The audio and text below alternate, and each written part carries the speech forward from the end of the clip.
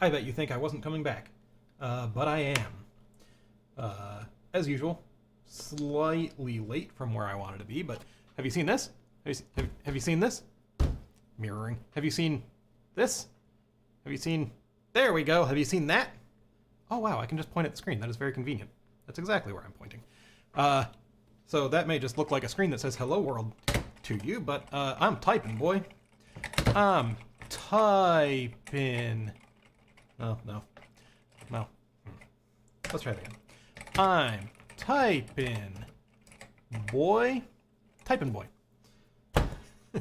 Wereworm says, welcome back.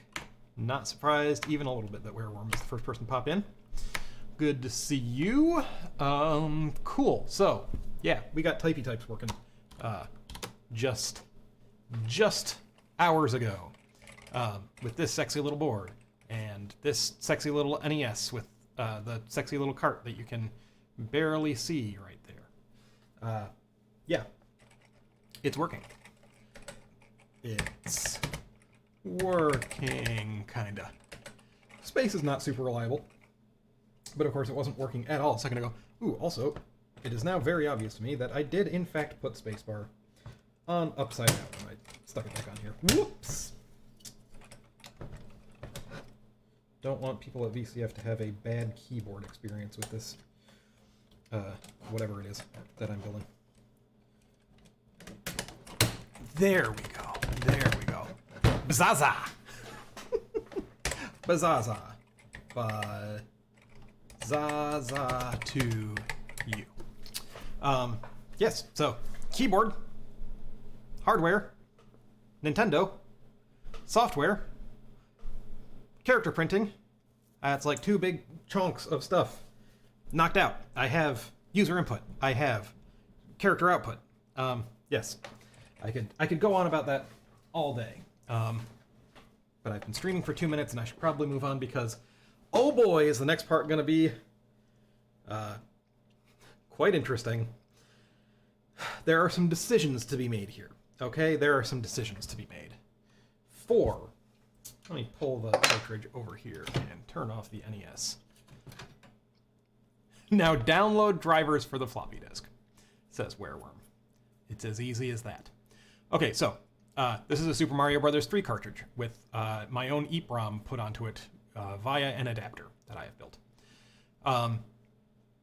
This is probably the way in which I am going to attach anything to this system, is just by piggybacking more stuff on here.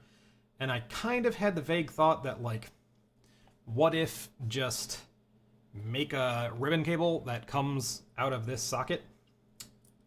Hold on a moment. Not that socket. Watch me break this again. Which won't really matter because, well, you'll see my plan. Or my thoughts. Oh boy. This socket is too good, is the problem. The funny part is that, like, I put this socket in here in the first place so that I could put the Super Mario Bros. 3 Mask ROM back in, which you can, and that works. But if you put the chip back in the socket, it's too tall to fit back in the cartridge, because, like, the cartridge is built expecting the chips to be exactly as tall as they are. And yeah, I've checked. It doesn't work. So that's an issue.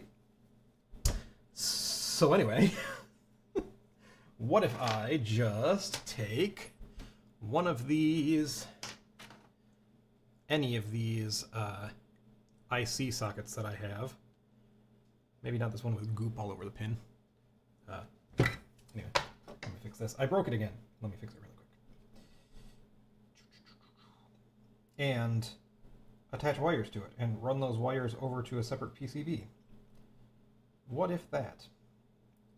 And then we could have our EEPROM on there. Maybe even put it in a ZIF socket. Might be nice. And then, like, where is my good old? Here we go. Okay, so let's get to the point here. 5 minutes in, and I still haven't really gotten to the point. We got the keyboard, we got the printing, and this is a card that I was making for an old single board computer I was working on. And fancy ZIF socket. It is. This is just a very fancy ZIF socket. Anyway, it has an Intel floppy disk controller on here because I was going to attach a floppy disk to my single board computer, and I got as far as wiring the whole thing up, basically, and then never got any further. But that means that I even have the correct clock chip and everything on here, and it should more or less be wired up and good to go, which we'll kind of have to double check as we go, but I have no reason to believe it's not. And maybe I'll just use this as my, we will run a cable out of the NES and we will sit this atop the NES. And this will have a ZIF socket with the EEPROM in it, and it'll have the floppy controller and any extra logic that I need to throw on here. This will be our guy. So, yeah, honestly, enough talking about it. I think I'm just going to effing do that. So, and then that means, my idea here then is that the EEPROM socket itself, what am I thinking here? So the MMC3 here, it does mapping of this. Basically, this EEPROM is like the actual EEPROM here, or the mask ROM that originally goes in here is way bigger than the actual addressable space available to the cartridge. So how on earth does it manage to access all that memory? Through bank switching. Go Google bank switching. If you don't go, no bank switching. But it does it through bank switching. Which, basically there are several chunks of memory that can be swapped out on the chip. So I am using for code right now an area that I know is good. And so the rest of those areas are, I'm not assuming they're good, and I could just use them for anything else, including memory mapping hardware there, which is basically what I'm thinking.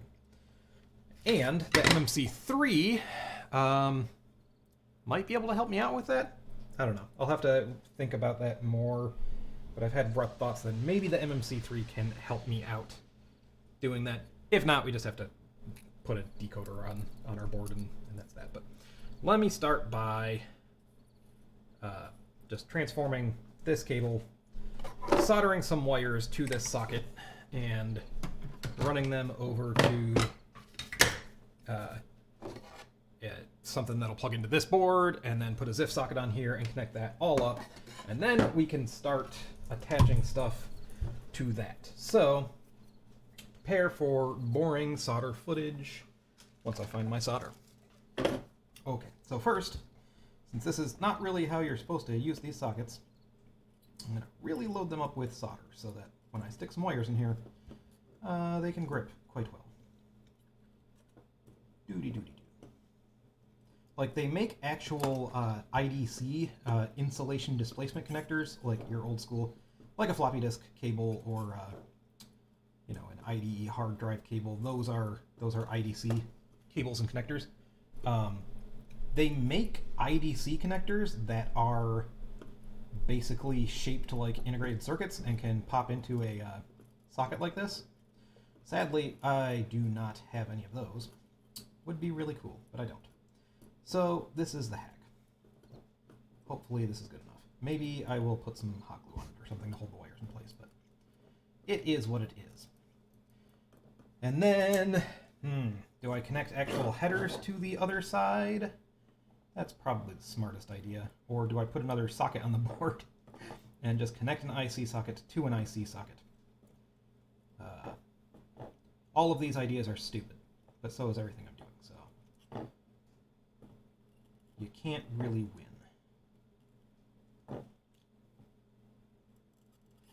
And hopefully I am not somehow inadvertently, soldering this socket to the socket beneath it. It would be pretty funny if solder is running down the legs right now and attaching these two things together. Let's not think about that too hard. Almost done. 3 more to go. Doodle-dee-doo. Here we go.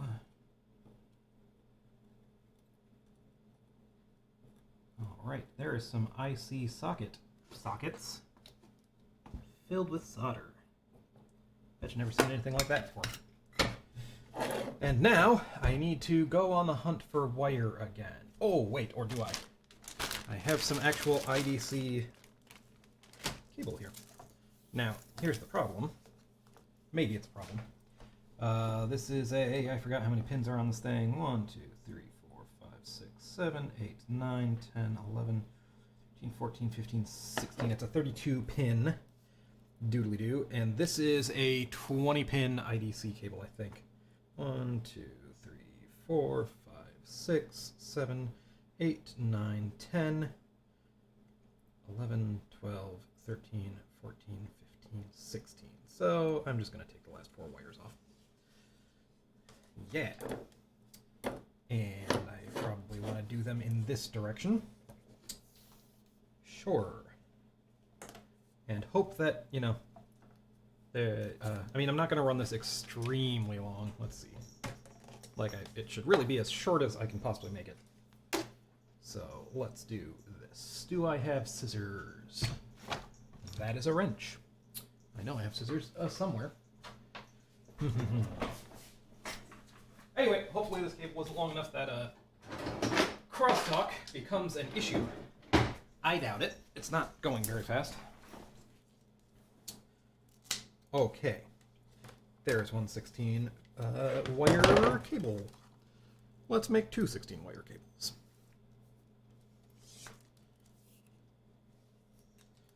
And I guess I should make one a little longer than the other. One would imagine. Let's see. Let's actually do some simulacrum of measuring.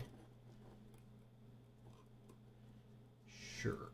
Give myself a little extra slack since they will need to spread out to go to the actual pins.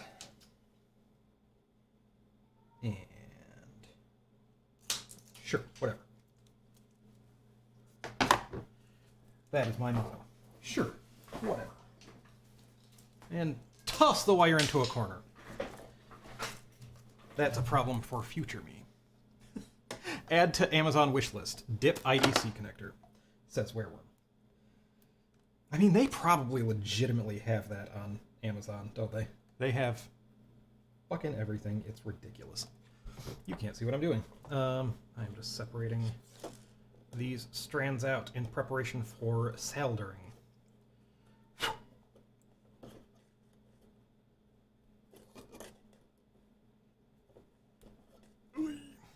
Hopefully this is separated enough, and hopefully I don't... Some of the cheap IDC cable that you get, you try doing this, and eventually you will rip the insulation on one of them, rendering everything fucked. And I'm gonna try not to do that. This looks like decent quality wire. Good job, me, for purchasing the decent wire. I probably spent a little money, because originally I got this wire for the VAX keyboard and mouse project to give to other people, so I probably was willing to spend money that day. Alright, which one of these is my long boy? I am using the long boy, so I effed up because that is actually the second one that I want to do. I want to do the short boy first. Yay, you get to watch me do this all over again twice in a row. Which, I mean, I guess that's fine, because then, you know, later you'll get all the action in a row. All of that sweet, sweet soldering action with no delay.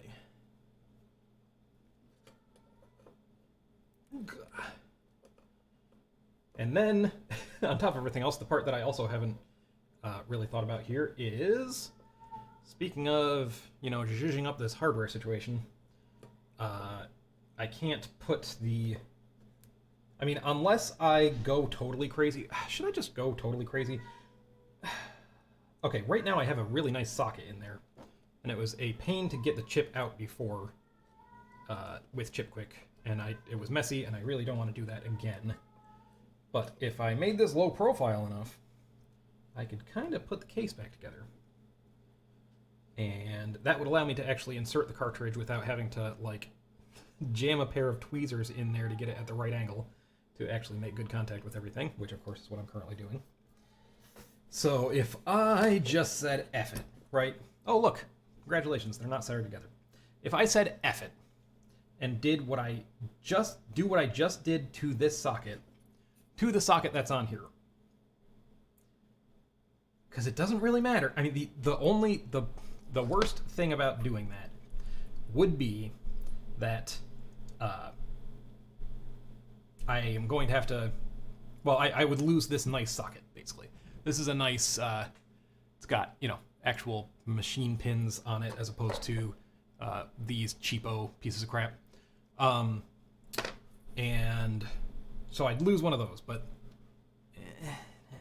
I don't have enough time to think about this.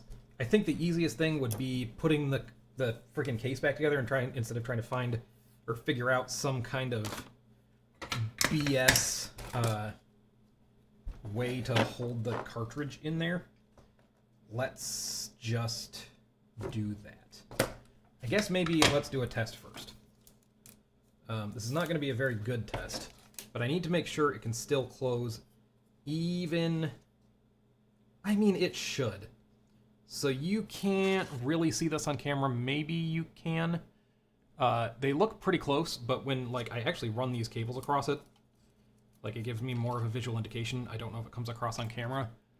The socket is ever so slightly shorter than the immediately adjacent dip chip. So my worry is that the wires would make it too thick to go back in the cartridge. But what I'm going to do is just... Why don't you just effing test it, bro?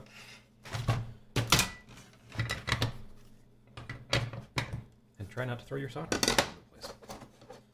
So if we put our nice little cartridge in here in a terrible way because it doesn't... There's really no registration things on the back shell. Here. Let's put it... I mean, really it's does the thingy fit? I guess it has to run over that, over the other IC as well, so that height part doesn't really, it's still going to be screwy. But let's see if I jam those in between and try and put this in place.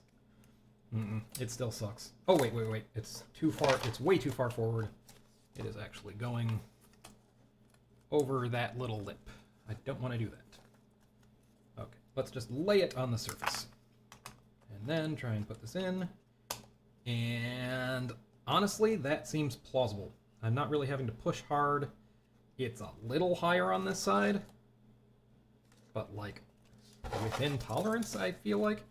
The real annoying thing is, how do I get these through the shell without effing up the shell? That said, I feel like Super Mario Bros. 3 is a common enough cartridge that, for my purposes, I would still like to have a Super Mario Bros. 3 cartridge, but putting a little notch in here to get the ribbons through, I might be okay with that. I'm trying to commit as little sacrilege as possible, but, I mean, there will be sacrilege. You can't make something like this without a touch of sacrilege. And, of course, there is no notch right now, so trying to put the sides together for a test is not really a thing that will work or happen. But I can get an idea. Maybe.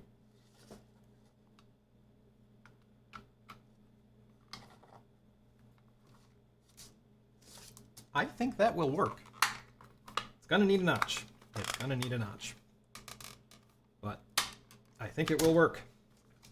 So, yeah, let's just go with that. We're gonna go crazy. We're gonna solder to the nice socket. Put the shell over here for now. And now let's see. Okay, remembering which one's the long one, which one is the short one. Start with the short one. Here we go. And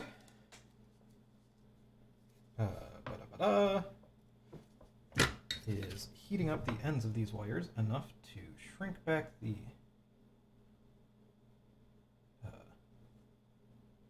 whatchamacallit, insulation enough to, no, it sucks. We'll just strip it a little bit. We were talking about that earlier, whether I could just do that, and it's not going to work with these. End of story.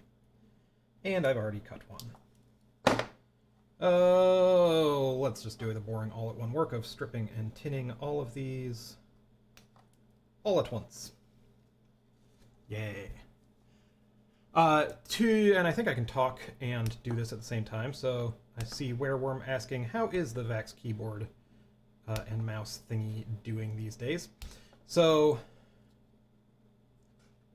my server isn't up. I was going to say, thankfully, the people that I gave it to, I gave copies of what I had on my server because I had the documentation. Anyway, I built, I think I've talked about it on these streams before, but I don't know if Wereworm was there. And I thought I had one. No, I think it's way down there. Anyway, I built PCBs for, like, I took the design that I had taken to VCF and I made PCBs to give to a couple people of, like, a more proper built version. Only PCBs I've ever done so far. 'Twas fun. I mean, besides, like, home-built PCBs. And yeah, it works pretty okay. The performance is terrible. It should really be have the firmware ported to C and use the multi-core properly because it really doesn't use the 2 cores on the thing for shit. And it could be much more performant. The mouse in particular is very... its update rate is pretty slow. But the thing I built, basically you plug an IDC connector into one side and you plug VGA and PS2 mouse and keyboard into the other side, and it pretty much just works, which is pretty cool. But the one, I can't really demo it, you know, I mean, I wouldn't demo it right now because obviously I don't have time at the moment. As you can see, I'm a little preoccupied. But I also pulled the Raspberry Pi out of it for another purpose, and that PCB has just been sitting around, so yeah. But yeah, it works. It's good.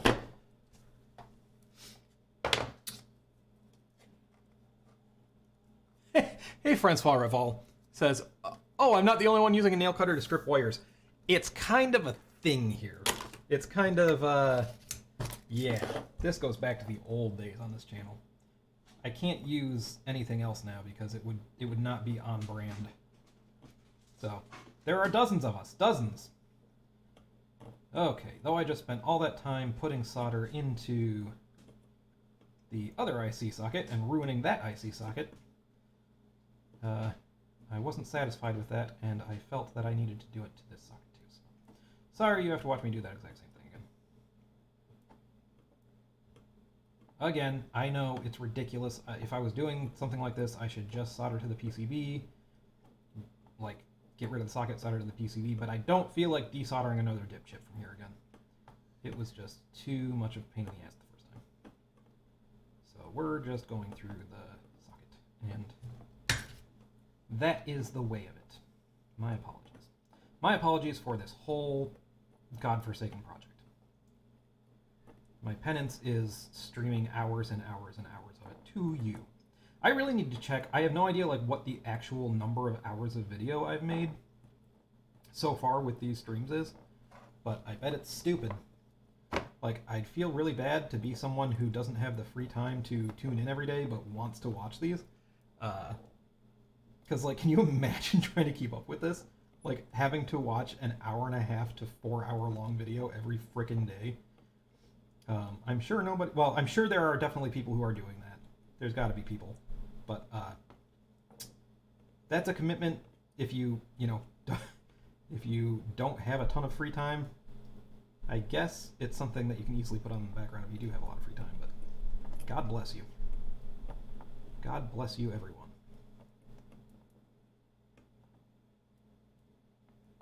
But this is also one of those projects where I feel like it's probably real easy to just kind of poke in and out and see where it's at. The streams are where it's at if you want to watch a, you know, 4-hour session of building crap. Because, you know, that has the social aspect going on. I'm kind of amazed. The earlier stream today had 13 people tuning in simultaneously, peak. There were more views than that, just like at random. But like, I mean, for the dumb shit I'm doing, having 13 people watching me do it at the same time is kind of, I mean, let's just say it, weird. But neat, but weird. Okay, I guess let's tin these, because I never actually did that.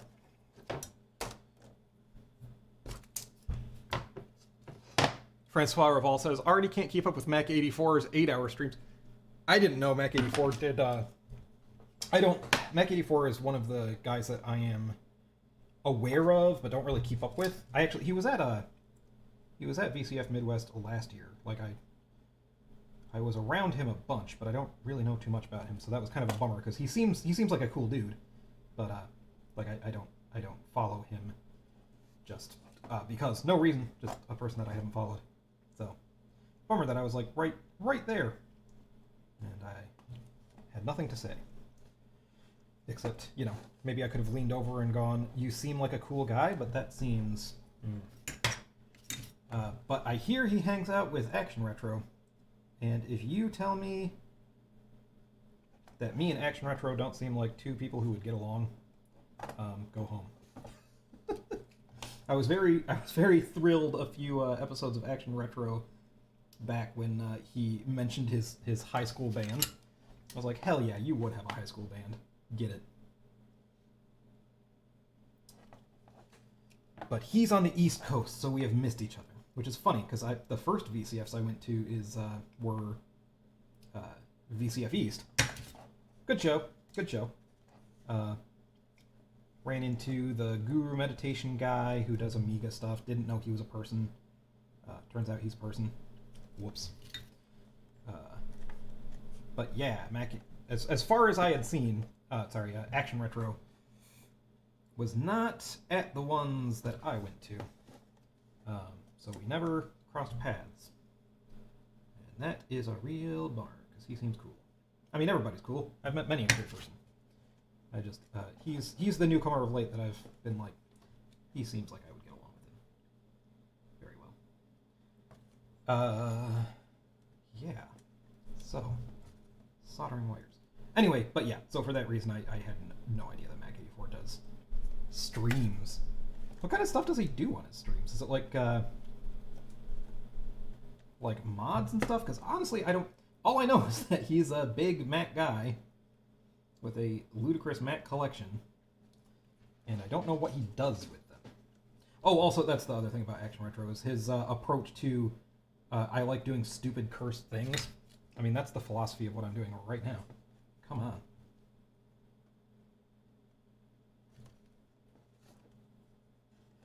Okay, the last one. Tinned up. Ready to go. Francois said, yesterday's crossover with Action Retro was hilarious. I saw him post a picture on Twitter. I didn't know what was going on there.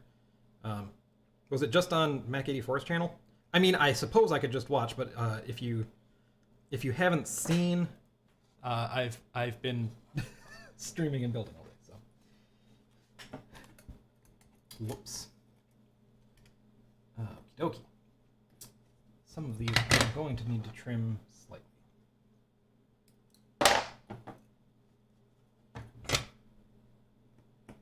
And I will make this noise as I connect them. Doot. Doot! Francois, have you been watching, or is this like your first time tuning in? Because, man, there are so many people that just like drop in randomly, and I'm like, hey, new person, and I have no idea. Because like there are maybe 4 people at a time that chat in the chat, which is fine. I am a lurker. I'm not a big chatter, so I don't know who's actually like watching. Who is lurking? I have no idea. But if you're actually new, I'd like to give shout-outs to people who pop into chat who are actually new. Because, you know, I have like 5 fans. And it's not that I'm gunning for more fans. It's just cool to say hi to new fans. Yeah, Francois says, first time here, I think. Super cool. I apologize to anybody who... There's like 2 groups of people now. There's like people who watch my old, like, produced content. And then there's... I mean, Wereworm is a ride or die. He has definitely been party to both and interested in both. So I'm sure there are tons of people like that. Well, tons. I'm sure that there is a decent proportion of viewership that is like that. But then there's like a contingent of people that I kind of feel bad because they're finding me... Because at least one of my old videos the one on the 6816 single board computer has actually blown up kind of a ridiculous amount, which is funny because all my other videos have it's bordering at like 60,000 views right now, which is not amazing, but like for me, that's legitimately amazing. So I feel bad for people who saw that video and are like, "Oh, this is super cool! I can't wait for more content like this." And I mean, I didn't do anything for like a year prior to starting these streams, and then it was just because I was burnt out on like working a job and shooting and editing was just such a freaking rat race. I just got sick of it. And I was like, maybe doing a fully produced thing isn't really for me. And then I realized you don't need polish if all you want to do is share the junk that you're doing. And then I did this. But I doubt that I'm ever really going to do a produced video ever again. I'm probably just going to make F-around streams. Like, okay, so there's YouTube, right? There's all the electronics YouTubers. Is e-streaming a genre yet? Because I'll be that. No real like produced video presence, but just do big old live streams of super projects. Whenever I determine this project more or less done, I will probably make a little like, hey, here's what I've been doing in these streams for the last 6 months or a year or whatever, video, maybe. But that's about it. That's all I can picture. I don't want to do the other stuff anymore, really. So I feel bummed because I don't want to let people down. I hate when I find good content and then like that person never makes anything ever again. Freaking bummer. And I am probably doing that to people. So, but also you always got to remember when you're making stuff. Even if people like your stuff, you don't owe them anything. They don't own you. So, I guess feeling bad is... I should feel good that I feel bad. Right? Yeah. Well, regardless. I'm doing this thing, whatever it is, and this thing is a thing that has half of the IC extender cable attached. It's never pretty when you do this. I don't know why it always ends up so weird, but there you go. Wereworm says, I found you while searching for an 8-bit video out option. Your very nice CPLD stuff got me here. That is cool, because the video card is right around the corner here somewhere. And that was a fun project, and I really would like to do more with that. Like, it's a surprisingly mature thing for the kinds of projects that I do. And... that's been mothballed for probably over a year at this point, so apologies. It is at this point that I would like to undistract myself to get distracted by something else. Which is, this is the late night stream. Haven't gone here in a while. So, I'm not doing shots or anything, but I have my Red Bull. And I said, oh, we have a thing of Bacardi sitting in the mini fridge. That seems like a good combo. So... cheers. This is why I have to mark my content not for children.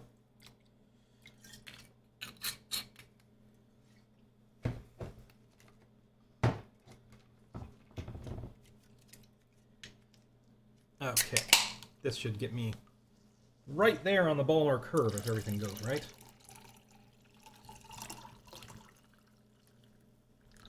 Oh, this cup fits a whole Red Bull.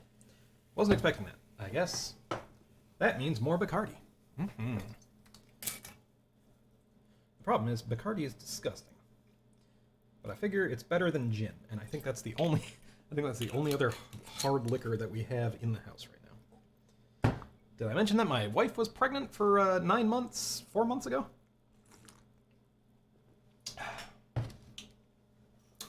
Ooh, the Bacardi actually kind of disappeared in there. Good times. Things are probably going to get silly in about 30 minutes. Brace yourself. Okay, let's continue this, whatever I'm doing. Part 2. Back to the stripping. I like to strip. I like going online and stripping in front of strangers. Yeah. Wereworm, we will have to... I mean, you know, they say don't meet your heroes. I was saying this earlier. Not that I'm calling Wereworm my hero. It's just that's my poetic reference to use for the day. We would get along, my sir. I love me a good gin and tonic. I just don't have any tonic in the house. And I got my wife into gin and tonics, so there you go. Also, pickleback. I love me a pickleback. That was another one where my wife was like, seriously? And my wife was like, I mean, I don't want to speak out of class, but before I met my wife in her, early 20s, she was a bit of a party girl. From New York and whatnot. It's gonna happen. And so she was like a partier drinker type person when I met her. And then I introduced her to all of this weird shit that she had never had. But then she also, like the pickleback, the end of that story, which I was skipping past, is, which she ended up loving a good pickleback, so, and the gin and tonic. So, I've got some kind of taste. But then she taught me about the amaretto sour. She taught me about all the nice tasting club drinks. I mean, not a gin and tonic and a pickleback. I like them for the flavor. I also like them because drinking, but it's not like they intrinsically taste horrible. That's not it. But you've got those drinks that are like, they are nice. They're party girl drinks. Not to besmirch a party girl, but there's a group of people who they want like a nice, sweet. It reminds me of what like when you're a kid, you see the people in movies and on TV, and they're drinking a what have you. Can't think of any of the classic examples right now. They're drinking a old fashioned, and they're drinking a martini, and as a kid, you're like, oh man, I can't have that, so that must be so good. As a kid, of course, your flavor profile is like sweet tarts, which is functionally what an amaretto sour tastes like. So, yeah, there's where I'm getting to. So those are the drinks. I remember when me and the guys that I was in a high school band with at the time were doing our underage drinking, like our first big underage drinking together. We got someone to buy for us. And me and the one guy were like, we're going to do martinis, man. That's going to be classic. Let's get some gin. We'll get some vermouth. Because you can see I was a hipster even at an early age. Drinking underage and going for a martini. And then we drank it and we went, ugh! Oh my god. What? Why? So anyway, that long-winded story, to fill up time, but also because the story is, that's an adult drink. Whereas, sometimes you want, like, I feel like an amaretto sour is in that class of drink where it's like, that's what I would have hoped for as a kid. Like, it's so good, you can't have it because you are but a child.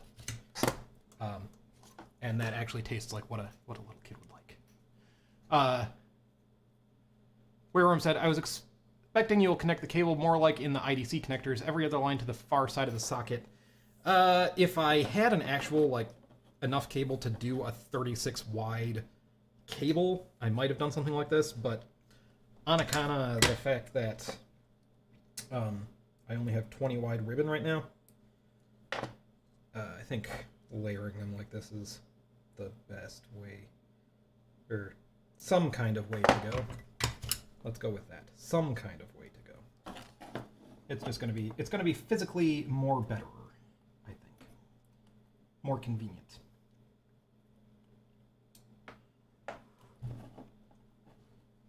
Wow, broke it already.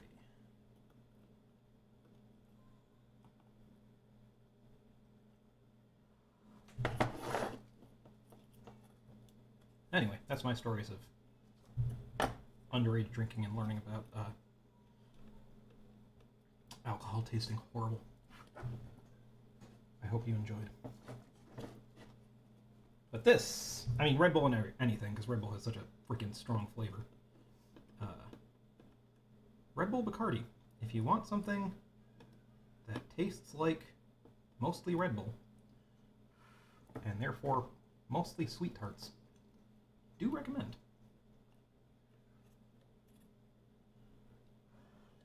Also, I haven't been drinking recently because of the whole, I've been trying to be respectful of my wife's condition and, be the good husband who, has some solidarity. I was not perfect. I went drinking, had drinks maybe 4, maybe 5 times during the 9 months, so, not amazing. But I tried. But that said, even then, my tolerance has disappeared.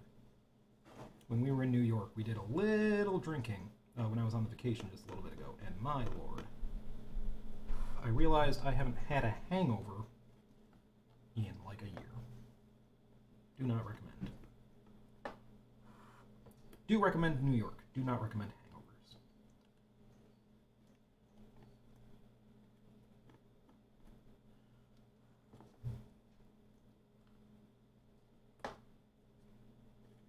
Okie dokie. And then we'll solder 32 wires on the other side, and then we'll solder 32 wires to an IC socket, and then we'll solder 32 wires. Yeah. You see how this multiplies up, like I was saying earlier? Your bus may only be, it doesn't seem like your bus is that wide, but when you have to solder it in more than one place, all of a sudden you're multiplying it by a bunch. So, who knows if we'll get past this building this hardware breakout dealio tonight, because this is a lot. What was I looking for? My solder. What did I do with my solder? It's right here. Oh boy. The Red Bull Bacardi is kicking in. What did I say about having no tolerance? Oh, that, and I'm tired today. I don't know if you didn't know this, but I did a 3-hour stream. Don't know if anybody knows, since it's in the video description and all, and you're probably watching from earlier. But yeah, so I am my brain is ready to peace out. I don't think I have as much squish brain as I had before, so that's good. Took a small nap. But yeah. Okay, that is all of the stuff connected to that side of the thing. Now, let's just frickin' ruin a Super Mario Bros. 3 cartridge. First, let me mark pin 1 on here. I put my Sharpie away, I think. Yes, I did. Okay, so pin 1. It's over here because I am going to just wrap this whole thing up right now, close the NES, and never open it again. Oh boy, there's been a lot of chat while I've been idly bullshitting here. That is pin 1, right? Yes, that's pin 1. So I will have to catch up to that. But first, the surgery. Don't look. Don't look. If you feel squeamish, I'm sorry. I didn't want to do this, but here we are.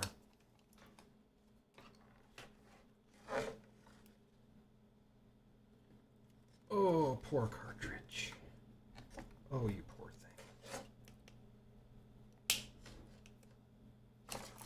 thing. Okay, let's snip things away and check out some chat. Ooh, this is brittle in a helpful way. Yay. That was actually easier than I thought it would be. Okay, I guess I'm done with that part. I thought I would have to, sit here and screw with it, but no. It broke. Just for me. So, let me review chat really quick. Wareroom says, I used to steal the fruits out of my grandma's rum pot. Is that... Okay, so you say fruits. So is it like a soaked fruit booze situation? Because... Nice. Also sipping on the egg liqueur meant as a sauce for ice cream dessert. I never had a liqueur topping on an ice cream dessert.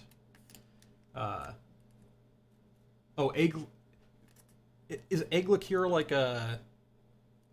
Oh, I don't know. Like, is it like a eggnog-ish deal?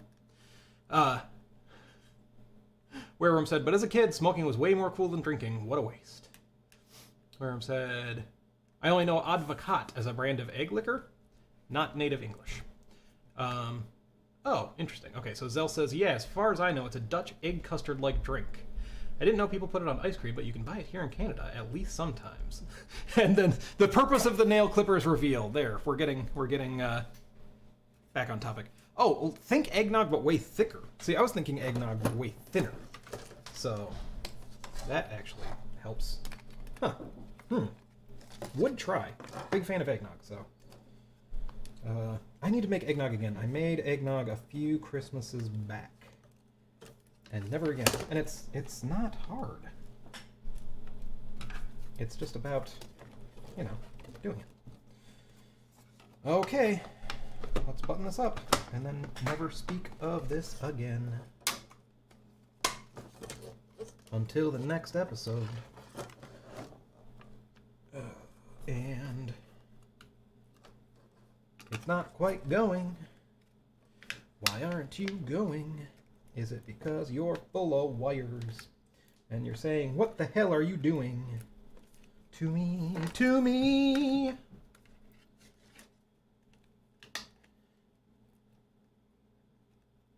Yeah, this is going to be fudgy.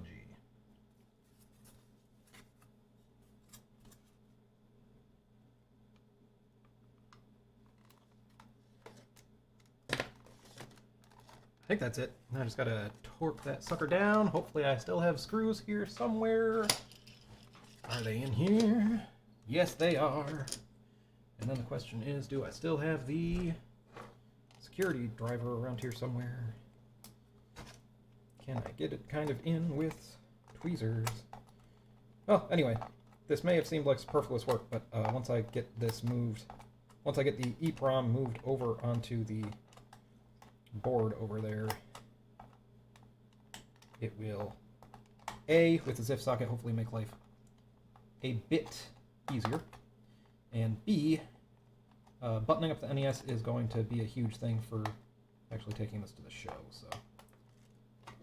Okay, that's enough to hold us together until I can find where I put the unit.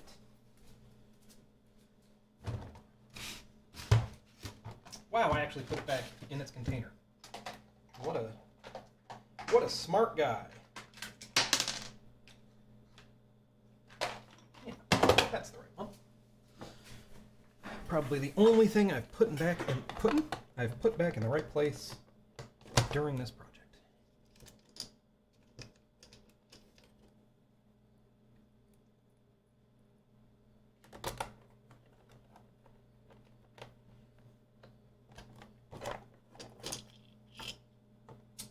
And there were only 2 game bits in there. Huh. Don't tell anyone. I'm sure I'll find the other one later. Shh, shh, shh. Don't tell anyone. I'm going to steal one out of Zelda. Sorry, Zelda. Mario is more important. I'm sure it's somewhere on this table. Maybe. This is why I need to get these screws back into the NES ASAP.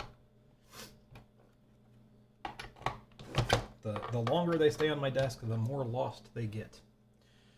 Okay, that's the end of this game bit situation. And I think I will attach this to this board. Well, actually no. I will attach these to... I will just attach them to headers for right now. I just had my big old bag of headers for stuff earlier. It's okay. Hello, Sail Intrusive. Good to see ya, meet ya. Don't know if you've been lurking, but hello. Good to say hi. Don't close it up until you have soldered the other end. Too late. You're right, but too late. Francois says, really must sleep now. See ya. Good night, Francois. Please sleep well. 1, 2, 3, 4, 5, 6, 7, 8, 9, 10, 11, 12, 13, 14, 15, 16.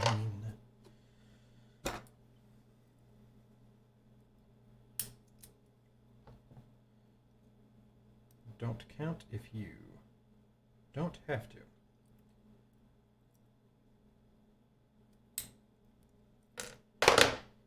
And you know, like an actual insulation displacement connector would be way better, but just, we don't have time. So this will have to do. Now back to the thrilling watching me peel apart and strip IDC wire.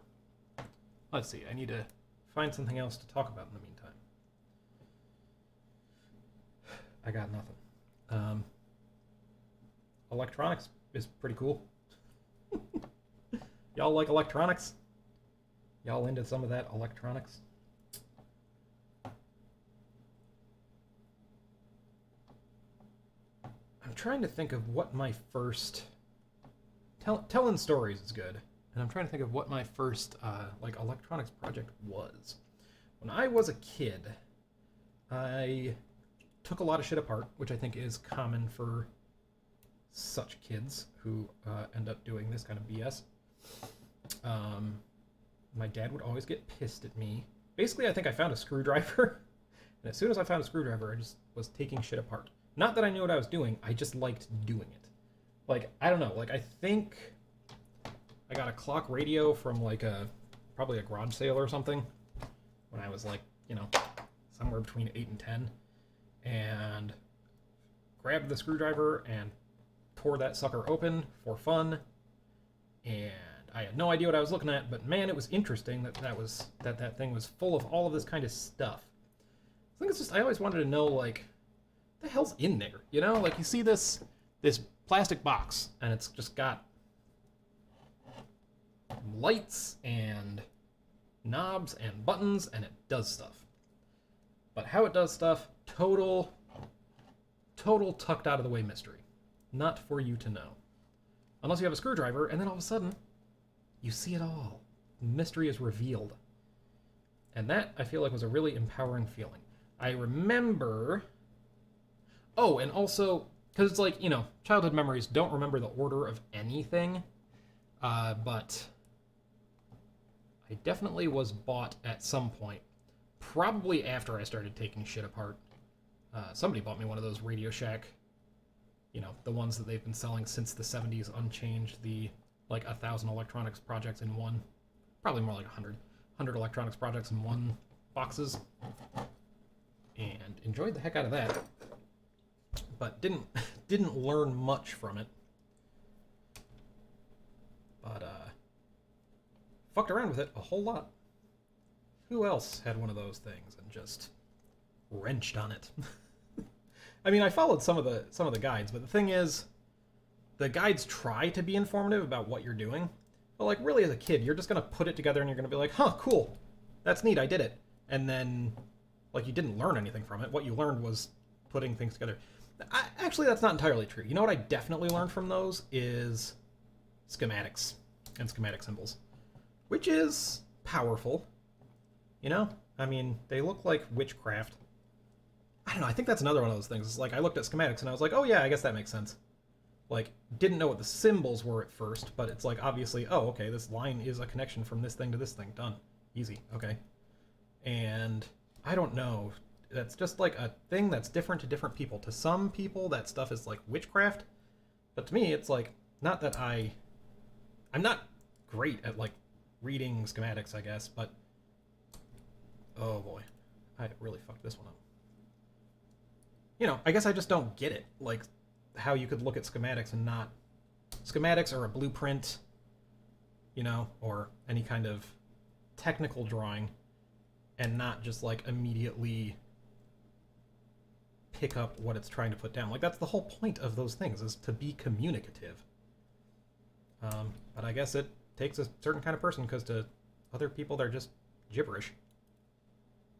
Which, I don't know, it's just, maybe it's that I have a brain for this stuff, but it's like, it feels like a willful thing to me. Like, you're making a decision to not just, like, slow down and suss it out, you know? But, I don't know. I don't know. It's a difference in brains. And boy, is that not just, like, the human condition. How do I end up down? I have had 2 sips of my drink. This is not my drink. This is just who I am. Which is why I enjoy having the ride or dies on my channel who, like, just tune in, because nice to have someone to just gab to.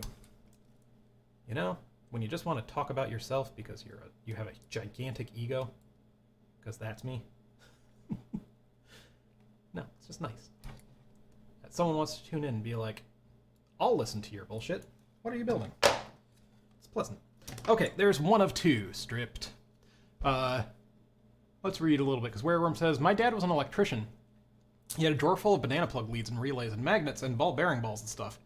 Yeah, right? Like that, the box O junk. I guess that's, like, my dad was, so I never really saw him mess with electronics. Apparently in the 80s, he was like, he wanted to basically be Michael Dell before Michael Dell was huge. He was just like, okay, it's the 80s, computers are obviously taking off. I'm going to learn how to build them. And bought some books and played around with stuff and bought some parts, and I guess just kind of dropped it after a while. But that meant that we always had a bunch of those books in the house. And then, even though he didn't really go down that route, he's a very DIY, crafty type person. He enjoys woodworking. He built this house. This was actually, he built this house and lived in it for a while, and then he sold it to me because I was looking into buying a house. And he was like, well, I want to build another house, so you want to buy my house? And so I did. So, you know, the kind of like do-it-yourself and technical aspects of those kind of things I definitely got from him.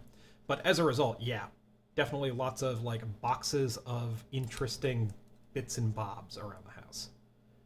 Screws and, I don't know, hardware and all kinds of junk. And books on how to build computers. Which is really funny, because that's why, like, he bought the books on computers to be cutting edge, and then they came to me, and then they were, you know, ludicrously out of date, and I thought those were cool, and so that's what inspired and informed me to now be doing useless, out-of-date stuff. Whoops. He was trying to be on the edge, but he just ended up with a son who liked to be behind the curve.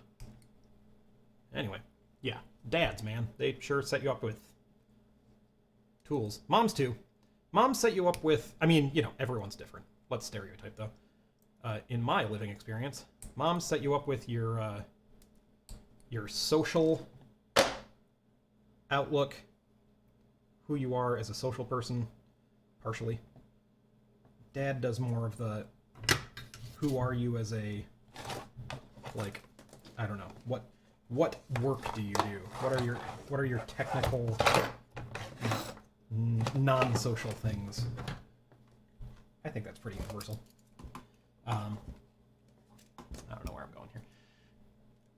But yeah, having a kid, that's where I was going to go with it a little bit, is now that's me as a dad, and I'm realizing that I'm taking on that role, and it's a bit scary, because who knows if this kid is actually going to, like, give a shit about, you know, you can't make your kid be interested in what you are interested in. That'd be ridiculous.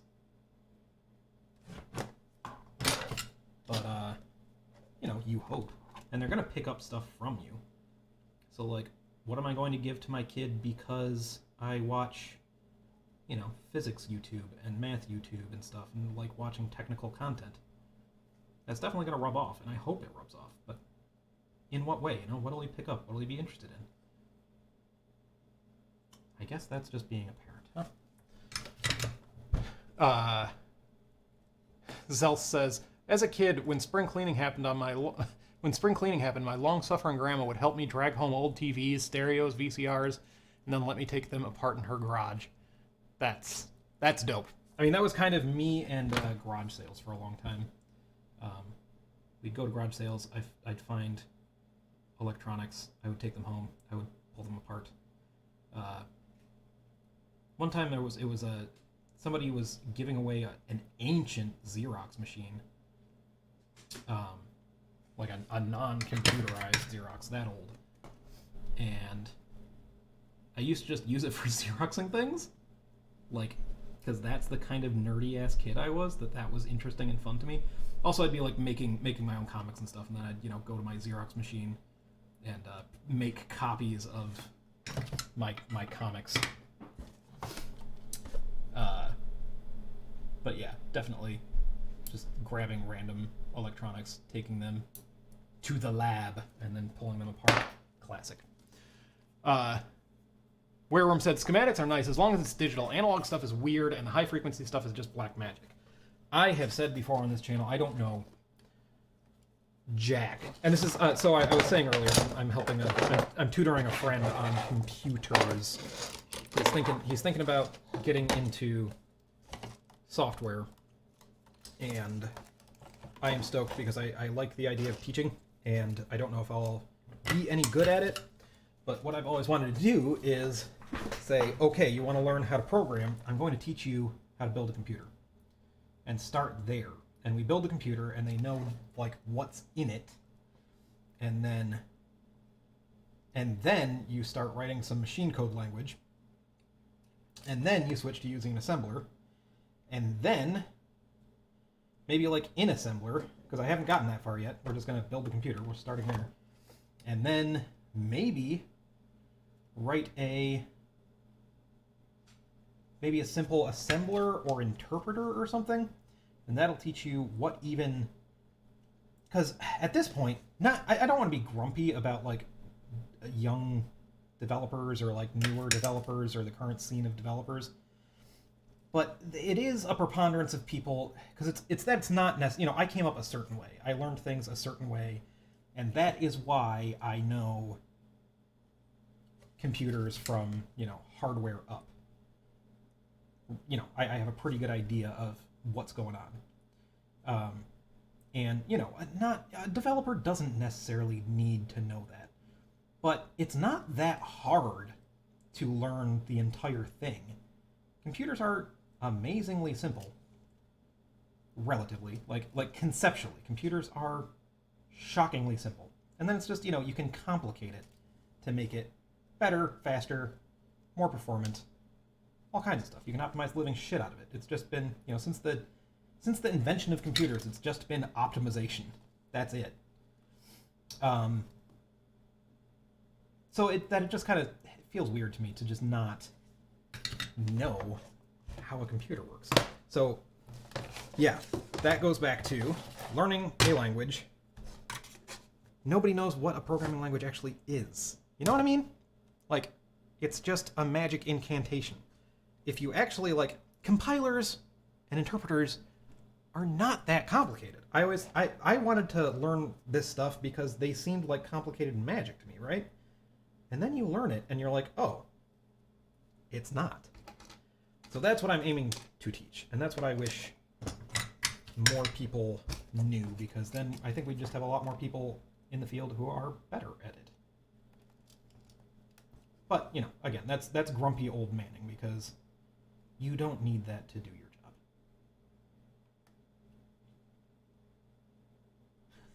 job. That was a whole takeoff on the original comment was digital schematics, but F analog schematics. Where I was going there was because I have told that person that I was teaching, because we've done one session. I got to schedule another session. First session went pretty good, quick learner, I think it will go well. But yeah, I wanted to impress upon this person, I don't know shit for electrical engineering. I vaguely know, Kirchhoff's laws and obviously Ohm's law, and I have a rough idea about things, but analog it's black magic. I would really love to do more stuff with it, I'm always inspired by, Look Mum No Computer, because, I mean, the dude and that's exactly my philosophy that I love, is just fucks around with it. And in the process of fucking around with it, that's how he learns about it. And he's gotten very fucking good by doing that.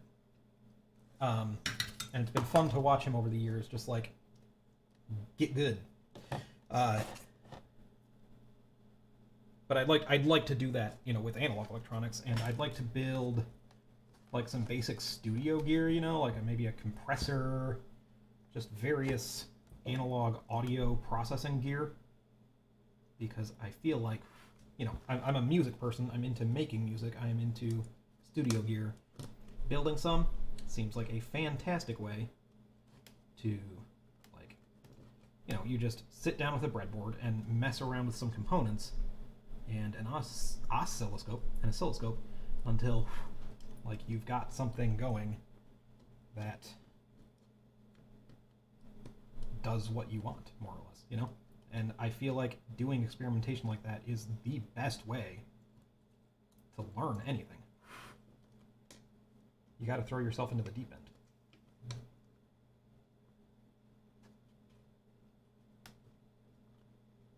So anyway, what were we talking about? I'm soldering wires to a header. This is fun. Is anybody chatting? Is anybody there? Oh, wow, okay. Gerald Garrell, hi, just finished the previous stream. Congrats on getting the keyboard typing on a North American NES. Heck yeah, man, thank you. That was a big stream. Boy, you actually sat through 3 hours, huh? That is pretty cool. Appreciate it. I hope you had fun. That's why I'm doing this. I am having fun doing this. I mean, it's work, but it's the kind of work that I enjoy. This is what gets me going. But anyway, so that's the only reason that I stream, is that I would hope. It's not that I want to get you interested. It's that I'm hoping to, attract people who also are entertained by this. Yeah, this is my nature's mating call. But yeah, so cool. Glad that you watched the whole thing. That's really awesome. Not knocking Nintendo engineers, but this really makes me wonder what could have been with a little more effort for Nintendo. I haven't looked at the next comments that have potentially responded to that person yet, but they did make, it's been mentioned a lot in here, it comes up. They made, in Japan, they made Famicom Basic, which was a kit that comes with cartridge and keyboard, and it's basically this, except different. Same, but different. But, basically it's basic on the cart, and a keyboard that actually operates a lot like this. And they sold it in Japan, but never here, which is interesting. But yeah, that existed. And they had the Famicom DIC system. The Famicom DIC system. Now there is a product, which was a floppy disk based storage and game thingy that, again, never made it over here.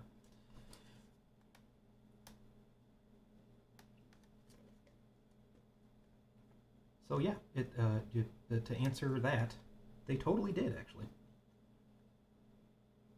And then people were like, "Cool, we don't really care." Actually, I think Family Basic might have done okay if I was reading correctly, if I remember what I was reading correctly, and if I read it correctly in the first place. Who knows?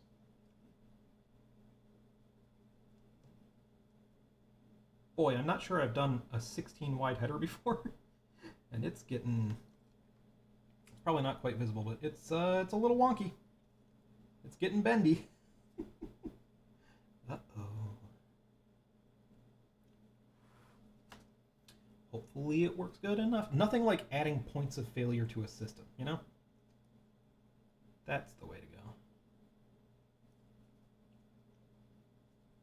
Okay, let me do this one, and then I'll look at chat again. Let me do it without burning my finger. This gets more and more difficult as you add more of these on, because they constrain how you're able to hold the thing, and it gets funky. So, yeah, this is going to slow down as I go a little bit. I only mentioned because you might think the opposite, but no. It gets wonky as you go. So anyway, Zelf said, "Oh no, starting from first principles, you monster," in reference to my rant about teaching from the ground up. Yeah, I mean, I don't know. I just feel like stuff in general is not taught from first principles like nearly enough. Am I crazy? Am I just an old crotchety piece of shit? Like, if you can, and this might be the way that my brain is too, is being ADD, I could never memorize, formulas or whatnot. But I could always remember enough to, on the fly, if I am taking a test, this didn't really work for chemistry, but for most math stuff, like, just, I would test a little poorly because it would take me more time, so I would never have enough time to finish, but I could do pretty good because I could not remember, like the shorthanded pre-solved formula of things, but I could definitely like re-figure it out from first principles while I was doing it. But that's the thing, is like if you're not in a time-based test scenario, if you can remember things from first principles, you can reinvent the universe, basically, if you really wanted to. Mind you, I don't have enough knowledge or information to reinvent the universe. But, like, theoretically, you could. Which I actually find very interesting. Not that I am, like, trying to sniff my own fart super hard, but I did, just because I find it very interesting, I started reading the Principia Mathematica, the, not the Newton physics tome, the, why can I not remember his name? What is his name? The Logician. Bertrand Russell. Which is super cool because it was a... There were problems with it. But it's a very rigorous book that goes from first principles to... FYI, there's one done. From first principles through to, inventing all of math and logic. So clearly, from what I've been telling you, you should realize that appeals to me greatly. And like, it's cool because it's very readable. Like, it's terse, but the whole thing is because they're, designing the world from first principles, you just follow along step by step. And that's the thing is, it's like hundreds of pages of that. But I would love a physical copy of that. Who knows if I would get enough time to read it. I am a very slow reader. But it's interesting anyway. First principles. First principles. Love me some first principles. Wareworm said, I think our level of understanding is obsolete now. In my opinion, a newbie should learn JavaScript and see where it's going from there. You're probably right. This is what I'm saying, like, as far as me being an old fogey, you're probably right. Nobody needs to know this. But I don't know, like... Because, I learned how to program a computer before I learned anything about hardware. And, I got interested in hardware because I spent a lot of my youth playing with software. And, after a certain point you go, yeah, but, like, how does that work? How is this happening right now? And then you end up going down the rabbit hole that leads to this insanity. So yeah, like that's a case in point that like it's not necessary. You can write plenty of software. Maybe that's the right way to go. I guess this is the thing, is like I'm curious to see what it does for him, because that is not the way I learned. Fair point. I didn't learn that way. I didn't learn everything from first principles. I learned bits and pieces of BASIC and Python and crap, and eventually learned C, and then finally, started playing with microcontrollers and stuff, and went downhill from there. But it's kind of an experiment to see if it helps him learn everything. Because it's kind of like with, like learning programming languages. Once you've learned roughly how a programming language works via learning a programming language, you can learn any other programming language crazy easy. You know, there may be some features that like the language that you're learning has that the other one doesn't, but otherwise it's just a programming language. You already know it. So will that kind of thing help him out from the beginning? And, you know, how long will this take? I don't know. It's an experiment. Okay, I'm going to start on this middle pin to hopefully make things a little bit wonky, and this is the one that I cut short, so going to start there so I can kind of work around it. Hopefully this will make things less screwy on this header. 1, 2, 3, 4, 5. That's the sixth one in. 1, 2, 3, 4, 5. Wow, that was right there. Beautiful.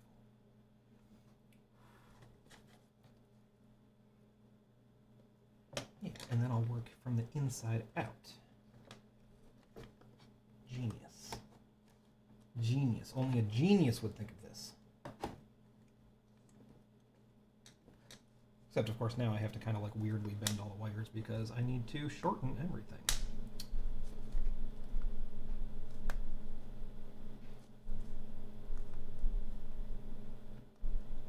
Okay, I will do these 5 and then look back at chat because I didn't even... Oh, no, okay. For a second I thought I skipped a wire. I did not. Yeah, because I read like one chat, respond to it over the course of like 30 minutes, and then 2 more chats come in while I'm looking down.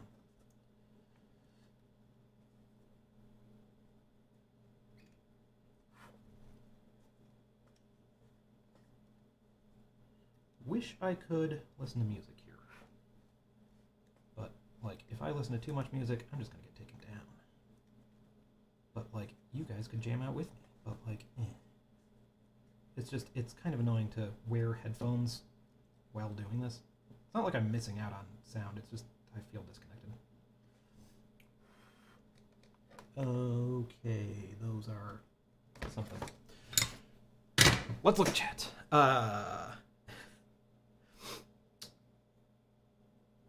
Where said, today you get a Raspberry Pi Pico and program in Python. Kids these days, they have it so easy. Honestly, I think that's one of the greatest places to start. I mean, you've seen, like, I used it for kind of getting the keyboard up and running. Like, it takes 3 seconds and you have GPIO right there. It's so good.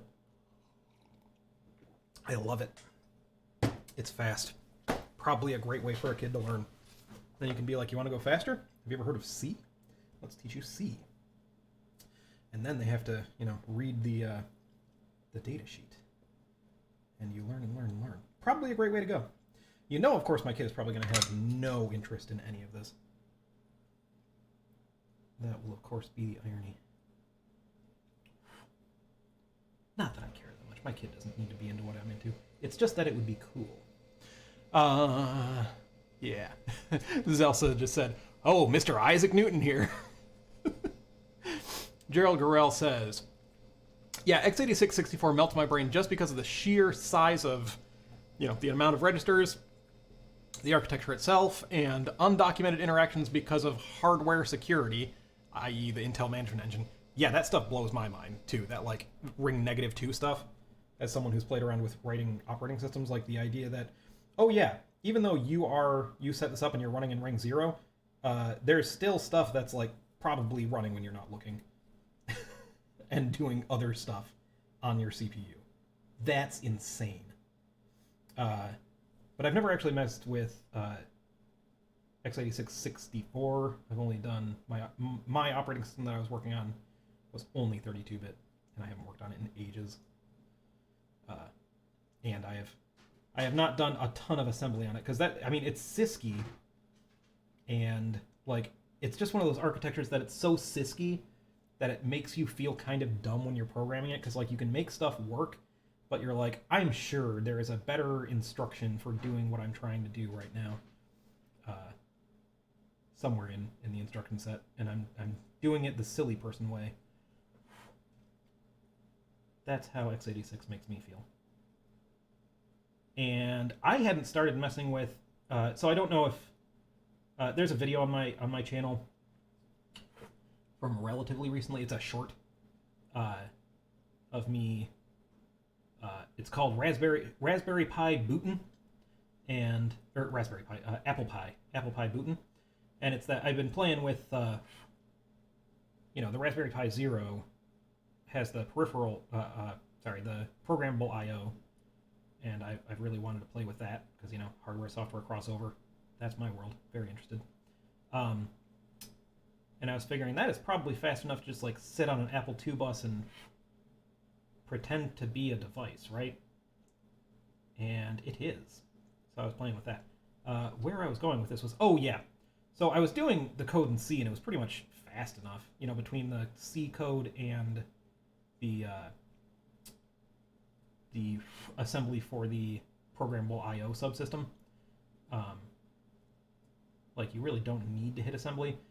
But I was playing with it, and I was like, I might need to optimize and write this in assembly, which, for one thing, taught me, man, modern compilers, they really do write the most optimal code for the most part.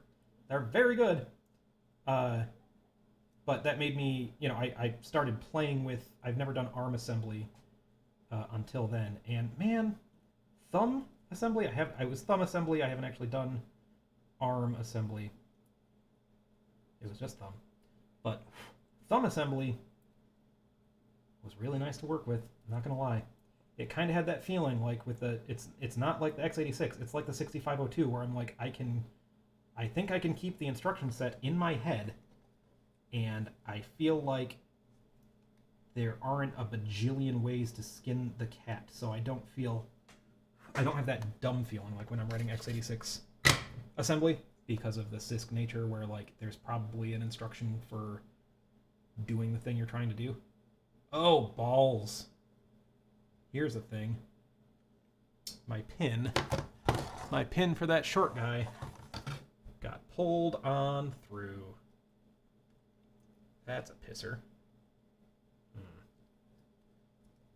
Maybe if I just squunch enough, it'll be fine. Okay, so that's all of that. We now have a cartridge with some shit sticking out of it. And it seems okay-ish, I guess. I'll believe that this works. Sure. Okay, so now I need to put headers on here. And the header bag went in the exact same place that I was before. Yeah. Zelsa says, I think eventually a subset will want to learn it because otherwise eventually it all starts to feel like magic, and some people are okay with that, but it drives others nuts. Yeah, I think it's that personality thing. Like, it drives me nuts. I can see why for other people it, gets the job done, doesn't drive them nuts at all. Different strokes for different folks and all. Wereworm says, as long as one is able to really use a computer, it's fine. I mean, I use my car, but I have no idea how to fix it, and I'm fine with that. See, this is that personality difference, because I also like knowing how my car works. I'm not like a car junkie or anything, but I like to know how to make basic repairs on my car. I have replaced timing belts. I have replaced the alternator on cars. I have done many things. I've changed brakes many a time. I've never done my own oil, which I feel like is stupid, because that seems like the easiest thing, and I could save like bordering on $100 just doing that by myself. It's not that hard. Lahul Roman says, just passing by to say hi, awesome project. Thank you. You don't have to stick by the whole time, but like just having people drop by to say, go for it on a dumb thing it's nice. Wereworm said, watching E.T. as a kid, I was absolutely fascinated with the scene where E.T. builds an interstellar communication device out of random electronic things. That touched something deep inside of me. I think me too. I hadn't watched... Okay, so... I don't like sharing a lot of particulars about, my kid on the internet. I'm not going to be the person who posts Facebook pictures. But we named him Elliot. And everybody was like, oh, that's the name of the kid in E.T. And I had forgotten, because I think I watched E.T. once, like, in the mid-90s. And me and my wife decided to rewatch it because everyone was saying, oh, Elliot. And it was watching that scene where, like, I was like, oh, I, like, don't remember anything about this movie. I thought I did, but I don't. Except for that scene where I was like, oh, this did something to me as a kid. This is like bringing up repressed memories. Yeah, 100%. 1, 2, 3, 4, 5, 6, 7, 8, 9, 10, 11, 12, 13, 14, 15, 16. Huh. On the floor, where you belong. No, you don't belong. Damn you. You don't belong on the floor.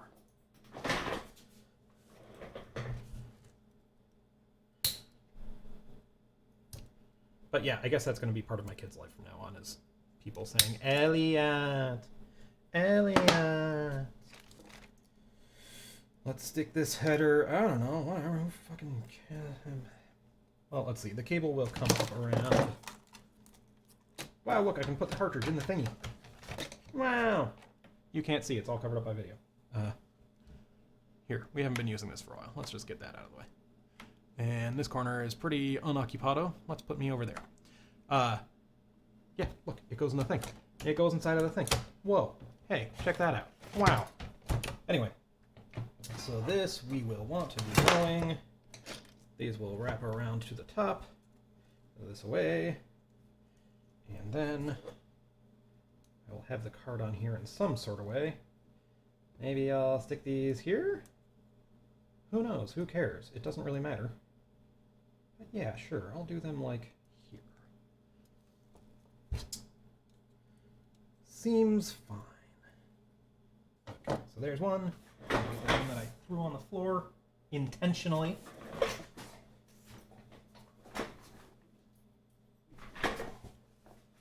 I wonder if I'm running over an important cable here.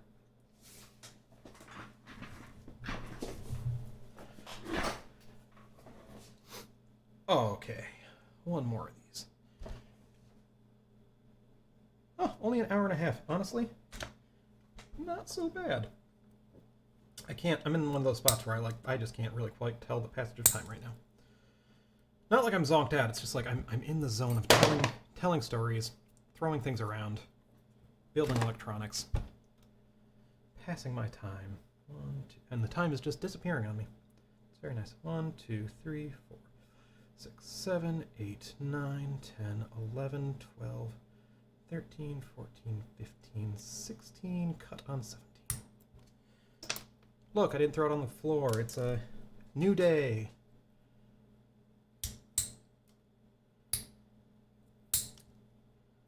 Oh, though now the video is over where I naturally like to hold my hands, so you can't win.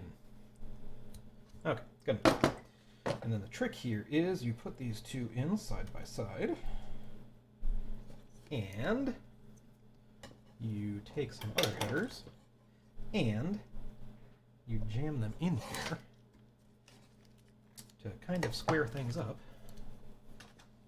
and make it easier to solder. That's what I do. I don't have many tricks. They're mostly bad, but I have some. I have some. Now I have moved the bag of headers. Right after I made fun of myself for... Oh, it's right freaking in front. If it's directly in front of me, there is no way I'm going to find it. Ask my wife. I can't imagine living with me. I live with me, can't imagine living with me. Cool, that seems like a reasonable place. And then you kind of do it this way, and then if you kind of press, it kind of works. Kind of seems right. Kind of goes in the right place. Kind of is relatively square. Kind of. All kinds of kinda. Alright, let's pick some shit. Doo-doo. Solder.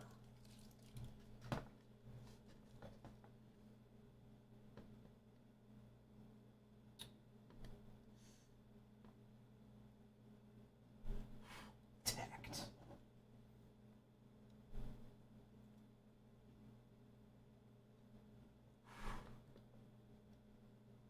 Tacked again. Oh yeah, we're getting this baby tucked down. And full tackage, bro. Full tackage, baby. And it doesn't look completely stupid. There we go. So this will work something like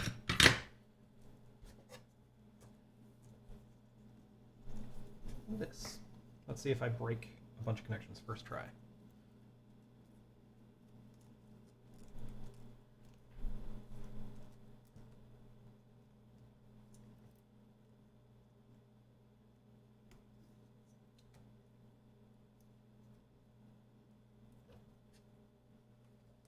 Yeah, that's my kind of junk. Then that will sit on top of the whole thing and look really cool coming out of the NES. How is that? Okay, now we need to connect. Oh no! Oh no! I just pulled the freaking contacts out of the thing. Oh, I guess we have to do that one again. Wow. Whoops.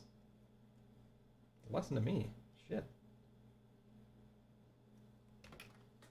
I don't know what the lesson is. I think they were just still really hot, so when I pulled, they yanked right through the plastic. Whoops. Okay. Untack. Untack.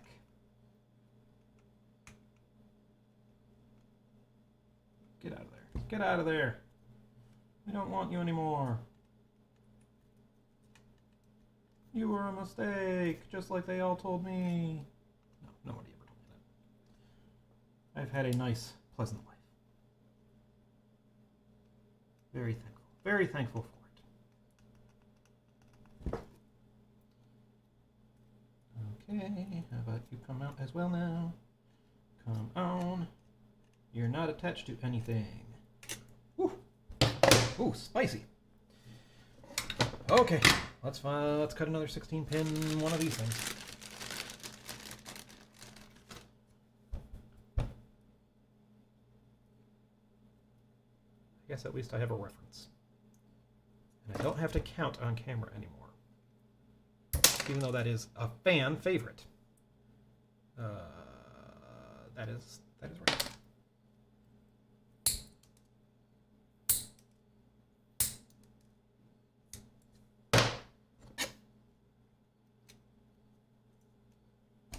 Use these again.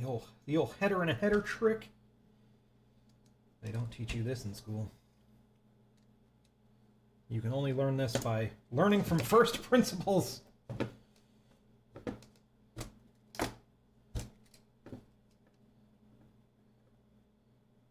You know who I'm going to start a school? You know who are going to be my first employees? First principals. Wareroom says, wasn't Elliot also the friendly dragon from the Disney movie? Which Disney movie? I'm 32. I haven't watched a new Disney movie in about a decade. I don't know. Not that, you can't watch a Disney movie when you're older. It's just I personally haven't. Wareroom says, apropos living with oneself, I sometimes wonder what the world would be like if every person was a copy of myself. I want to believe it would be awesome, but in reality, I think it would be hell. Yeah, I mean, who hasn't thought about that? That, I mean, I don't know about everyone being a copy of themselves, but at least, thinking about living with yourself. Because it's funny, because, you have to wonder. I mean, I feel like it's a different thing for people who are, confident about themselves. I'm not really confident about myself. I'm not that kind of person. I see a lot of shortcomings in myself, and I'm pretty critical of myself. So it's interesting because it makes me wonder a lot what it would be like to live with myself. Because, if I was not inside of myself and just interacting with someone who acted like me, would I feel more compassion towards that other external person than I feel towards myself? Would I cut them more slack? And I kind of feel like probably yeah. Which raises a whole heap of other psychological questions of, so why don't you just cut yourself some more slack? Which is something I'm trying to do in my life, but yeah, there's a thing. But yeah, on the flip side, it's then the other person, and this goes to the would the world be great if everyone was exactly like me part. Yeah, because if I was I haven't particularly thought about everyone being like me, but I've definitely thought, again, about, like, living with a copy of myself. You would think that the really cool part would be, you know, you would share every interest, and that would be awesome, because, I mean, one of the best things in the world, and honestly, it's probably one of the reasons that I've started streaming without getting too mopey and into my past, though, you know, not like I haven't already done that several times on this channel. Yeah, I used to have that kind of friendship where, you know, there was just a good number of things where it was like, just both of us into it exactly pretty much the same amount, and it's so nice having a person that you can, like, really get deep into things you like with. And so, if I had a copy of myself, you'd think that would be great, but would it? Would we both be so into the things that we would piss each other off? There's a question.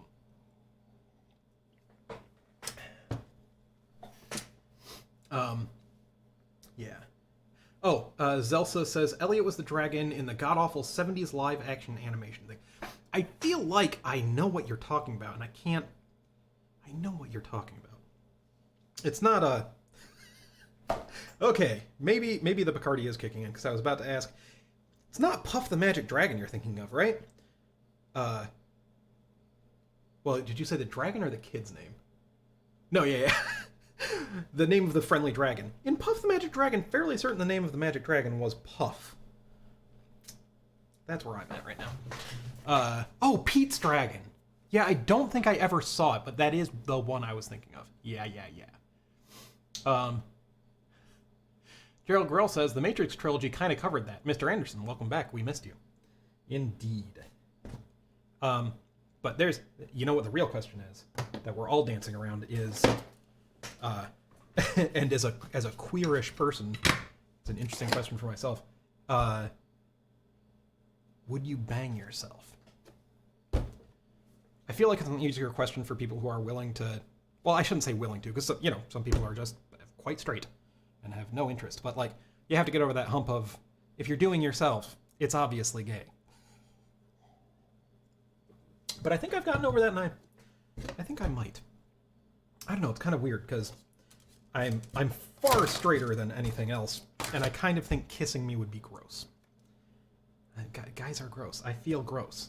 I'm amazed that my wife lets me kiss her with this gross man mouth. But would you? I mean, you know exactly everything you like. I would take me out on a date. There we go. I would definitely take me out on a date. I would take me out to the ball game. I would also take me out to the crowd. I would buy me some peanuts and Cracker Jack. And then, frankly, I don't know if I would ever come back. I want to put a ZIF socket on this thing? Who was dying for me to put ZIF socket in? Put ZIF socket in. I don't know why I said it like that. Who was dying for me to put ZIF socket in? Because it's happening now. We're doing a ZIF socket now, brother. It would probably be convenient if I lined this up in such a way that the pins from this more or less line up, because they mostly line up from the EEPROM to the actual socket on there. So, okay, so pin 1 will end up over here. I should mark that.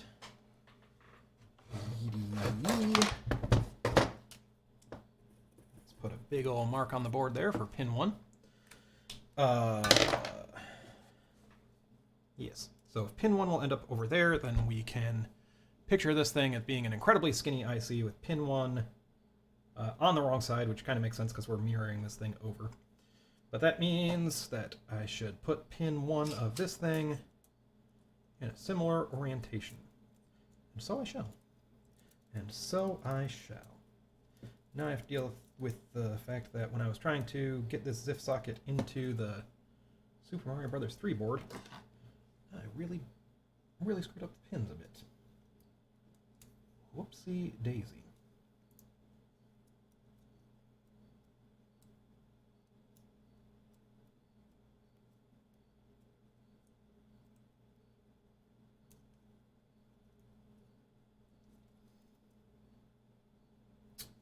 reason now that you don't want to go in? You look okay. You look all right.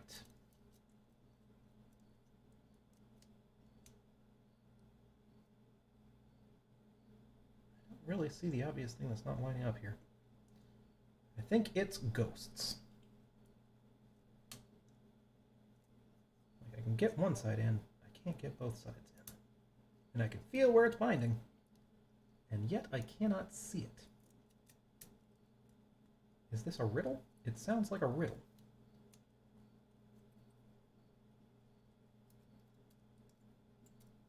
Like, I feel like if I wiggle the pins on here, I should eventually feel the one that's binding. And yet, none of them seem to feel like they're binding.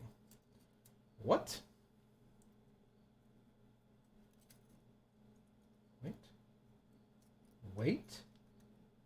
No. Wait.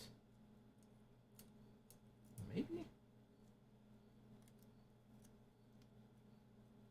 Oh. Is it this one?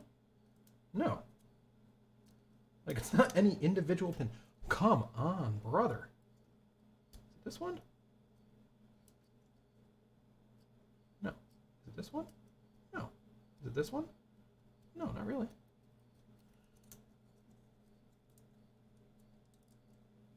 This is where we will spend all of our time this evening. With me trying to figure out why a ZIF socket just, like, wants to be mean to me. It went. It went!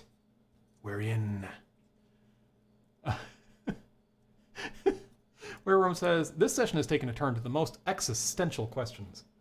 I mean, I feel like it's gone there before. Oh, super cool. I want to get back to that, but I put this header on here for a hard drive that I was going to put in, and then that's not going to work. Whoops. Can I just scoot this over a little bit? I just got it in. I mean, my God. That's what she said. That's what he said. Girl dick. Could be the case.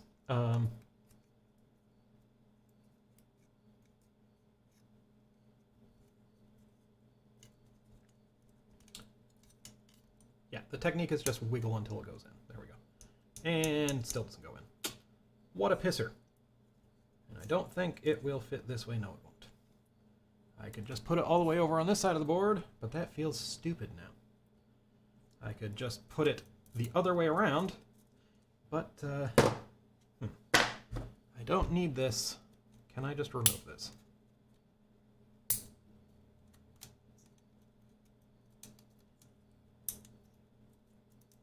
Is this possible? Is this doable? This is how I destroy these nail clippers.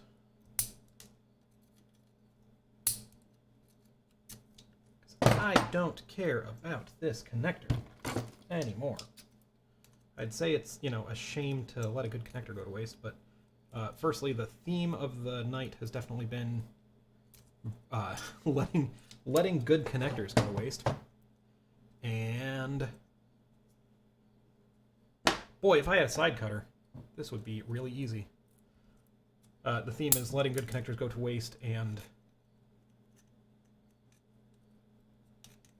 going ham on things to make them work. I don't know if this is going to work. I was figuring I'd just go, F it, get out of my way. Oh, you know what? If we're going to go ham, let's go ham. I have a Dremel. I have a Dremel. This is going to be metal. I have to find the Dremel, but I have a Dremel. And it's going to be metal.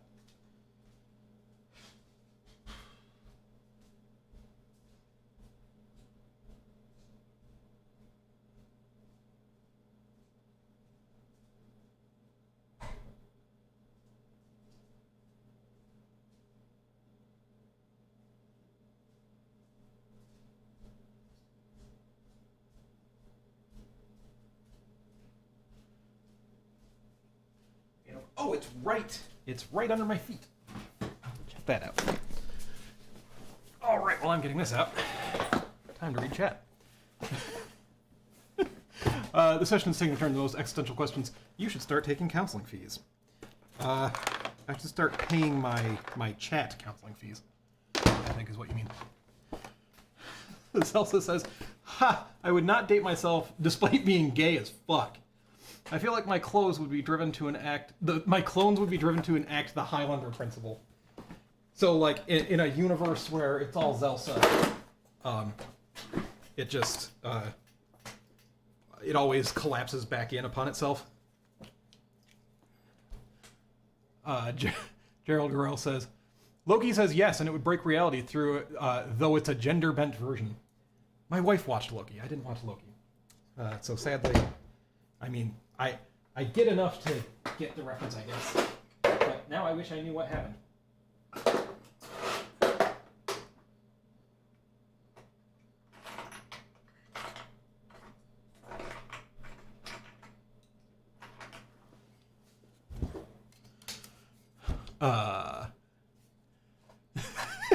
Zelsa says, who is this pompous prick? And then the knives come out. Ugh. I could also see that because my wife gets ticked off at me, not like being pompous per se, but I do have kind of a bit of a tendency to accidentally kind of, I don't know, be holier than thou is the best I can, like, that's not the right term for it, but just kind of like be a little denigrating unintentionally with my the way I talk. So I could see myself doing that to myself and not liking when it's done to me. Werewworm said, Zelsa said to Werewworm, for sure, I come for the tech, I stay for the philosophy. Werewworm says, and this is exactly what I was feeling, so hell yeah. Now this is suddenly a lockpicking lawyer video. It binds on 2, nice click on 4. That's what it felt like. I could clearly never pick a lock. I could do a bump key. I could do a bump key. Yeah, I mean, I am also just naturally a bit pretentious. I like pretentious things. I like weird music. There will be noise. One moment.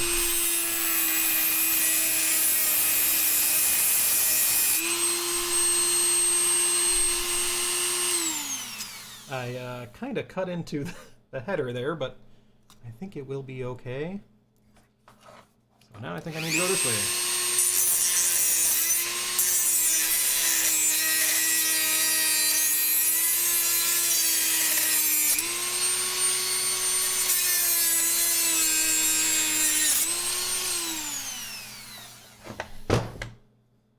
Okay, now we just have to find out where this is still connected.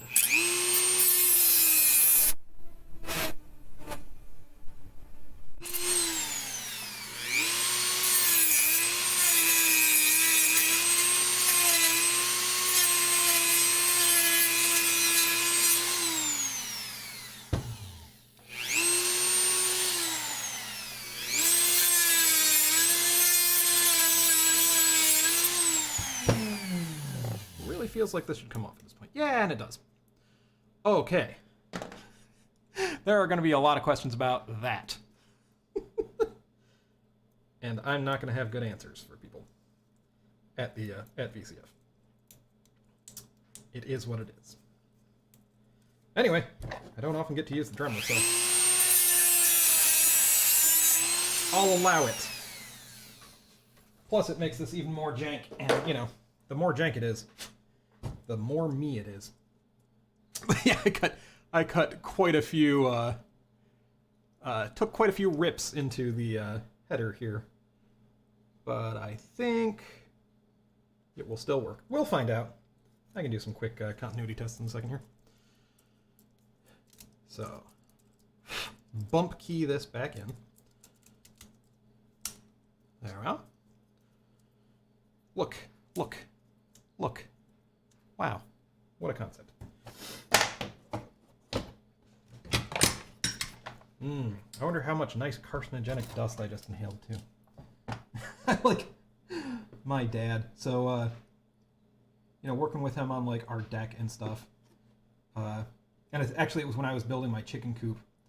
I was, lightly conversating about ground contact treated lumber, and like, I should probably be wearing like gloves to handle this stuff, right? Like, it's bad for you. And he's like, I don't know. I've been dealing with it without putting on gloves for years, and I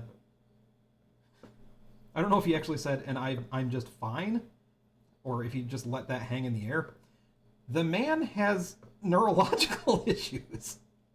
I mean, nothing crazy, but he has like some nerve issues that cause him vertigo, and like, this is some stuff that's happened in the last few years.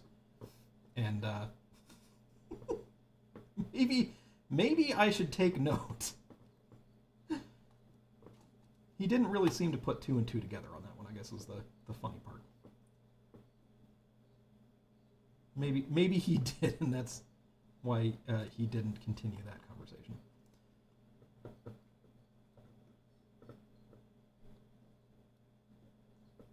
Anyway, we're all young and we will live forever, right? I have a kid. I have to start thinking about this shit. Should I get life insurance? We got a savings program account for him, so that's I feel like surprisingly adult of me. Though this is not a thing that I would have done if my wife hadn't said we should probably do that. So my wife's the adult. She really is. And I'm just the loser who sits in the basement and solders things and develops neurological problems. And then tells his son, I'm sure it's fine. I'm sure it's just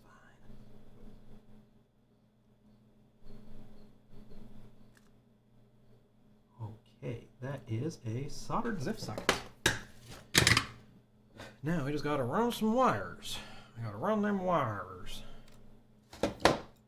And I guess I can look at my...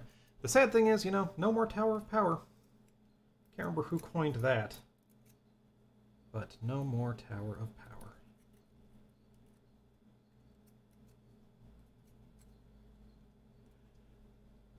Gerald Carl says, whoa, the time. Good night, all.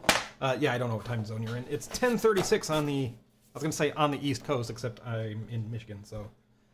I don't know. Some people probably think that's the East Coast. Michiganders do not think it's the East Coast.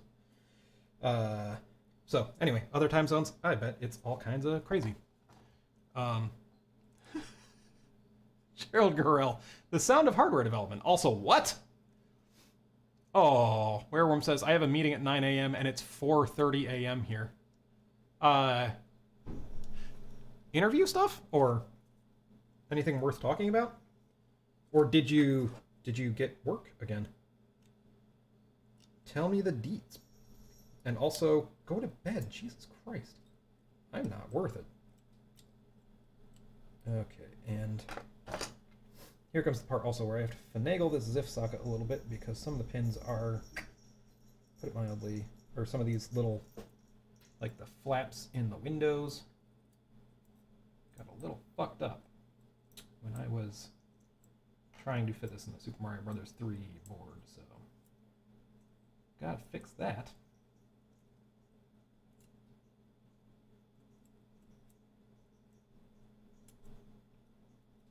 Ooh, this one is. So 2 flaps are just pressed into each other. Oh, I got them apart, kind of. There we go. Maybe. I can get them apart, but I can't get the tweezers in there. I need another sharp thing. Let's see, maybe one of these.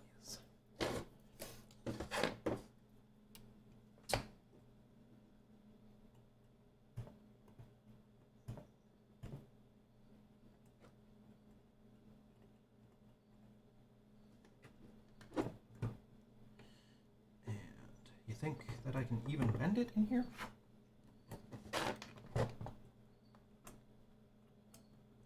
Probably not. It's not looking promising. Actually, I mean, it's better than it was.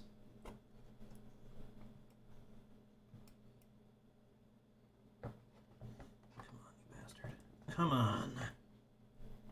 I'm gonna call that good enough. What good is a 0 insertion force socket if, like, you have to haggle with it to get things into the socket, yeah?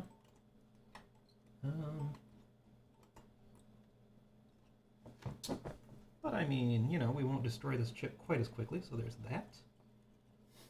I think that all looks good. Yeah. Cool. Wareworm said, no, just regular work. Despite the fact that I'm out of work, it's complicated. Sure. Say no more. Say no more. Life. It just keeps happening. Okay. Yeah. I think that is a workable thing. Now I gotta look at the adapter and remember what goes where. So. Oh, it's broken in just the right way where I can do the exploded view right here on my workbench.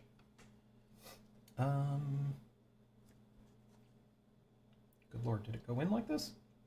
Surely not. It must have been... Yeah, it goes this way. They both have pin 1 notches. Good. Good. This wire goes to that pin. So otherwise, they all just go straight on over. Except it's going to be mirrored. Oh, I guess I should probably check really quick to make sure I didn't completely break continuity on the bits of this header that I hit with a Dremel.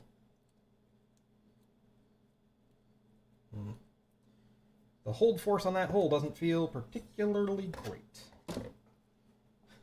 That's what he said.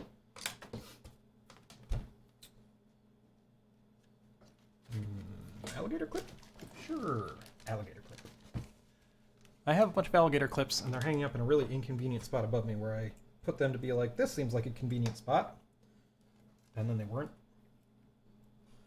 And I should have another one somewhere around here, maybe somewhere, maybe...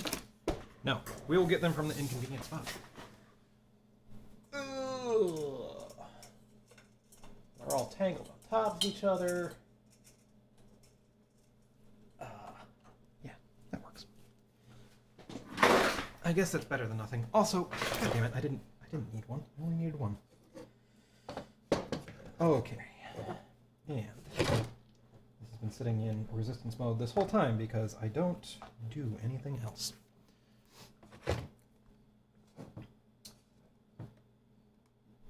Yeah, that's connected just fine. And that too, and that too. And they're not bridged or anything. This is looking just fine, just fine. Yeah. All good. Okay. No panic. No panic, no worry. It's all messed up, but it still works. And can't we just say that about all of us? It's messed up, but it still works. Okay, so we can connect. Actually, this is the actual socket that the chip goes in, so we can just connect everything straight through, except for pin 2 and pin whatever the hell over here. Everything else is just straight shot. Everybody ready for watching me solder 32 wires? Yeah, that's fun. Everybody loves that. Oh, this was a necessary thing. This needs to happen. Because regardless, when we take this to, when this is taken by me to the festival, it will need to be buttoned up in some kind of reasonable way.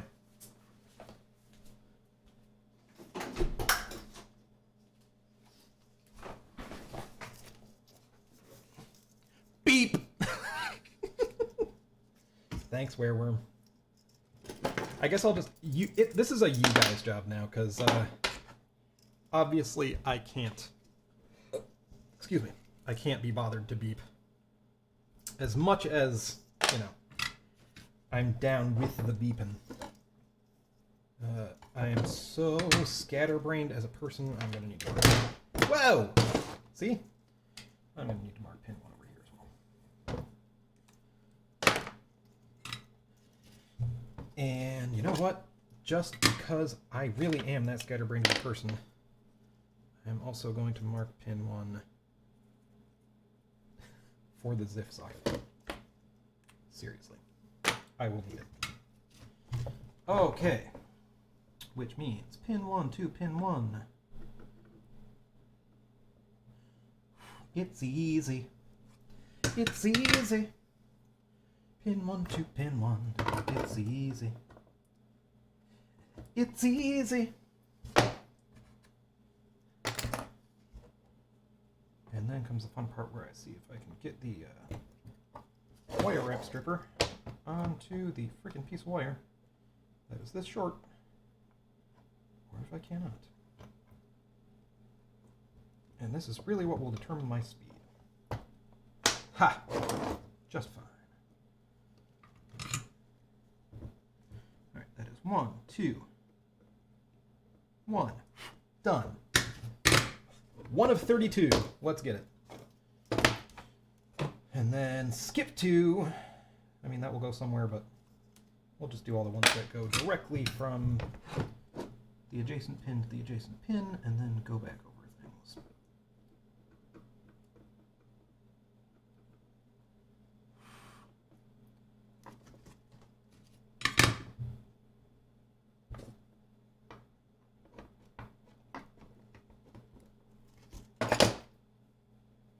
I bet it's easier to do this when you don't just like throw your tools all over the place from step to step. Anybody know where I just put the stupid frickin' this thing? You seen it? Anybody seen it? Let me know.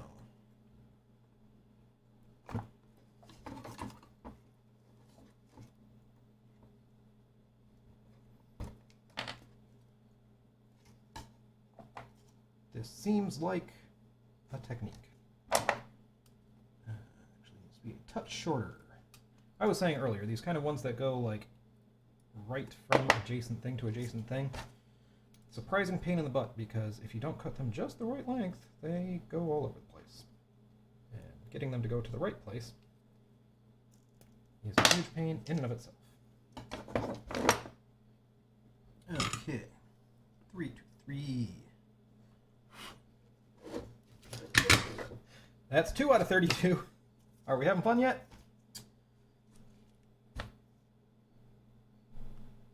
To think of another fun pseudo-philosophical thing to talk about.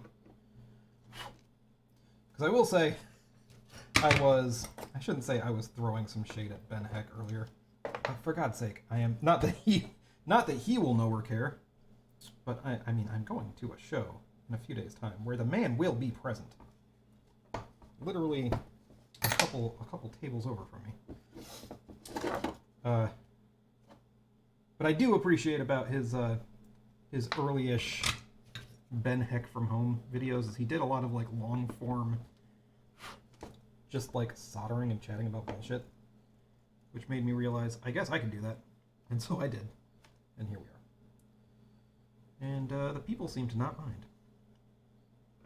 And if the people don't mind, well, I'll give the people what they want.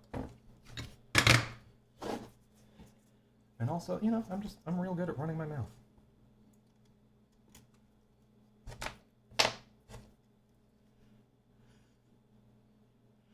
Yeah, okay, so Zelsa says, I enjoyed watching Ben Heck right up until he started talking politics, and then, oh sweet lord, no. Well, Zelsa, was it you who said you are gay as fuck? I think it was. So, yeah. I assume we're up similar alleys. I try and... Okay, I'm not going to get too deep into it, but, you know, Here's who I am is... please listen to me the whole way out, because I'm putting this out into the world, and I haven't really put this thought out into the world before. I'm taking... This isn't my full political thoughts, but I've often thought about saying that I am taking moderate back. And what I mean by that is I am very, very, very liberal. But I feel like I'm not gonna go out there and call myself a moderate. But like, you know, I'm not a full-on communist. I have friends who legitimately are full-on communists. And no. But you know, I'm like a social democrat type person.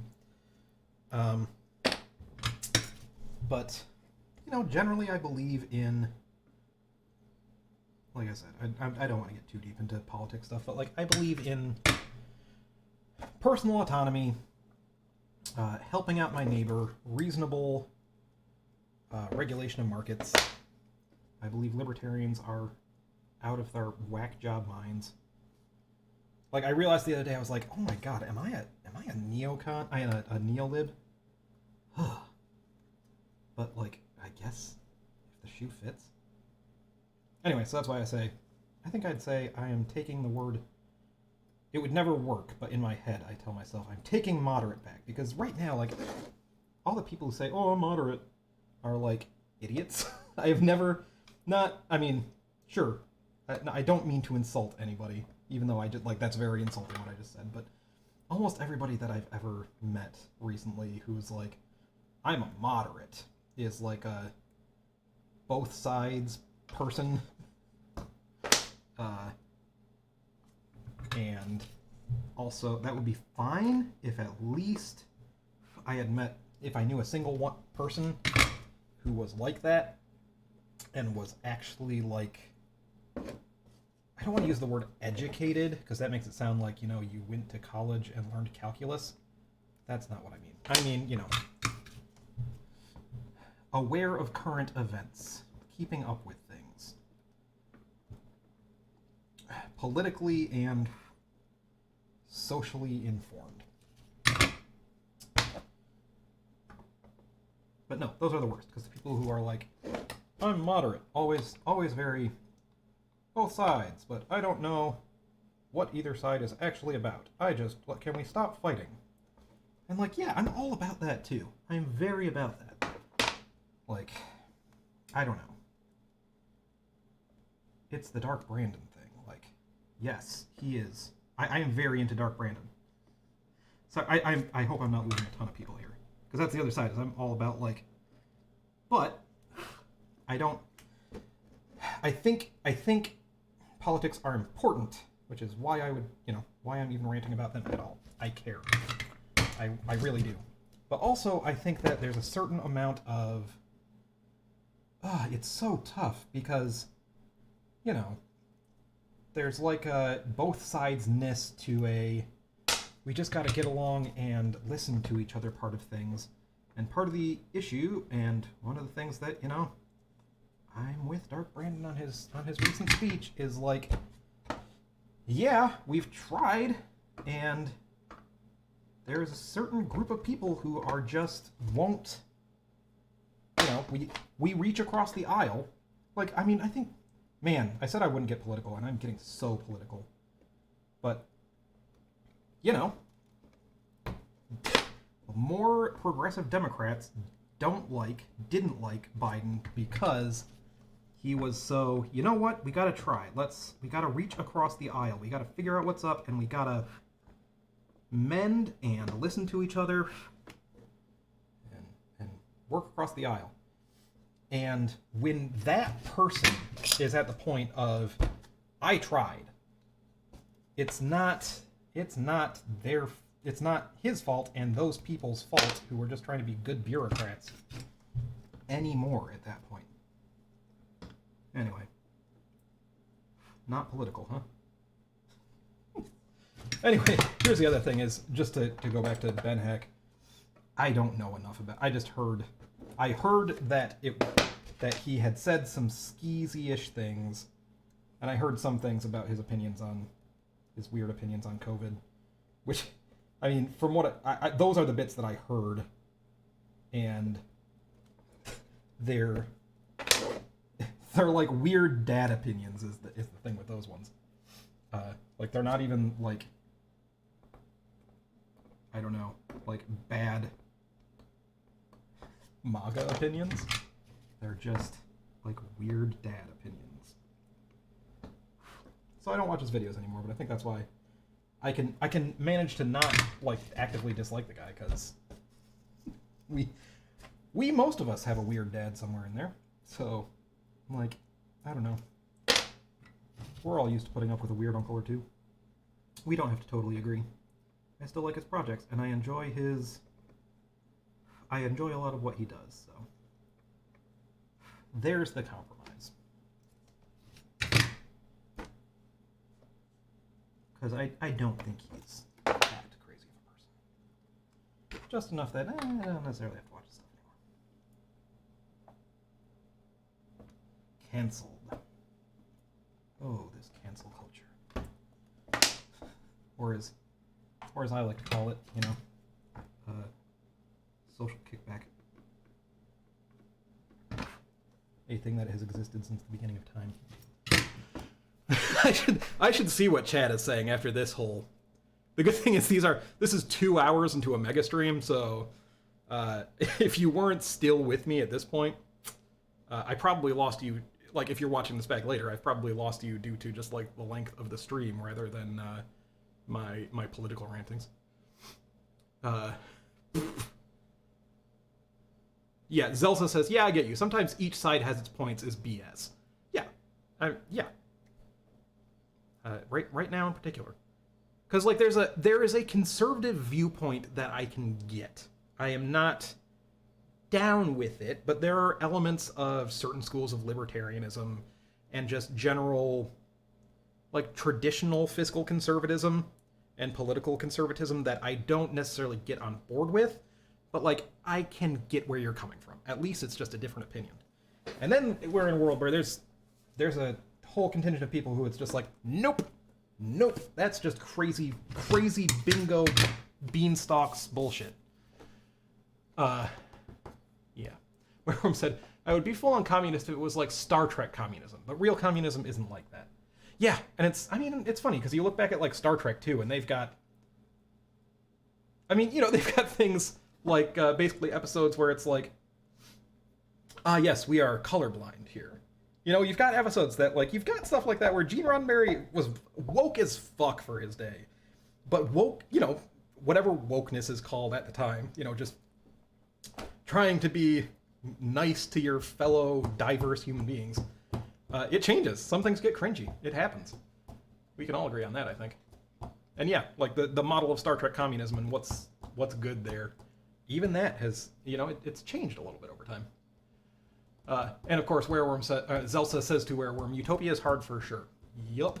I think that's where I come from with the I'm a moderate bit, in that I think that I don't think there's a silver bullet fix for anything. I don't. I think that everything is managing the balance of things as we go, Zelsa says, I'm fairly left-wing. I believe the state has a moral imperative to provide people a baseline equality of condition as a pretext to equality of opportunity. Social democratic probably works. Yeah, I think a lot of people are pretty much there right now.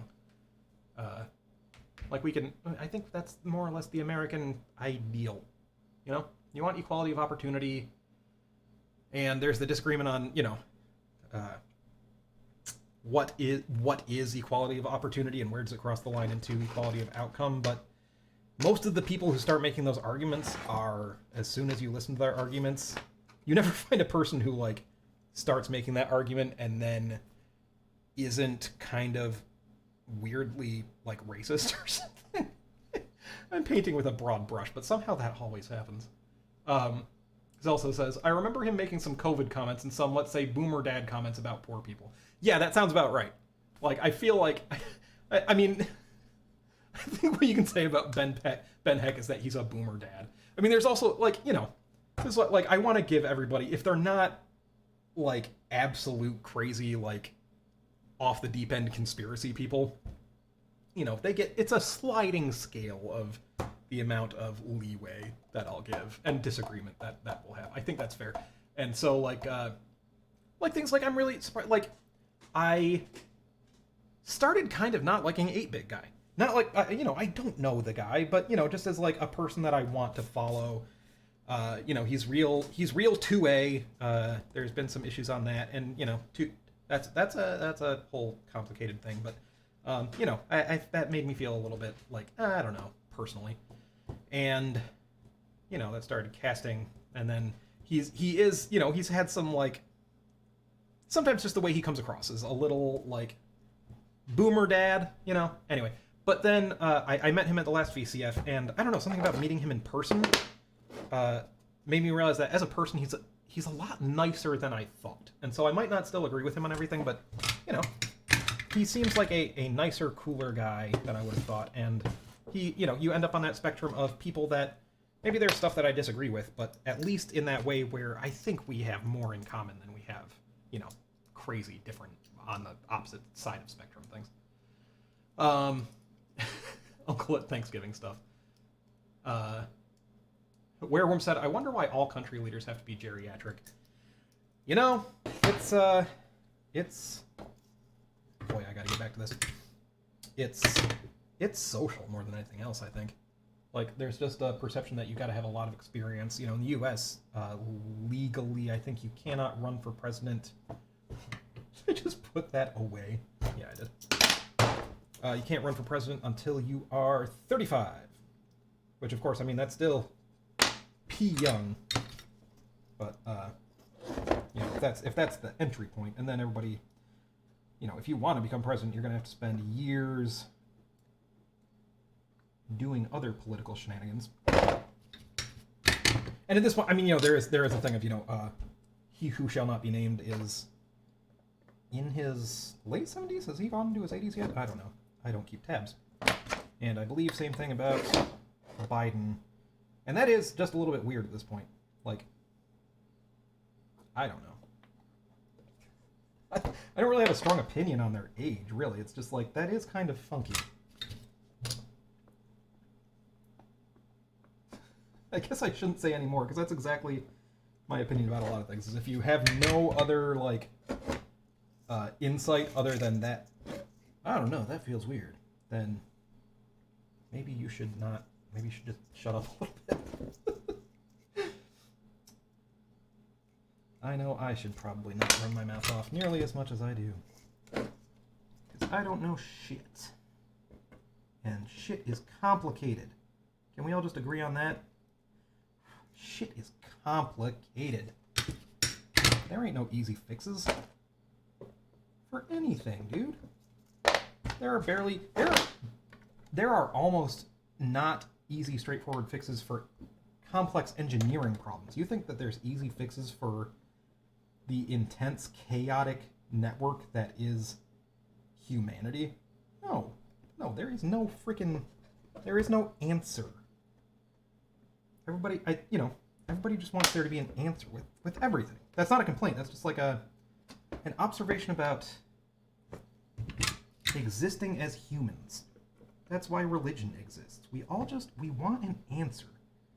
As people, we just intrinsically want there to be an answer. If you do this one trick, you will lose belly fat. You know? That's like the core of who we are as humans. But it's not, there is none. There just isn't. Everything's changing all the time.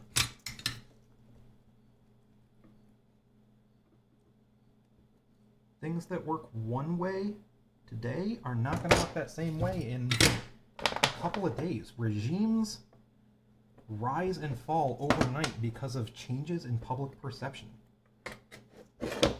It's complicated. It's the definition of a chaotic system.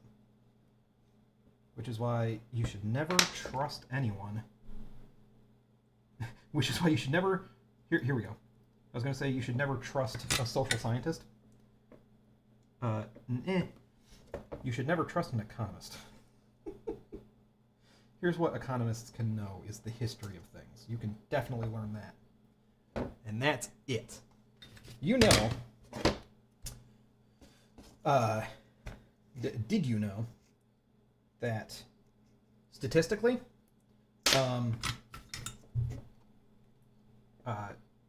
professional stockbrokers, professional stock pickers, people who work at hedge funds and such, on average, never, ever, ever, ever beat the market.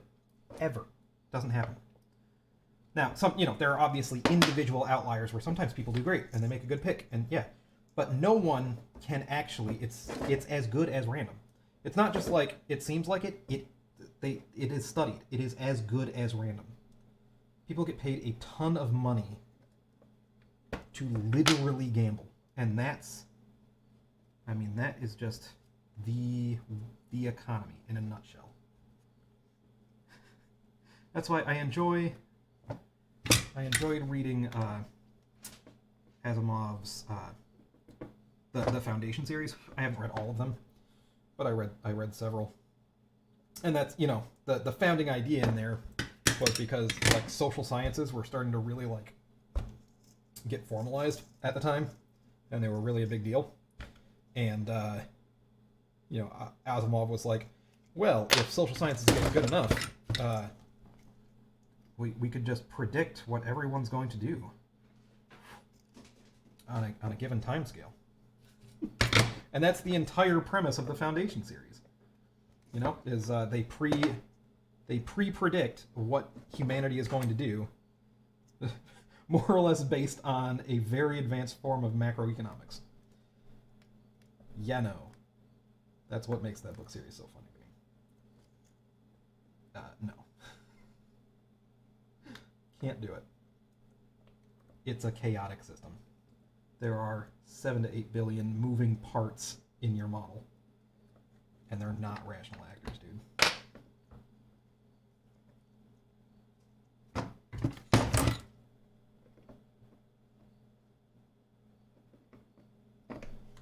But we want there to be an easy answer. This is why religions and extremist political parties and all that good stuff. Most evil, I think, in the world is not because people want to be evil. I mean, that's hardly ever evil. Like, you know, what things that we perceive to be evil actions are. Almost never. It's people thinking they have the answer. And if you have the answer, why wouldn't you try and solve everything, you know? Why wouldn't you try and make that the law of the land? Why wouldn't you try and, you know, subjugate's not the right word, but, you know, cast out and try to convert and or cast out anybody who doesn't believe in the answer. Because if you believe you have the answer, you have the answer. That's why people who like think they can argue with people who think they have the answer, regardless of what it might be, and there are a lot of different categories for that, you can't do it. You can't come at it from that angle. Those people, you know, there are ways to convince them, but you have to start from an understanding of those people think they have the answer, you know? So you're the wrong person because you don't have the answer. Let's see how how that affected chat. Zelsa said he's 76, Biden is 79. Yeah, that tracks. Worm said, well, AI will fix all of that. I, for one, welcome our new overlords. Can I do a rant on AI next? That fits in. That's the answer as well.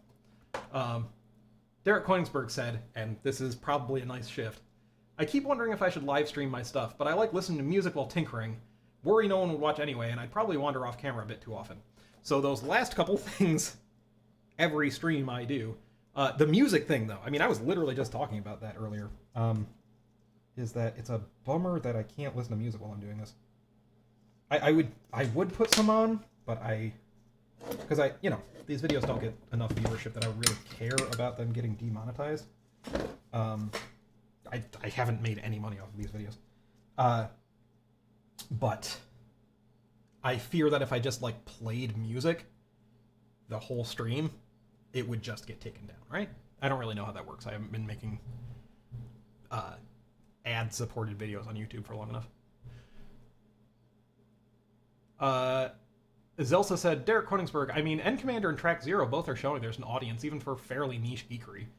I'm going to have to... End Commander sounds familiar. I think I'm going to have to re-look that up. Zelsa said, if you're okay with a small audience, no harm in trying. Yeah, I'd say, you know, I live stream it because this is not, like, just having people drop in while I'm working is fun. And that's all. That's why I started. And that's why I continue. All right, so we didn't connect up pin 2 because pin 2 is lifted and it will eventually go over to whatever this pin is over here. That wire is moving whatever was pin 2 over here. And then on this side, it's pin, I guess I should pay attention. Well, it's going to be the 1, 2, 3, 4, 5, 6, 7, 8. The 9th pin from the end.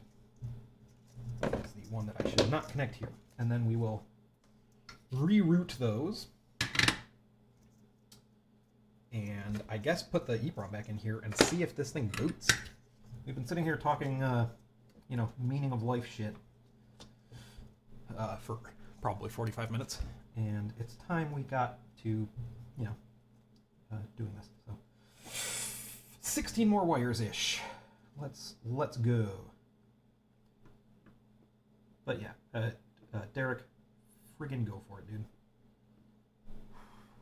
You're I don't know what to call it beyond besides an NES mod player.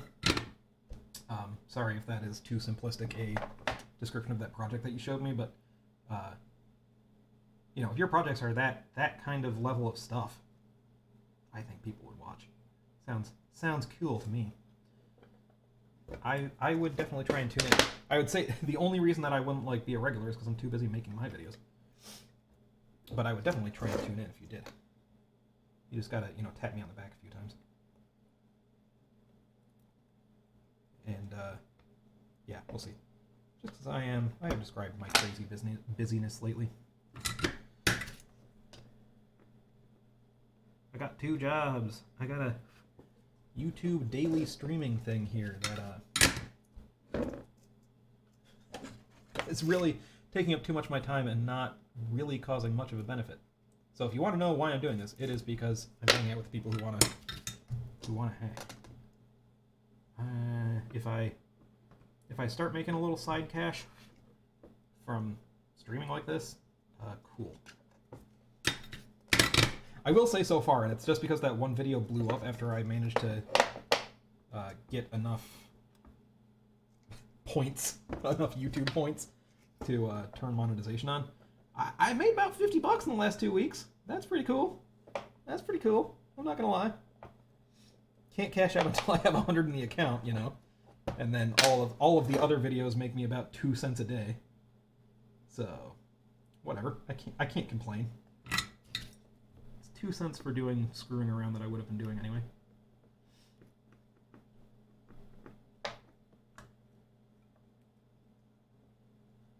Oh, but yeah, so therefore, who knows if I'll ever actually be able to cash out, because of course that video that is blowing up right now is not going to keep blowing up. And that's where the $50 came from. And if I that was 2 or 3 weeks of it really doing numbers, relatively. And I mean, with the rate that other videos get views, it'll probably be months before I hit enough money to cash out. Pretty good.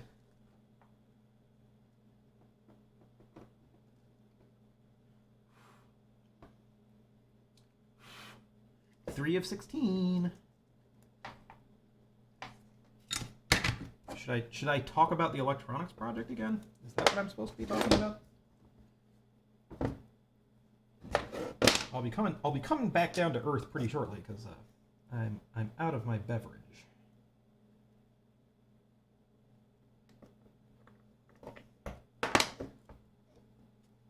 But I figure random rants about something is probably more entertaining than me counting.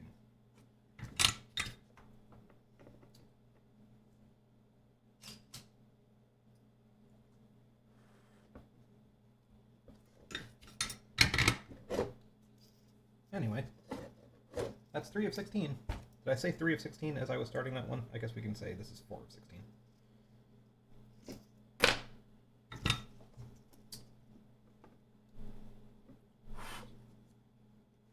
I tell you, these old wires, these solder nodes, they just keep on multiplying.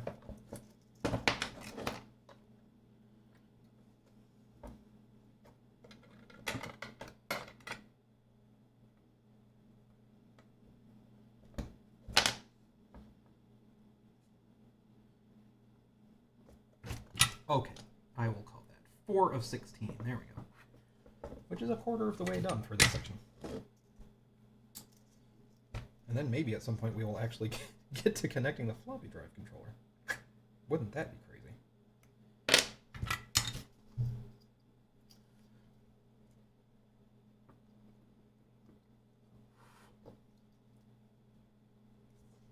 Anyway, I'm just glad I got the keyboard done. That feels good. Even if I just get this finished and then I never do anything else, I have a TV typewriter to take to Vintage Computer Festival. Who wouldn't love that?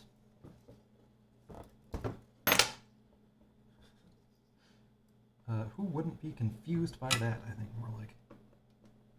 Gotta make a plaque. Didn't have a plaque last time. People didn't know what the heck my display was. I had a bunch of random stuff.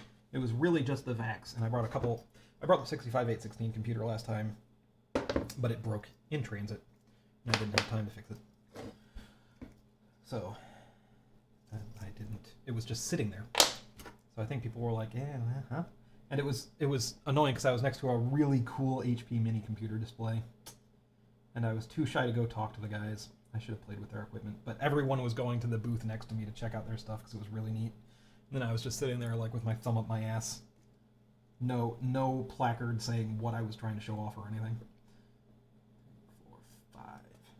You'd think I'd know I was at 5. I counted off that we were on 5. Yeah, that's connected to the right thing. So maybe I should write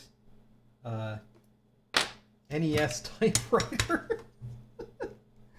Oh, we have to do something better. We have to get something added to this thing. I have to make this floppy drive do something. Or really try. This time.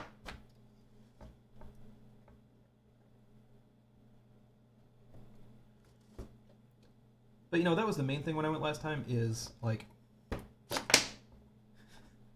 my booth was kind of a disaster.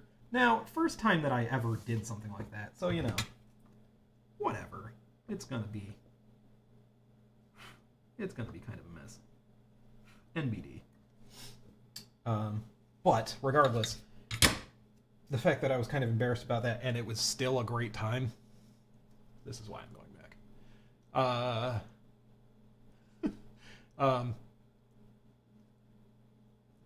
This also said about, I don't know if you're talking about Derek, I don't know if you're talking about me and N Commander, but, you know, let's just say all three of us. Oh, in time, you can become deadly enemies and rivals. Drive that viewership. Yes, that's the dream. Jacob David Cunningham, who I have to imagine just dropped back in to see how things are. Hello, Jacob, again. Asks, right after that rant, I mean, he asked this a minute ago, but how far along is the project? 80%? 95%? There's no way of knowing. If it's show up to VCF with a NES that has a keyboard and can print things to the screen as you type them, 95. If it's literally anything else beyond that, there's no way of knowing. Because if I try and make this, I'll say again, for those who didn't hear me ranting about it at the time, my vague thought is I'm going to get this floppy drive controller hooked up, and I'm going to work towards trying to do a guest book where there will be no file system on the floppy. It's just going to be raw sectors, and those raw sectors will just each contain some text that people can type in. And we'll keep a counter somewhere of this is how many sectors have been used up at this point. And we'll just have a little thing that you can either type a thing to add a new entry or view whatever is in, you know, you input a sector number and it will look up that sector and print what is on that sector.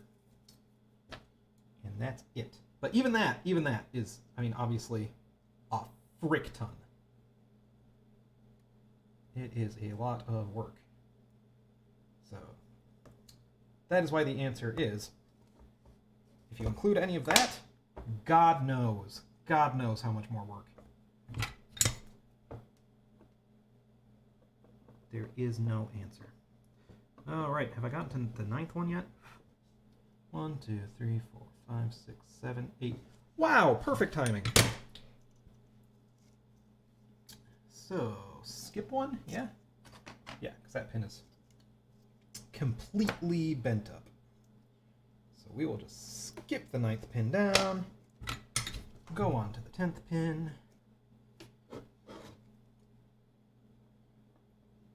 and eventually reattach that to ground or whatever it's supposed to actually go to. Then for the floppy drive controller hardware-wise, really all we should need, it's going to be mostly software, and that's going to be the thing that takes forever. If this floppy drive controller is as wired up as I think it is, which I think I wired it up pretty much all the way, I just need to connect up a little bit of decoding, connect up the data bus lines to the data bus, and that should literally be it. Then it's all software. All software, baby. Oh, I just connected pin 10 to pin 9. So, yeah. So maybe I'll try and get as far as the... Again, we've only done 2 hours and 37 minutes so far. For like as much as I've been rambling and just sitting here soldering wires, that still doesn't feel like, in the scheme of my streams, still doesn't seem that like it's been that long. So, if we have a couple more hours, maybe we will get the decoder working for accessing the floppy drive registers, and then maybe we can do a sanity check to read the status stuff, and then maybe we can plug a floppy in, get some power to it, and like do something like try turning on the drive motor. Because that would be very satisfying, let me tell you what. And then, you know, we're going to do the same thing tomorrow that I did today, which is kind of two 4-hour blocks of mega streaming and write some software. So you know what? If I'm going to be bullish on myself, you know where we are? We're 50% done with this thing. Yeah, we're right there. We're 50% done, man. Gotta stay positive.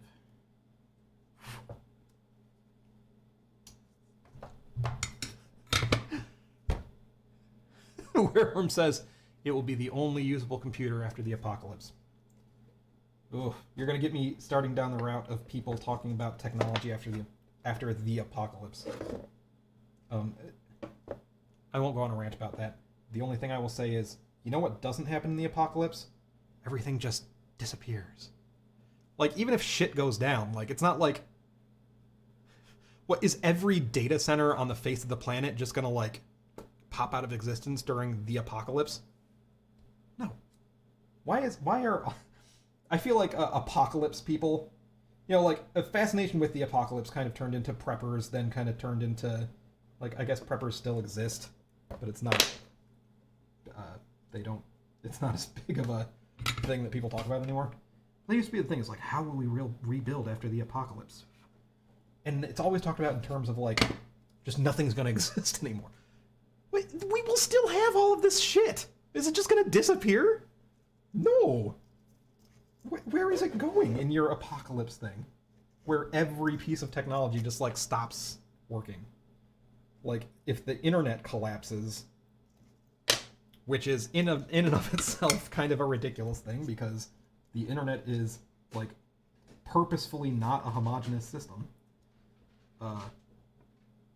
Okay, let's say here's some infrastructure that can go down pretty easily, because it's still not very homogeneous, but it's homogeneous enough that it can go down, and has the power grid, right? You can still plug your computer into a generator. Generators still exist. Jesus Christ. I just never got this shit.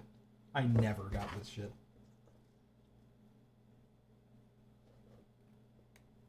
I know nobody asked me on this. It's just, I have a weirdly captive audience right now. So it's a great time for me to just rant about my my tangentially related opinions that nobody ever cared about. Werewolf said needs to be solar powered though. Generators. Oh, you know what I actually enjoyed? There was a Discovery Channel show called. This was during the height of that, like, really right around the time that the like people who were interested in the apocalypse and were turning into preppers. That kind of period in the late early 2000s. There was a show that I can't remember the name on Discovery, and this was where I was at the height of like, oh my god, Discovery is just all bad reality TV now. I'm not even gonna watch it. And it was they had a couple related series, so might be a little hardish to look up. But the idea was it was a simulated. They were in LA. They had this warehouse. It was a group of people who had a warehouse, and it was basically a simulated apocalyptic situation where they didn't have any easily working technology around, and they had to like complete some like arbitrary missions that were handed to them, like get supplies and do other things.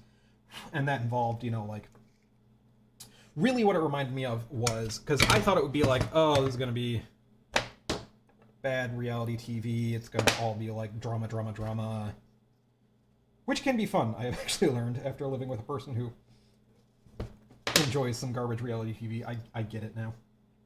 Maybe not super fully, but anyway, that's another tangent. But this show was really cool because it actually reminded me of Junkyard Wars more than anything else. And one of the things that kept coming up, Gaserator, and Colin Furze did some of this on his channel quite a while back, where he made a wood-powered lawnmower. Turns out you can. Well, and also I didn't know in general. So like, Gasworks. You ever heard of a Gasworks?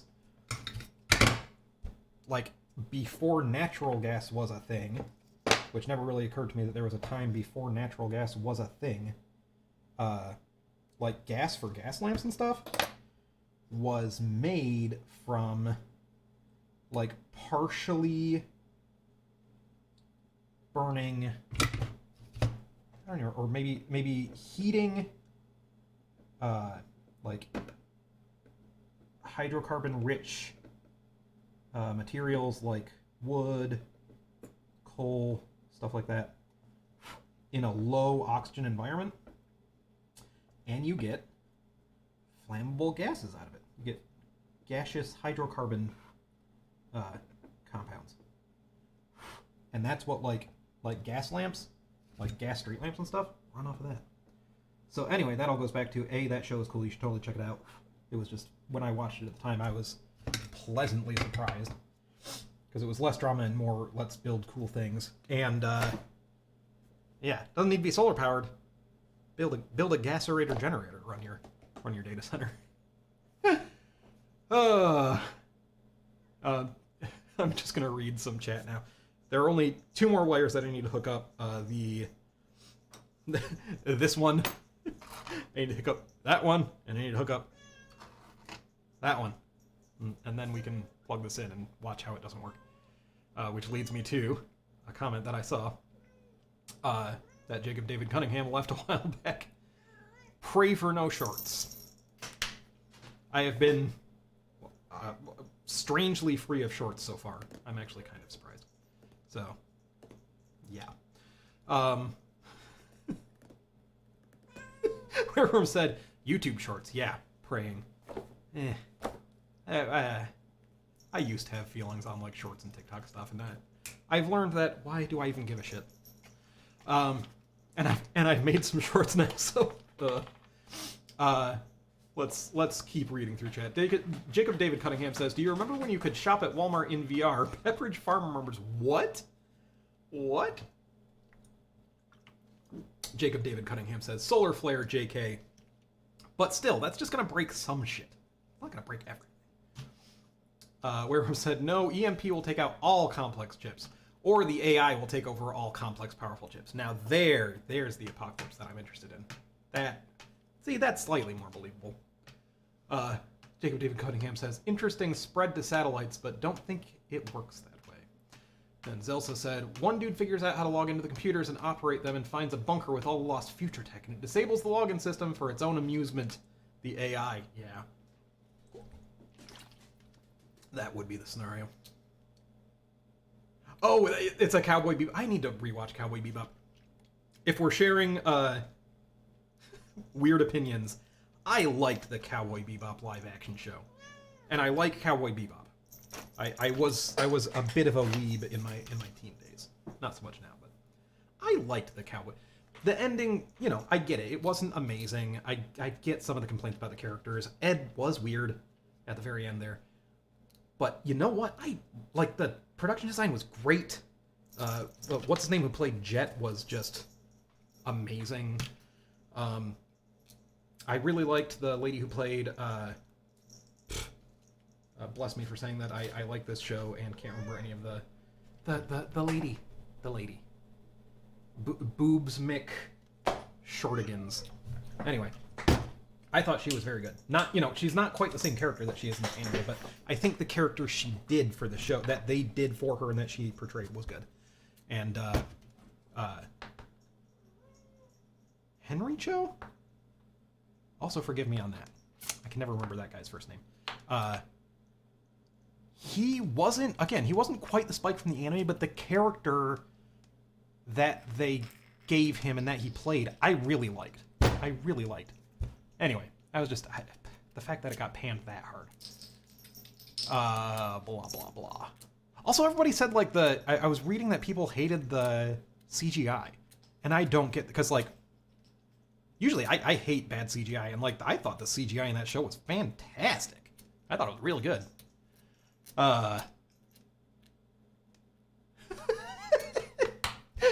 Jacob, gasifier. Jacob David Cunningham said, just Jacob, lol. But then Zelsa said, at Jacob David Cunningham, you can't have a name like Jacob David Cunningham and expect people to just call you Jacob. And yes, Wereworm, there's your cat. He's back. Zelsa said, I'm tempted to add the third or something to your name as is. And Jacob David Cunningham says, I feel like I'm in trouble when he reads my full name. Jacob David Cunningham.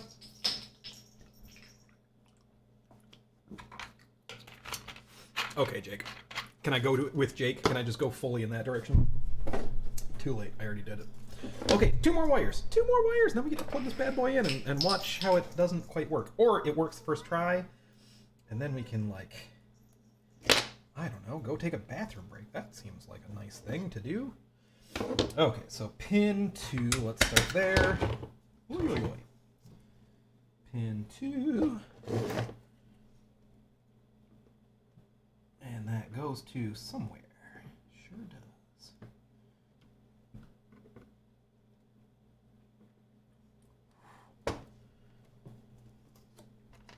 So this is the one where, okay, yeah, pin 2 comes out here, goes through here, and is rerouted to, oh, the pin 9 that we didn't connect. That makes sense. And that is, which is not actually pin 9, it's whatever. Let's actually count that. 32, 30, wait, 32, 31, 30, 29, 28, 27, 26, 25, 24. So pin 2 gets rerouted to pin 24.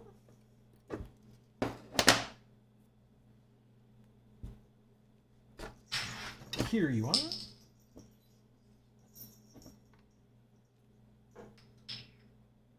You know, I got flypaper. I installed some upstairs, but did not put any in the basement. I feel like that's, feels kind of gross being live streaming and being like, here's my gross basement that has flies buzzing around it. So, sorry. But nobody's really seemed to mind, so thanks for not seeming to mind too much.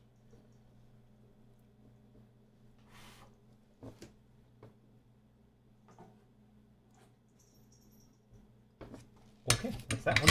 One more wire, brothers. Brothers, sisters, all other types of people.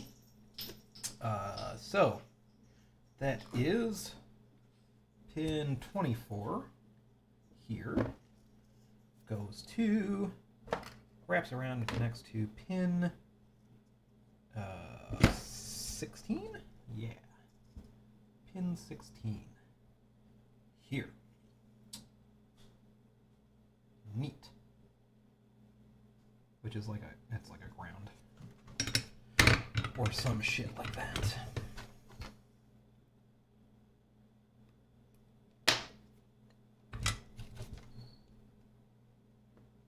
Here is the pin 24 side. That seems attached. And we will bring that down to the pin 16 side.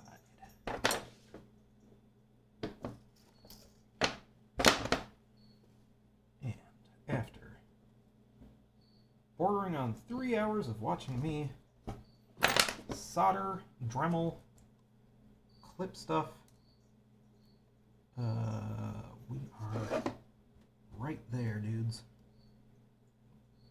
Finally.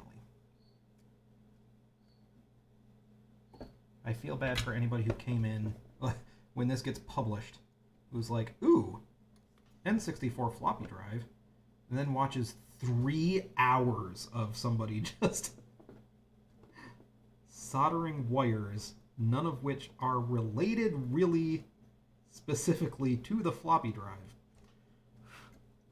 I mean, this board is the board that the floppy drive controller is on, so it's related in that way, but yeah, anyway. And then just gets pissed off and leaves. I wouldn't blame you. But yeah, that is that.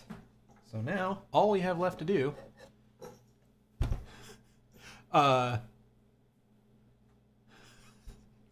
chat kind of picks up sometimes, and I'm not fast enough. Jacob David Cunning, good old Jake, says, needs spiders. No, there are plenty of spiders too. Yeah. It's a new house too. It's just that the basement is full of frickin' chinks. Did I mention that my dad built this house? I can't complain. I didn't build the house. Also said a box of spiders. Jacob says, let them fight. Jacob says, I like seeing the work. So many videos just hand wave over it. Yeah, that's kind of my goal. Because one of my like general things too is that, I mean, yeah, that like things just hand wave over things. It ticked me off as someone who was trying to learn how to program and was really interested in like, okay, well, like, how does an operating system work? That kind of the way that world is there is, you get hand-holdy tutorials for like, here is how you get from installing NPM to writing Hello World. And then there's just this gigantic gulf. Not that this is meant to be a tutorial or anything, but then there's just this gigantic gulf between that and like projects, you know, like an operating system. I mean, obviously there would be a big jump, but there's like, it's that there is just this chasm, you know? It's like you get tutorials off a cliff, and then you need to have like institutional knowledge to have any idea of like the concepts behind like real world projects and things that you use all the time. So yeah, that's kind of my subconscious thing here. Is I also wrote a crappy little blog series long ago, 5 years ago, about when I was doing my operating system and I was working on my windowing system for it, because that's kind of why I wanted to write an operating system in the first place, was to write a bomb-ass GUI. Yeah, I wrote a little... I had never before seen a... Hey, here's how windowing systems work. Let's build one. Because what? No, nobody does that. They're all, you know, built from the ground up by whatever company, and then you work with that code base, and it's just in that company. Why would you... Or, you know, it's like you are a member of the, you know, like KDE development team or something. So I made a little blog series on how to make a simplish windowing system if you were working on an operating system or something like that. Because stuff like that doesn't exist. And so this, again, it's not meant to be that, but just saying that, like, yes, I totally hear you on that. Like, people are just like, I built this thing. And you never see, like, the struggling and the... Mind you, I may be struggling more than some other people, but it's kind of like that Facebook effect of, like, you only see the best part of people's lives. So when people work on projects, you only see, like, the finished thing, and it's like, wow, that person is so smart. They must be really good at this. And you never see them, like, having trouble. Or all of the hours spent soldering wires. Or, you know, you just never get the idea of, like, how did they do that? So, yeah, I seek to provide this. And then Taco Man said, I've been watching for the last 30 minutes, and I want to know what kind of strippers you're using. They come with this wire wrap tool. So this is a tool, this was supposed to be a mega stream of, like, let's work really hard and get as much done as we can, and it's just been, like, fun chat time, but I'm okay with that. So this is wire for wire wrapping that I've been using for solder here, and wire wrapping is, I can demonstrate, this is fun. See this crazy thing? See those long legs? You can't really see on this crappy webcam. Those posts are square in shape. They're not like these guys are just like really thin little strips of metal on those legs. You can kind of see. These ones are thick square posts, and what happens is you have one of these wire wrap tools. They also make wire wrap, like powered wire wrap guns for this, but what you do is you strip off like an inch of insulation, and that's why this tool comes. It's literally just like a little strip of steel on a little brass tool, and it has, you can see kind of a little gap in there with kind of fluting on the edges, so that you put your wire in there and then it falls in the gap, and then you use your fingers to push it down, which cuts through the insulation, and then you just pull it, and probably can't really see on camera which part is stripped and which part isn't, but I just stripped about a centimeter off of there. And then, and I haven't done this in a while,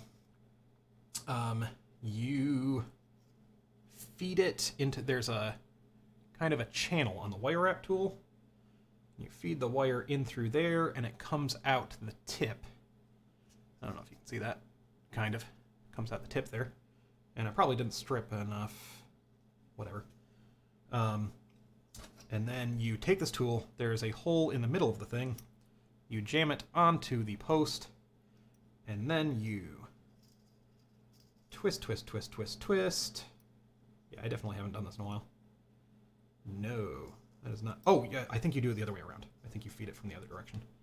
Yeah, I haven't done this in a while. Yeah, I think you feed it up this way. That's why. Sorry. You didn't ask how a wire wrap tool works, but too late. Yeah, something like this. You feed the wire up in there. Then you put it on the post.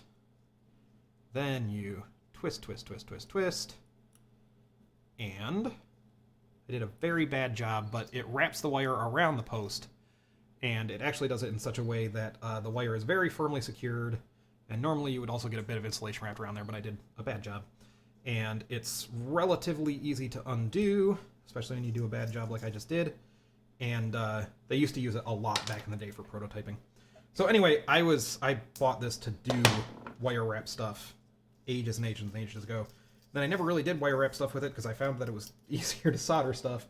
And then I found out that this wire is great because it's such light gauge that, like, you don't have all these fat wires over the back of your thing when you're running a bajillion wires. But this tool is still great for stripping. So that is what this stripping tool is.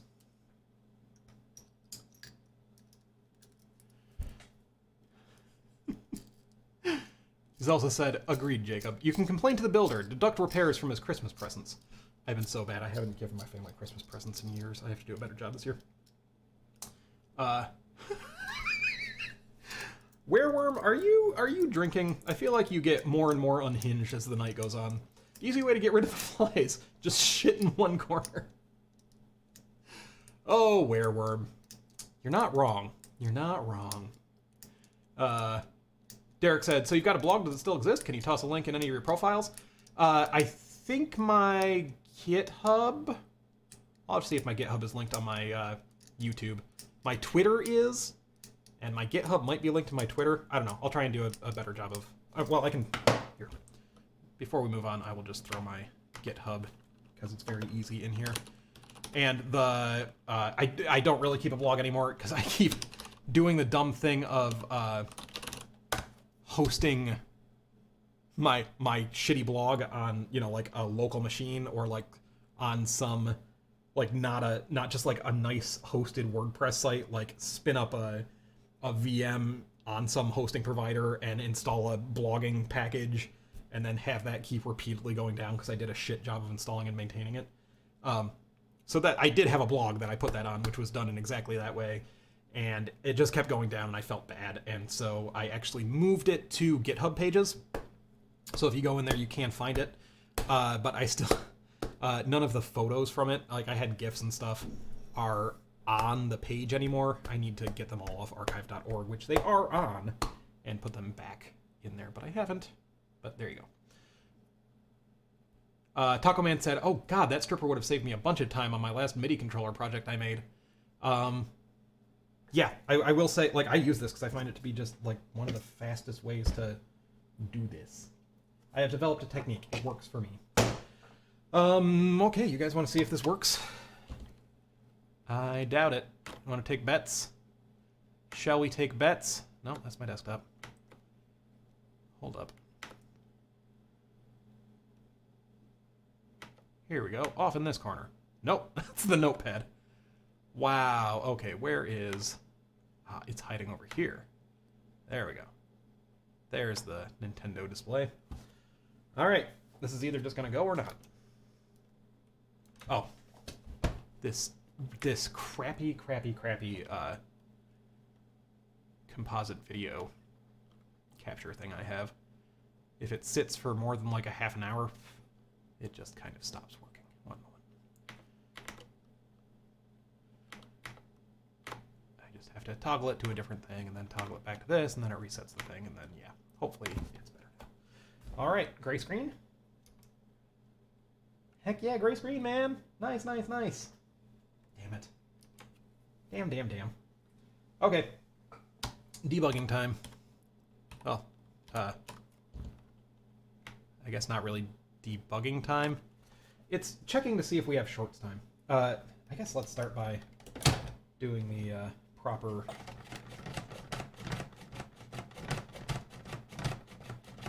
You gotta do this. Oh, and probably turning off power. Yeesh. Just because, you know, that's the easiest explanation. Yeah, I figured it wouldn't be that easy. I mean, it could also just be because these wires are too long, which would really kind of suck. Okay. Are you, Wereworm, if you're still around, are you ready to, make some beeps happen? Because that's your job. One second, let me rearrange some windows.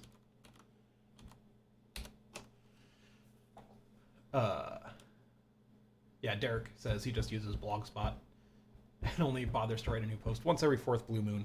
Yeah, the blog thing that I did write was really just a challenge to myself to try and write one segment of the series every week. And then I did, and then I was done.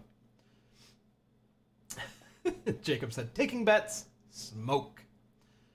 Wereworm said, good thing I haven't made the obvious joke about the strippers. Maybe you stepped out for a second when I was stripping these wires and talking about how I like to strip on the internet live in front of strangers. That's the joke to be made. All right, let's start with seeing if from here to here is any good, and then see if from here to here is any good, and yeah.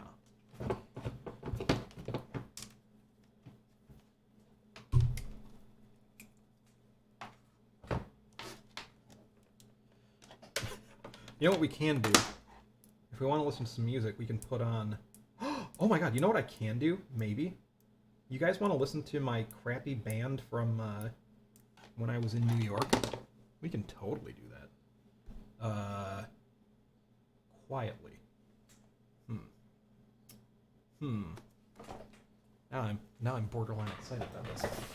I have music I can play. It's not the best, but I own it. Here, I will play it quietly from the speakers over here. Bear with.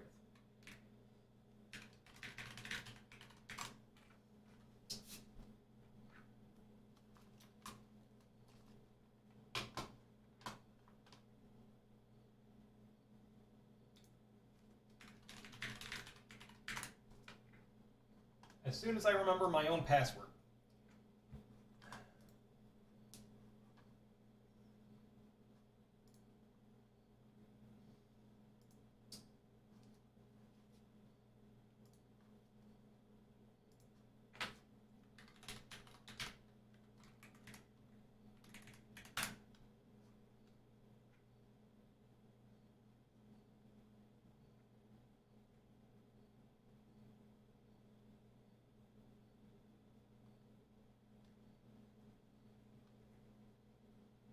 One second. Waiting for the Spotify web player.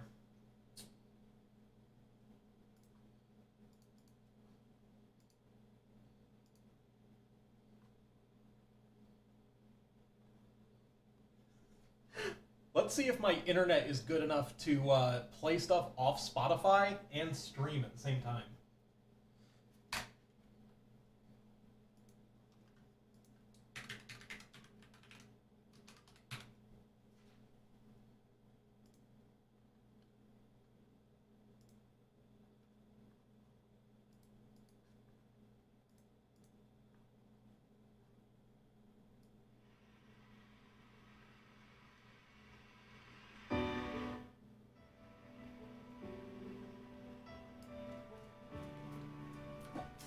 Also, with the pickup pattern of this mic, I'm not even sure if it will be all that audible.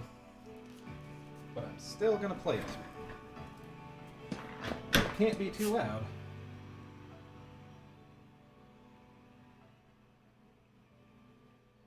Because we don't want to wake up the baby.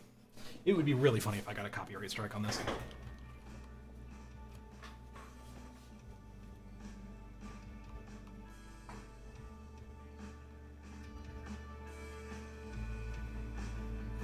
Okay. If you want to know the part that you shouldn't criticize, I was playing bass on this. Yeah. Last comment was Jacob saying "lol, copyright strike yourself." There we go. Don't know how well you can hear that, but you know what? This is for me. Okie dokie. Where were you ready with those beeps? This is the time.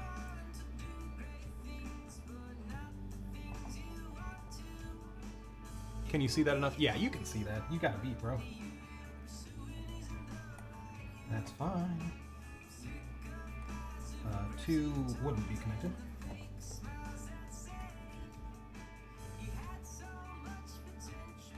That one's good. I'm not sure to the other ones. 4 is good. 5 is good. 6 is good. 7 is good. 8 is good. 9 is good. 10 is good. 11 is good. 12 is good. 13 is good. 14 is good. 15. Ooh, come on, 15. Is good.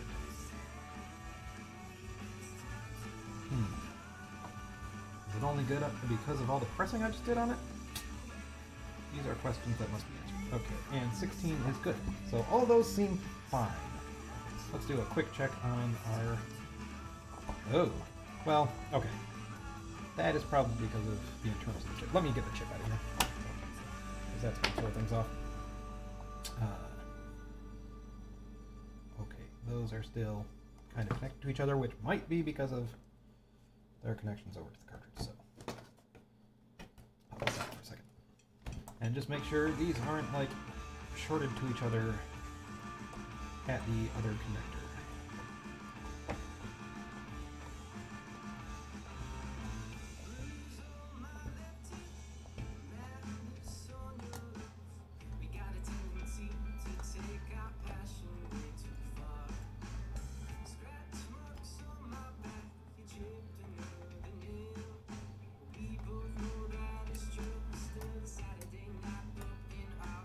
Oh, come on, little special one.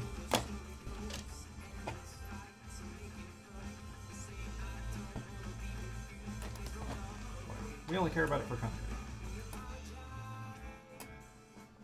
Anyway, not shorted. Okay, so none of these are like shorted to each other over here. That's good. Here, let me grab headers, and I'm just gonna jam headers in there, and I'm gonna do the same check really quick without the chip in there, just to make sure the wiring. Oh my god, I might be out of male headers. No, here we go. For whatever reason, just do the same check.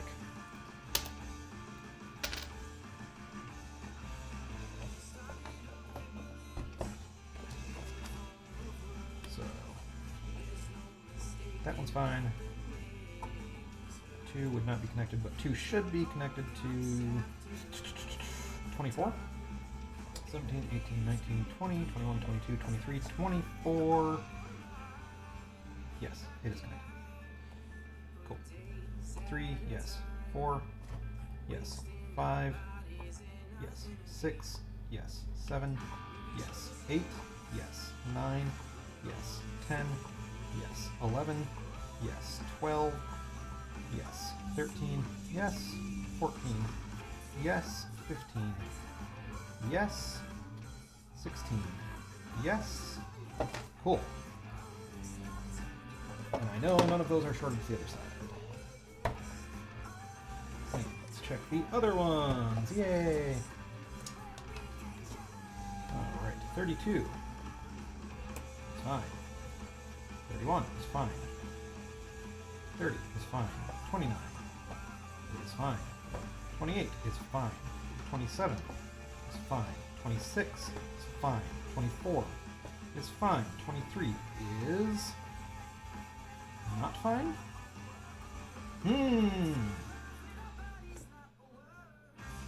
That's fine.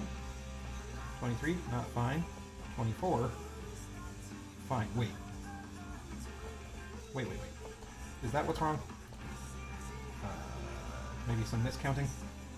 32, 31, 30, 29, 28, 27, 26, 25, 24, 23, 24.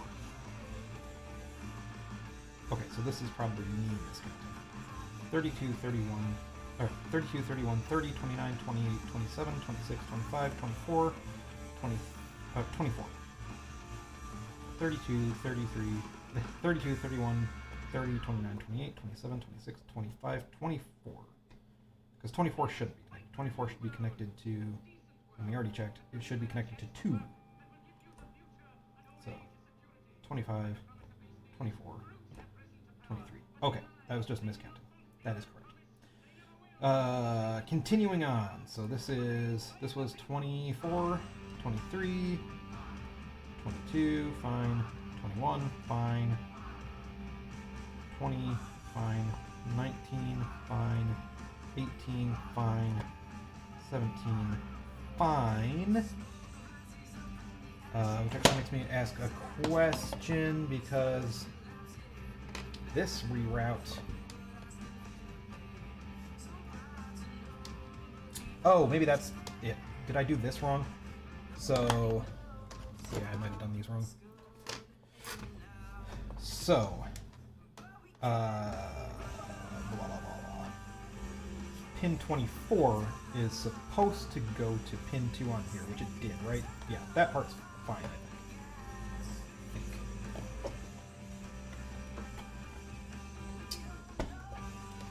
Let's just triple check that. So pin 2 here, which is this guy, should go to pin 24, which is this guy. And I mean, we already checked that. 32, 31, well, let me count too and make sure actually that is pin 24.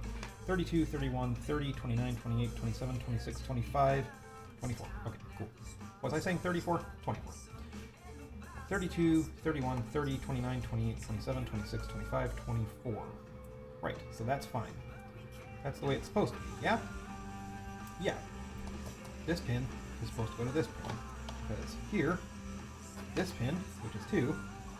Oh, wait, I think I have it backwards. I think that's what's up. I have pin 24 on the EEPROM going to pin 2 on the socket, but it's supposed to be pin 24 on the socket goes to pin 2 on the EEPROM. Haha! There's a thing.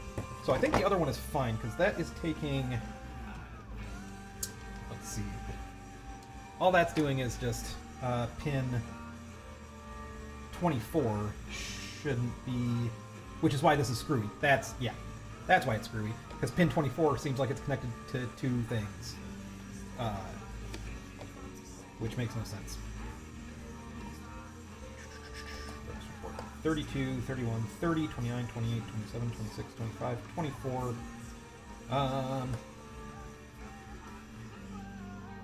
Yeah. I don't know. What did I do? Did I just connect 2? I don't know what I did here. So basically,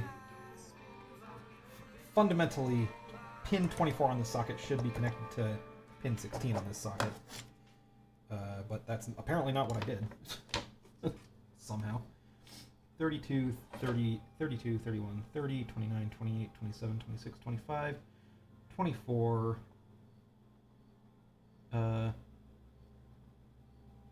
No, it is. It is.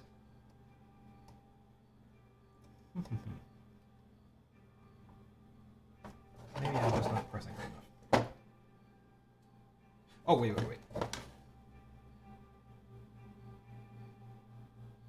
Gah. Yeah. Basically, I did everything backwards. So, let's fix that up. So, right away, I wrote this song. I don't know if you can hear it. Beep, beep, beep. Where I saw that out of the corner of my eye. Thank you, my man. Gotta wait for the soldering iron to fix up. But yeah, basically I did this backwards. Whoops.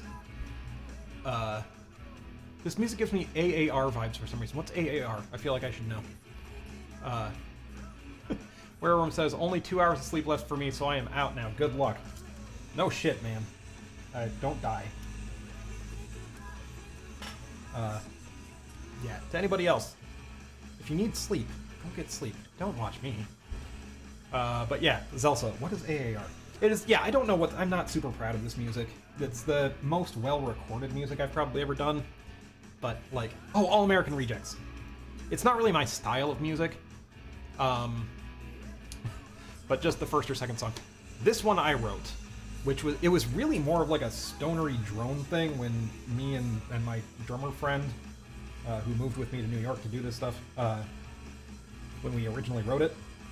And then it kind of turned into this pop thing. Not that it's bad, but... Yeah. Yeah, but we were a very, like, alt pop rock thing. I don't know, we never really found our identity. The guitarist for this band was way more super serious. Like, I thought I was serious. I always thought my drummer wasn't serious enough. And then I thought I was serious, but the guitarist for this band was, like... He emigrated from Russia and like worked at an Amazon packing center and did music. That was it. And thankfully, like the stuff he's doing right now, he got new guys and kind of went in more of like a hardcore-ish screamo kind of direction, but they seem to be doing decent. So I'm very happy for him. Are we heated up? We are heated up. Oh, story time, New York life. I mean, I lived in New York for about 4 years. That's where I met my wife. Then I met my wife, and I was like, this band split up because it wasn't really going anywhere, which is a bummer. And then during that time I met my wife, and I was playing with that guy's new second band that I was just talking about for a while. And then I was just like, you know what? I like living with my girlfriend and like chilling, and I think I'm just gonna stop. And so I did. And for a while I kind of regretted that decision, but you know, it's been long enough now that like I've centered back on electronics, silliness, and kind of being a homebody, and it's nice, it's comfortable, and I'm successful otherwise, so yeah, I'm chill with it. But that was pretty much the story. I should play some of my high school band too next time. Rode off into the sunset, pretty much. Yeah, there's more New York story than I can tell, but okay, so I just figured out this was all backwards. Now I have to un-backward it. So basically this pin 9, or wait, no, this pin 24 to pin 9 business, other way around. So what we actually had going on here on the old adapter was that pin 24,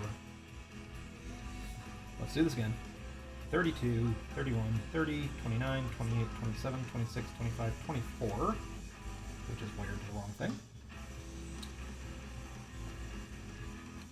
Pin 24 goes to pin 16, grounding it because that's like an output enable or something.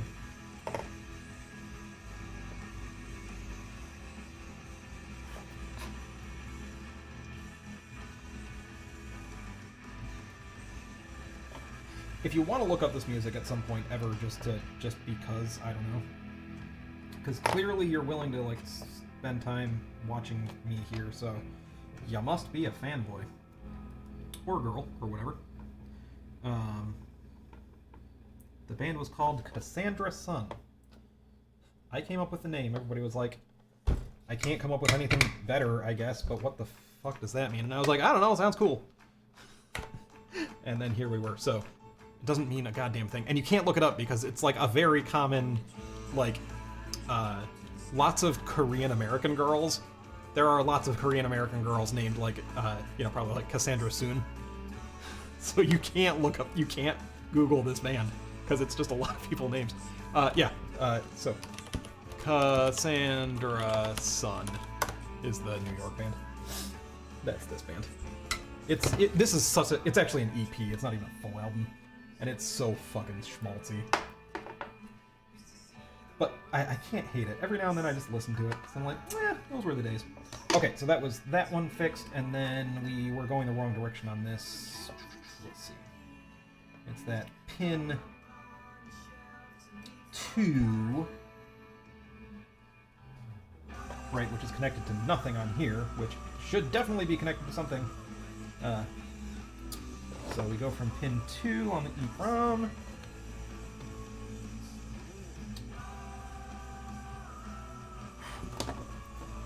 And that goes back to, let's see, pin 2 on the EEPROM goes to pin 24 on the NES socket doobly-doo. And that is 32, 31, 30, 29, 28, 27, 26, 25, 24. Yeah. Why don't we just trim that wire down a touch?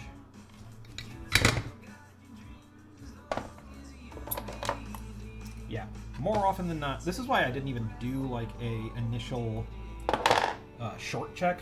Everybody was saying, hope it's not shorted.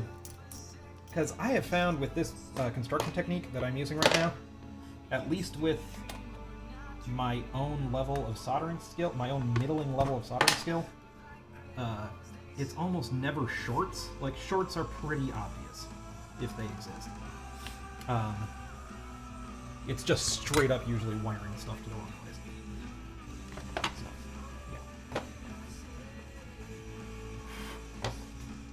yeah. Okay, so that is correct pin 2 to pin 24, and then pin 2 is just completely disconnected from the socket to the EEPROM. So let's check this again.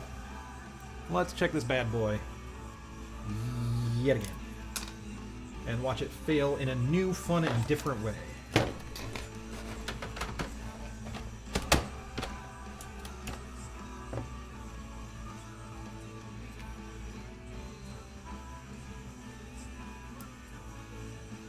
Come on.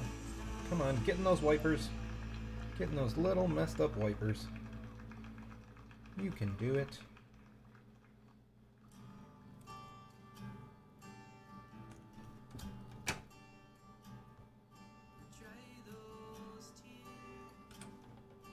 And then attempt to insert the cable into the headers without exploding anything and breaking any connections.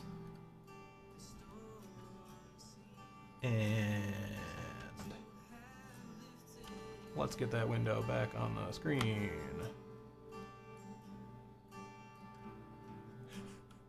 Celsa said, Cassandra's son, not to be confused with Anna's son by Walk the Moon. You can't confuse this for anything.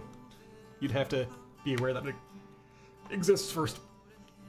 And Jacob says, I look forward to the whole thing working. Thank you for that vote of confidence. Blah, blah, blah. Blah, blah, blah, I say. Anyway, okay.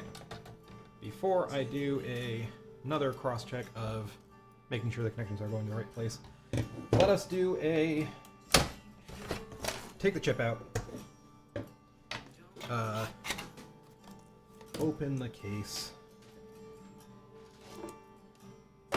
I mean, it could legitimately just be that these wires are too long. I kinda doubt it, but it's a possibility. In which case, we trim.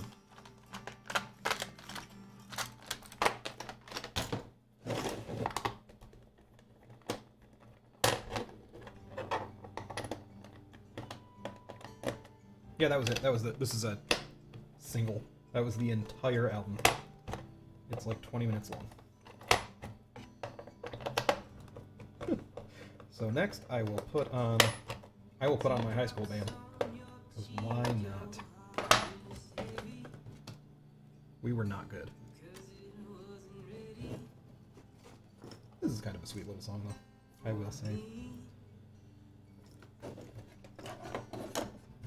Schmaltzy, Schmaltzy is not necessarily bad. Okay, so firstly, I'm going to make sure pin 1 actually goes to pin 1, and I'm not like totally screwing that part up for starters. But that seems right. Yeah, pin 1 is here.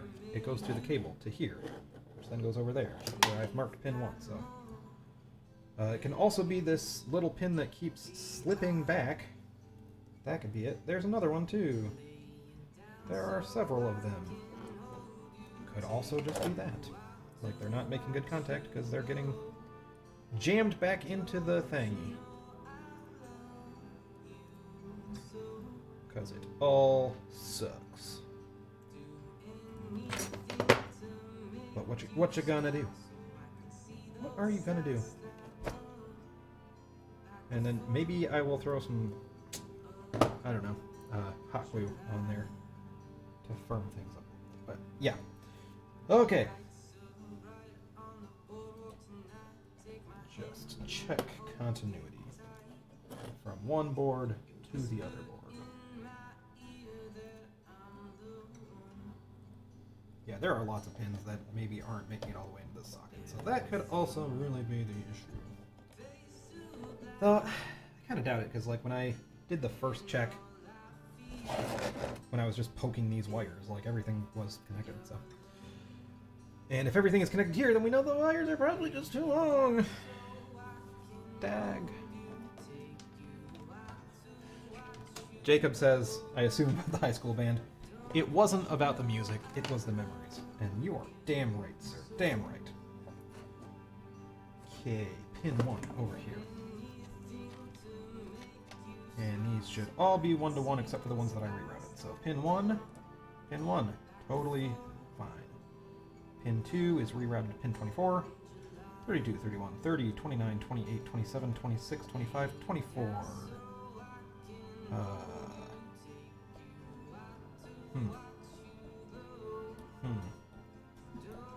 Maybe I still haven't wired that up right. Pin 2. No, pin 2 is connected to nothing. Pin 2 is connected to nothing. Yeah, nothing. Actually, my brains. Pin 2 on the EEPROM should be connected to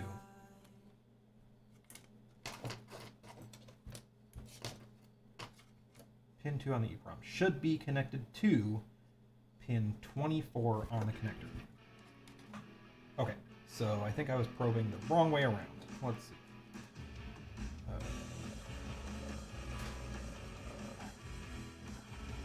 Pin 1 is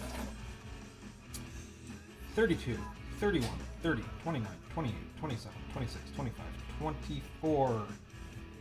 Yeah, cool. That is correct. Alright, back to the mainline ones. 3 is fine. 4 is fine. 5 is fine. 6 is fine. 7 is fine. 8 is fine. Wait. Is it? 1, 2, 3, 4, 5, 6, 7, 8 is fine. 1, 2, 3, 4, 5, 6, 7, 8 is fine. 9 is fine. 10. You know, this might be totally fine, and I just didn't jiggle the cartridge. That would be really funny. That's fine, whatever that is. That one's fine, whatever it is. That one's fine, whatever it is. That one's fine, whatever it is. That one's fine, whatever it is. I can count this. This is 15. It's fine. And 16 is fine. Boop, boop, boop, boop, boop, boop, boop. Starting back at 32.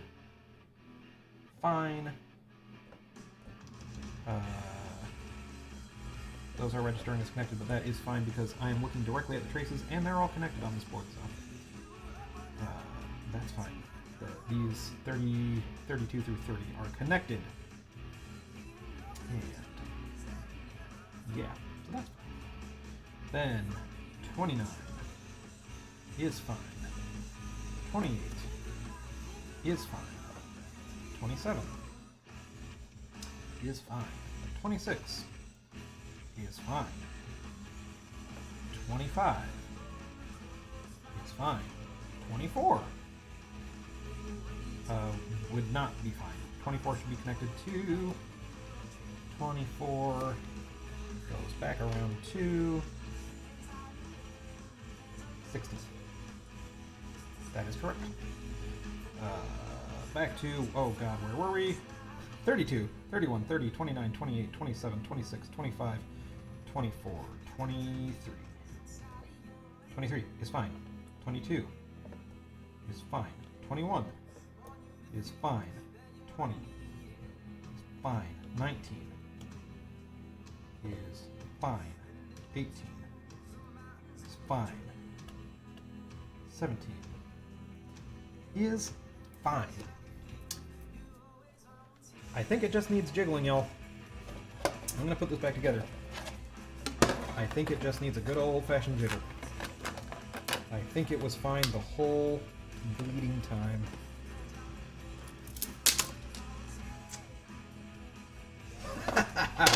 Wow, I almost flung those screws all the way across the room. They all landed where I could see them. That, I feel like that's a good sign.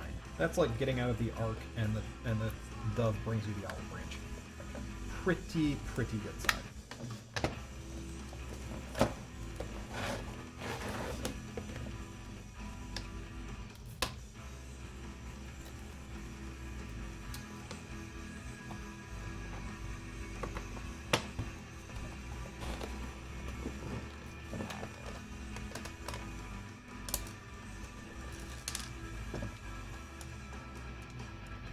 I mean, could it be that things go funky when I put the cartridge together and put pressure on things? Totally. That's possible. But I kind of doubt it. I probably just didn't jiggle the cartridge enough. The classic folly. And you can't see what I'm doing. Jacob said, might have to move the output to the right. I might need, since I am reading that out of context, since I didn't look at chat for a minute, I might need a refresher on what you mean there. But as far as I can tell, no shorts, and the way things are connected maps the way that this was set up before.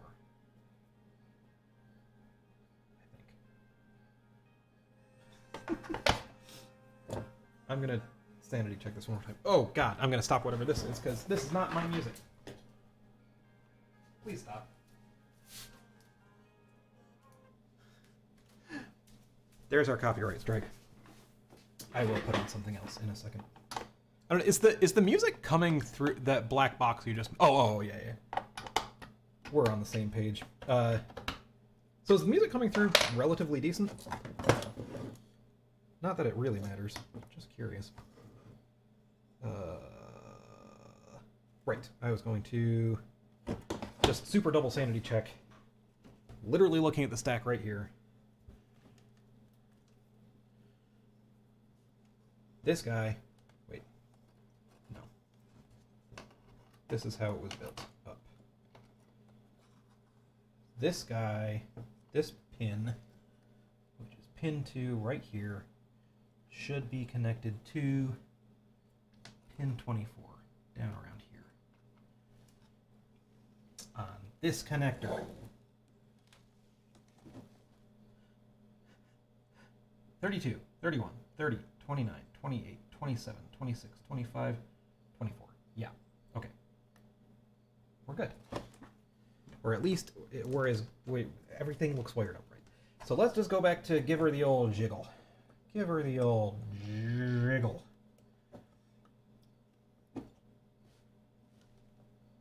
Make sure the wipers are actually making contact with all these pins too. Okay.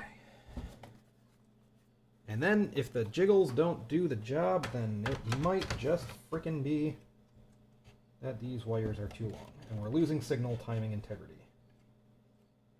Totally possible.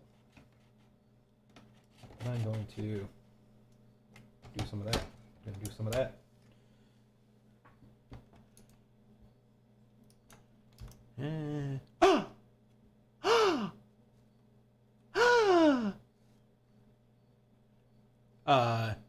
Jacob says, can hear it, but your audio in general is like 50% of normal volume for me.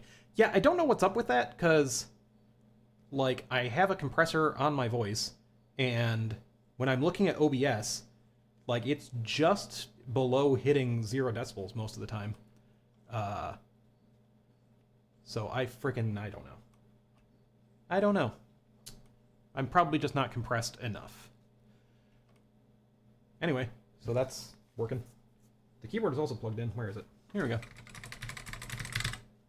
There we are. Okay, I was shooting for like a 4-hour stream. Might go a little over. I could do another hour, I think. I don't think anybody really is watching except for Jacob. Not that I really care. I mean, I care. I like having people here.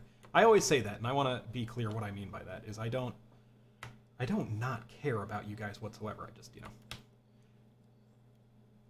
no skin off my back if nobody is watching this at all.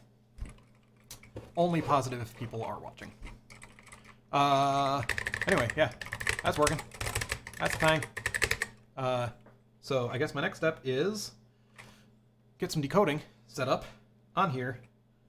I'll put in another hour so that we can actually hook up the freaking floppy drive controller and thereby actually do what's in the title of the video. But quick break. I'm gonna take a whiz. Yeah, there's no backspace key. Somebody actually left a comment about that because apparently that's a thing about the TI-99 keyboard is no backspace key. So for our VCF Midwest purposes, well, okay, so for our VCF Midwest purposes, definitely don't need a backspace key. Like, the fact that people can type in anything is going to be just fine. For, like, our finished project, I might, like, make one of these keys act as backspace, but I don't think Microsoft Basic supports backspacing. Pretty sure. So, I don't think it'll matter anyway. Anyhow, muting myself. Control C to clear? Yeah, maybe. We'll see. We will have much more time after VCF to do fancier, weirder things. Derek says, kind of half watching. Kids are finally asleep, and I don't really have anything else to do tonight. Fine by me, man. Okay, quick break. And I'll see you in a few minutes. And we will put in another hour. And was there anything else I wanted to say? I don't think so. Checking, thinking. Turn off my soldering iron so I don't burn down the house. Oh, I remember what I was going to say. And when we get back, I will play some high school band music. Be prepared.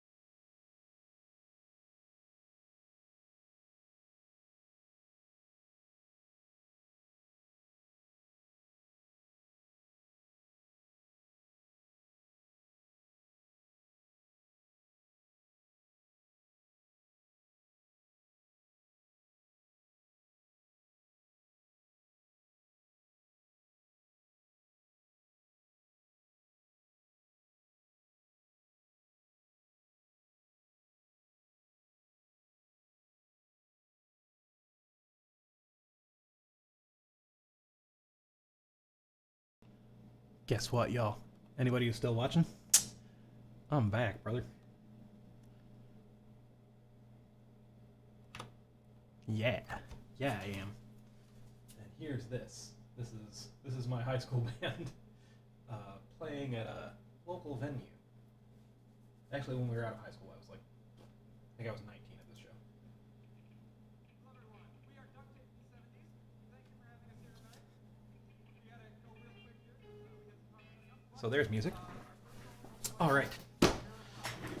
Oh, blah, blah, blah. So this works. That works. This is and we'll see if this gets copyright struck because this was a 4-song set and 2 out of the 4 songs are covers. So yeah. Put this special bit away so that I don't lose it. And all right, we need to choose a spot in memory to decode. I think for starters, actually, let me go over here to the computer for the first time in 3+ hours. No, in almost 4 hours. And let me look up the data sheet on this bad boy. And I'm going to turn off the NES temporarily because boy, does the power supply get fucking hot. Okay, so it is a N8-2077 SL. N8-2077 SL data sheet. Bloody, bloody, bloody, blah. Every single data sheet website sucks. That's just a fuck. That's just a fuck. That's just a fact. Is the data sheet from DigiKey any good? No, it's literally just the DC specifications. Great.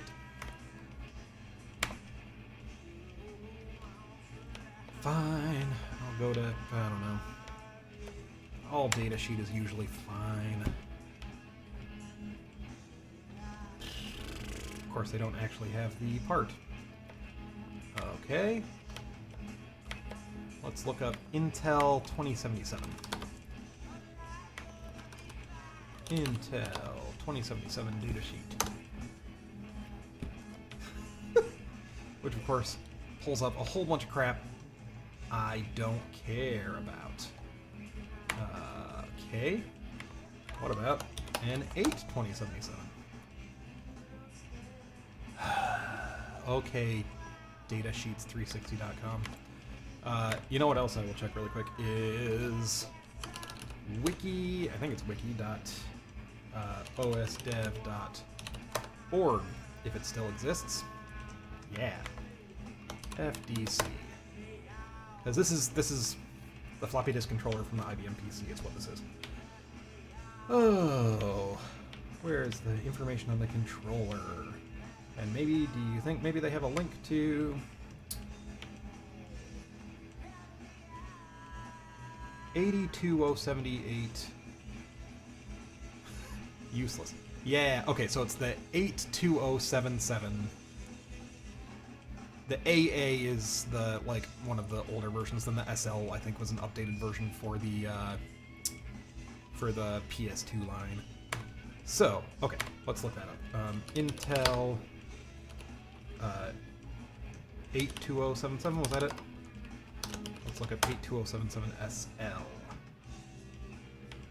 Yes, and it's it should be. Yeah, I think this is the one I'm looking for. Or is this just like the programmer's guide? Still useful, but mainly I want to look at the pinout and how registers are accessed. Yeah, this is like a user's guide. Still useful. This will be very useful. What is this? This is an evaluation board for it. Could be useful. Ooh, and some how-to-use code. But yeah, I think the SL version basically just adds the 2.8 meg floppy support. But oh shit, didn't want to do that. But I care about the actual. Let me open that in a new tab. I care about the actual pinout and whatnot. So Ooh, Bit Savers. Bit Savers? They are a trusted name. Yeah, 8277SL. There's our boy. There he is. Like I said, pretty much everything should be hooked up, but the thing I need to know... firstly, I will need to connect power and ground, but they are there. I will just connect them to the power and ground of the chip. That's fine. And... where is my... I'm looking for... Okay, so, right, it has a bajillion pins. But I guess what I care about is... like my select lines. I'm thinking, I'm already feeling you guys, I'm probably just gonna use another gal. It's just so easy. I probably have the chips I would need to like actually do it with real 74 series logic, but like okay, so I need 3 address lines. That's fine. Oh, is it literally? I think it's just 3 address lines and a chip select. Really? That's good. Okay. I am going to need to be able to reset it, though. And, you know, it's not like there is a reset pin coming in from the cartridge there. So... maybe we will have a little virtual register implemented by the gal that I can use to set and clear the reset line. Let's see if we can do that. Yeah, let's just grab another gal, put a socket on this board, and friggin' go for it. You feeling me? Also, there's a question of... I'm going to be pulling 5 volts off of the cartridge port of the NES. Let's move this thing again. Because that's what's coming in here. And you think this thing has enough juice to drive the... well, I guess really all you're controlling is the logic on the floppy disk. There's 12 volts actually controlling the motors and whatnot.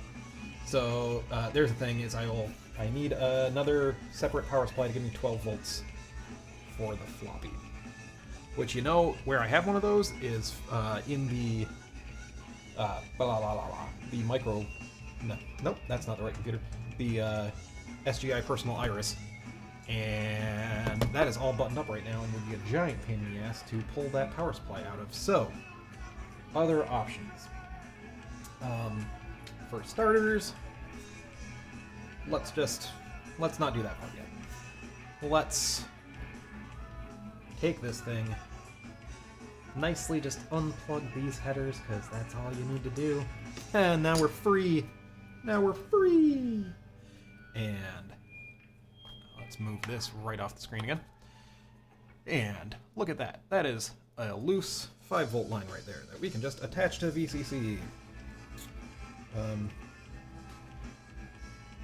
Assuming VCC is in a convenient location. Where is VCC on this chip? Where is it, I ask you? Let's look at the pinout real quick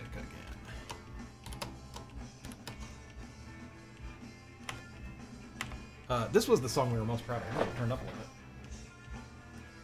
This was like our prog rock song that was good that we liked. We wrote a prog song, and this was it. I am looking forward. Oh, let's see if I can remember it without looking. No. No, I can't. What are you called? You are called 29EE. I was close, starting with the EE.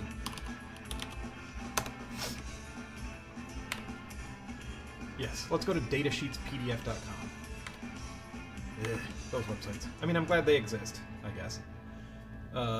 Okay, universally voltage drain is on pin 32, so yeah, it's all the way away from where I need it to be. So let's just run new wire. Soldering iron back on. Put that there. And I guess I will just desolder this wire, put a fresh one on.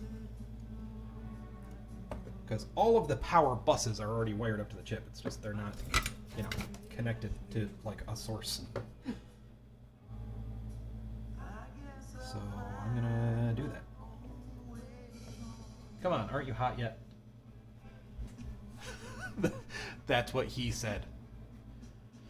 Still here, says Jacob. And Celsa says, lol.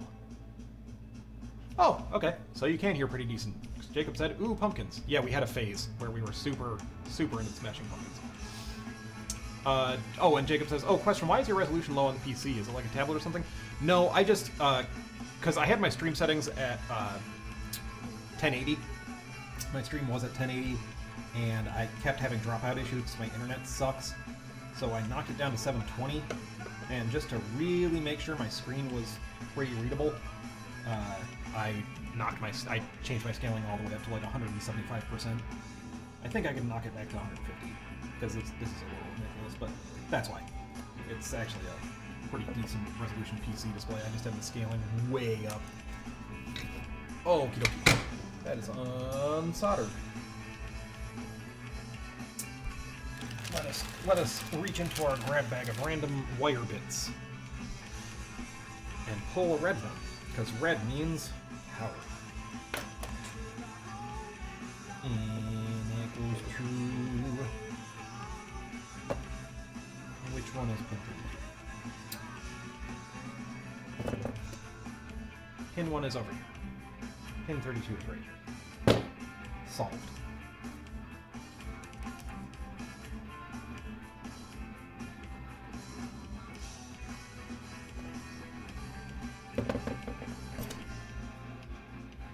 See, now that I have music, it's a little more, I can shut my yap, and yet you can still be entertained. Hey, Lawless!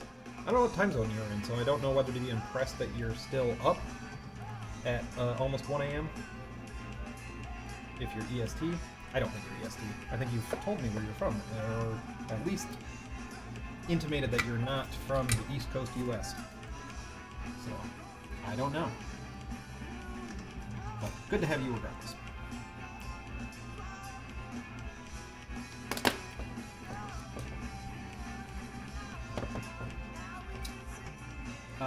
You are catching up with, actually, we've kind of done a lot, but a little. I guess I'll recap for you. And for people, like, later on just skip forward in the stream to, like, figure out, because they don't want to watch, you know, like 5 hours of stream or whatever this is going to end up being. So we buttoned up a lot of stuff. I don't know if you caught it. I removed the chips and the tower of power from the cart and soldered these wires directly to the EEPROM, the MAPROM spot on the PCB, and those just come out directly to these, and that will go in directly to the headers over here. And we have tested that out, and now the EEPROM is over here in a ZIF socket, making people very happy that wanted that to happen. And we've tested, it works, we just did that. So now it's also over here on this board with this floppy controller, and now we are working on, I'm going to connect up power, and I'm going to put in a socket for another gal. We're just going to use another gal, because, I mean, they do their job. They do it good. And that will do the decoding for this guy. And then I'll just do my decoding based on some area of the ROM that I don't care to use. The trick is actually going to be... I might also... I'm definitely going to have to intercept the chip select on here, because since it's a ROM, any writes to it, like, don't matter. They will fly off into space. But I am going to be doing reads from this, so I definitely don't want this causing bus contention at that time. So I will need to suppress this outputting stuff if we're reading to that range. But we'll handle that in the gap. We'll just handle that in the gap. Anyway, power's hooked up. And then ground is pin 16, right? Yes? Yes, yes? Yes, it is. It's over here on pin 16. So... I thought there was like a spurious is my word of the day. A random grab wire flopping around somewhere, but maybe I got rid of that already. Well, anyway. Where's my... Where's my thing of wire that I literally just had? It is here. There's no black on that. I want black. Black is ground on this board. We're going to stick to it. If you have colored wire, why not? Good. So let's go from this big old. This bit is on the floppy disk controller, or on the floppy disk cable. Every other wire is ground. So there you go. Nice big ground bus there. Let's connect that up to. Let's connect it over here to pin 16. Or maybe. Well, no. So this one, you can't really see. There's this S-shaped wire that is going from ground to, I think that's output enable of this chip, because apparently the mass ROM is always output enabled or something. Something like that. So that is a thing that I'm going to have to intercept. So I can't connect directly to that. So I guess I'm just going to connect 3 wires to this pin over here, because the one from the header is buried. So lesser of 2 evils.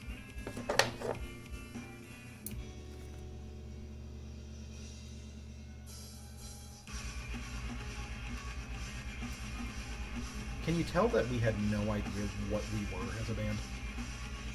I mean, at least I think we were slightly more interesting than Cassandra Sun. Again, no offense to Cassandra Sun. Had a good time with that band. Fuck that up. Yeah, I mean, no complaints. Those guys were cool. But even this band is a little bit more confident in what it is. I keep fucking these up. Oh, let's do the attach, cut, strip attach. That seems to give me more look. Oh yeah, and then I'm gonna kill it in the main cover. So hopefully this doesn't get this video removed.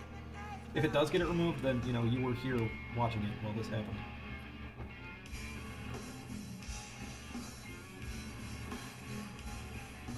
I mean, it's Rage. They should be like totally cool with fair use, right?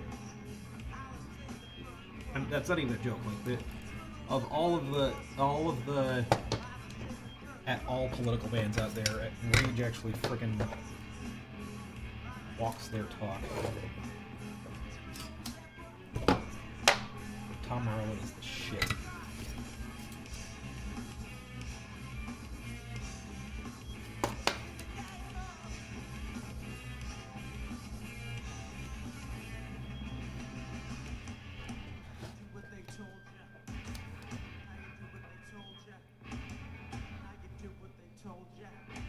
And I was usually singing in this band. I was kind of the front man in this one. But on this one, our guitarist sang, so good on him. And he did, and a good job he did.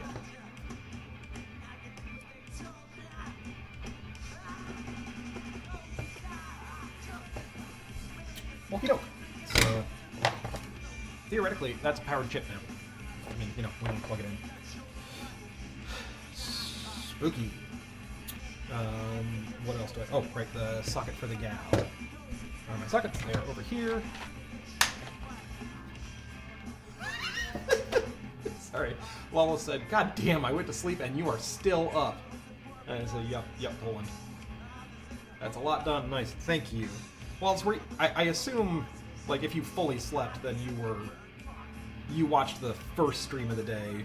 This is the second stream of the day. So right now, East Coast U.S., like I said, it's about 1 in the morning. So you know, I will have put in about eight hours of combined work on this today. So like not that crazy that you went to sleep, woke up, and I'm still doing this, because that first stream I took a 3-hour break in between, and then we've been doing this for a little over 4 hours.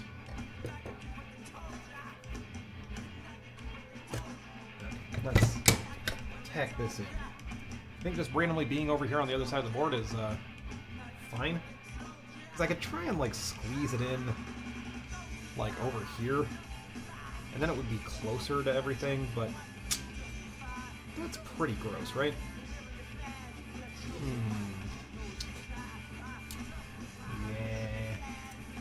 Yeah.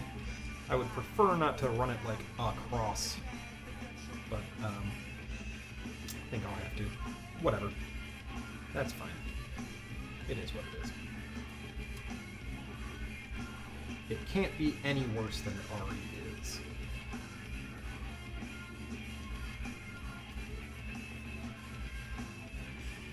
Yeah. Lawless said, watched one stream, watched some vids till 1 or so, woke up at 6:30, now it's 7. Well, good morning, Poland.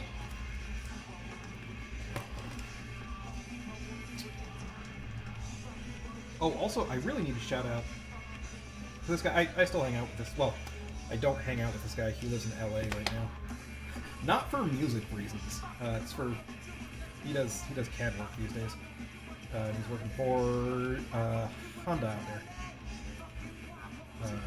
Making some pretty good money doing CAD styling. So we keep in contact still. But anyway, yeah, this he's doing the guitar solo and everything and singing, and I think he might have been 17 at the time. Like I think I might have been 20, because the one thing I can remember is that I had to X my hands for this show. This is like one of the last shows I played where I had to X my hands. But you know what the drinking age is in the US? It's 21, not 20. So I think I was 20 and he was 18. But that doesn't sound quite as impressive. We started in that band when he was like 15, and he was that good of a guitarist at that time. So anyway, I just wanted to shout him out. He was a fantastic guitarist. Uh-oh. This is still us. Oh, this is us at another venue playing a cover of Radiohead's The Bends. That you can't hear. That probably sounds like it's coming across on a tinny radio. Because it's a terrible recording. That last one, at least it was a board recording. I think that's the only board recording of that band we have, actually. And then we have some, like, actual recordings, but I'm not sure where they are, and they're bad. I mean, we were learning to record at the time, and we were also learning to perform at the time. And, not good. Not good recordings. Okay, there's a socket that we can put a gal in. So now, I have to think through how I actually want this to work. So, I kind of shoved this EEPROM into the MAPROM socket and didn't think too hard about it. But now I have to kind of think a little bit hard about what's happening signals-wise when it's getting selected.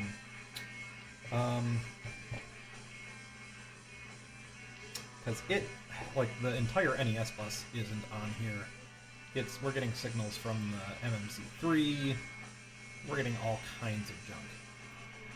So, yeah. What if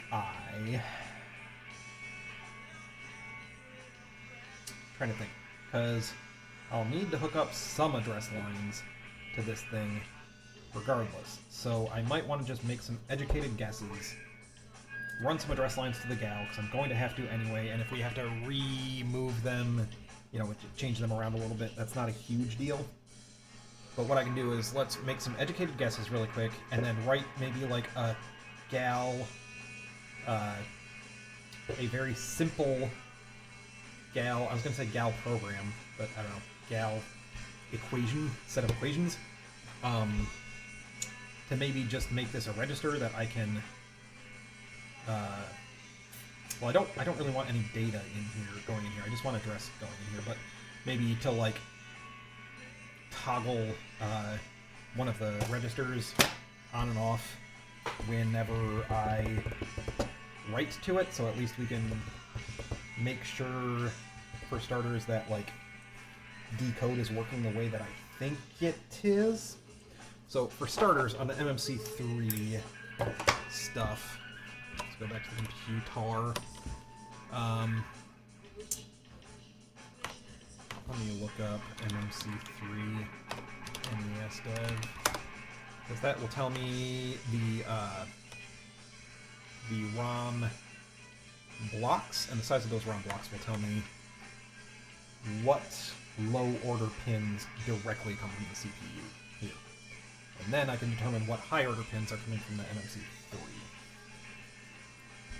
Yeah. So I think I might just keep using, let's see. For the CPU, this is what we've been using, is this E1000 to FFF block, because that gives us 8K of space and it's fine. So what if I just... I think I'll stick to using this range so I don't have to think about it too hard.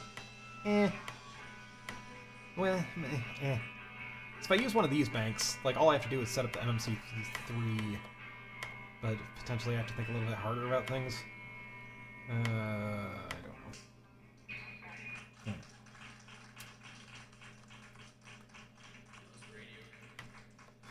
Because I could just make...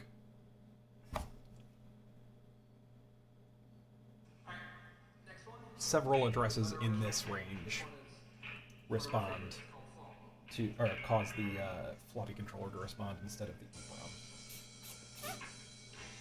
And maybe that would just be easiest. But then I have a weird hole, because the end of memory has my, I mean, having a weird hole isn't that bad, but, because I can theoretically exactly decode things here, but, and I can just decode an exact address and be done with it. And in fact, I want to decode an exact address so that I don't conflict with anything else on the NES.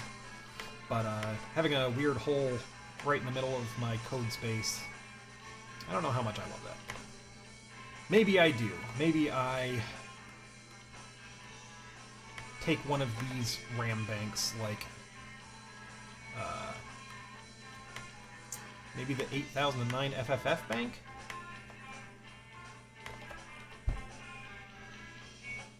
And then set the MMU to use some particular area there and then call it a day. Maybe. But anyway, these are, so each of the banks for CPU on the MMC3, they are all 8K, right? 8K, 8K, 8K, 8K. So there are 4 8K regions. Wait, no. Yeah, there are 5 8K regions, sorry. That are pageable. I don't think this one is being used. Oh, because that's the program RAM. Right. So actually, I don't think program... No, program RAM is being used. VRAM isn't being used. We do have program RAM. So actually I can't use that, because that is... There is a program RAM on this card.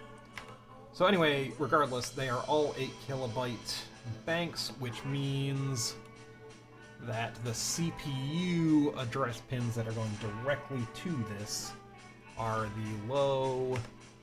Oh boy, help me out with this. Help me, calculator. Calculator. Okay. Let's hex this up. So if I just keep putting in ones, or no, let's binary this up. So if I just keep putting in ones, eventually we'll get 8K. Okay, so that seems right to me. So that would correspond to hex FFF. Yes, hex 1000 is 4K. That makes sense. So it would be the... Always off by ones with me. Actually, we can tell by address, right? Yeah, so... Yeah. So, like, this one, 8009 FFF. So that includes... Let's add one more one. So all of the low... 13 address pins go directly to the EEPROM. And then subsequently it is the next I guess 7. And there's only, well, because there's, well, this is going to confuse the heck out of me because there are 16 address lines coming from the CPU, but there are more than that going to the mask ROM because mask ROM. Here's a thing. This mask ROM, I believe, is bigger than the actual EEPROM I'm using. This might be a hack we can use. So not beyond mirroring stuff. And right now, I believe we are actually, like, this EEPROM is getting mirrored across. There's a pin out for this. Let's look for. It's getting mirrored across the map ROM space, which is actually good for us because I can just make one of those mirrored versions of it, like, all map to the floppy disk controller, and then I don't collide with anything else on the NES, and then we just have to set up the MMC3 mapping right, which we can, that's software controllable, and we can fix that in post. So I think we just need to figure out what the extra pins that aren't being sent to the EEPROM are, use those for decoding, and I think that's our magic bullet. So, are you coming along with me on this journey? Let's find out. So I know there's a page called Super Mario Brothers 3 Mask ROM pinout. Because of course there is.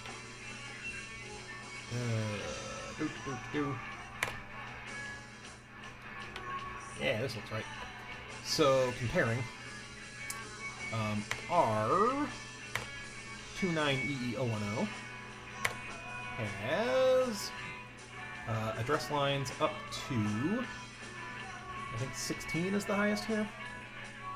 And then this is a no connect, which was fine. So this is, if we compare that to the actual Super Mario Brothers 3 mask ROM here, what did we do? How did we do this?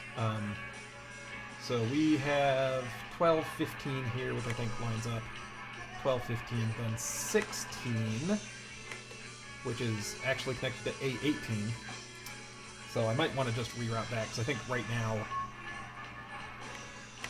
we're just not, we're not using that portion of memory on the chip, I don't think, and that's why that doesn't matter.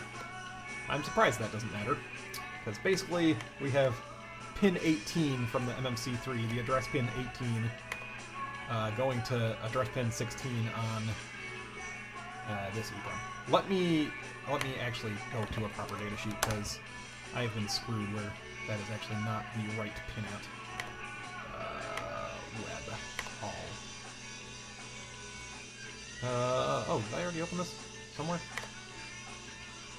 Oh, right, we went to this dumb page. Well.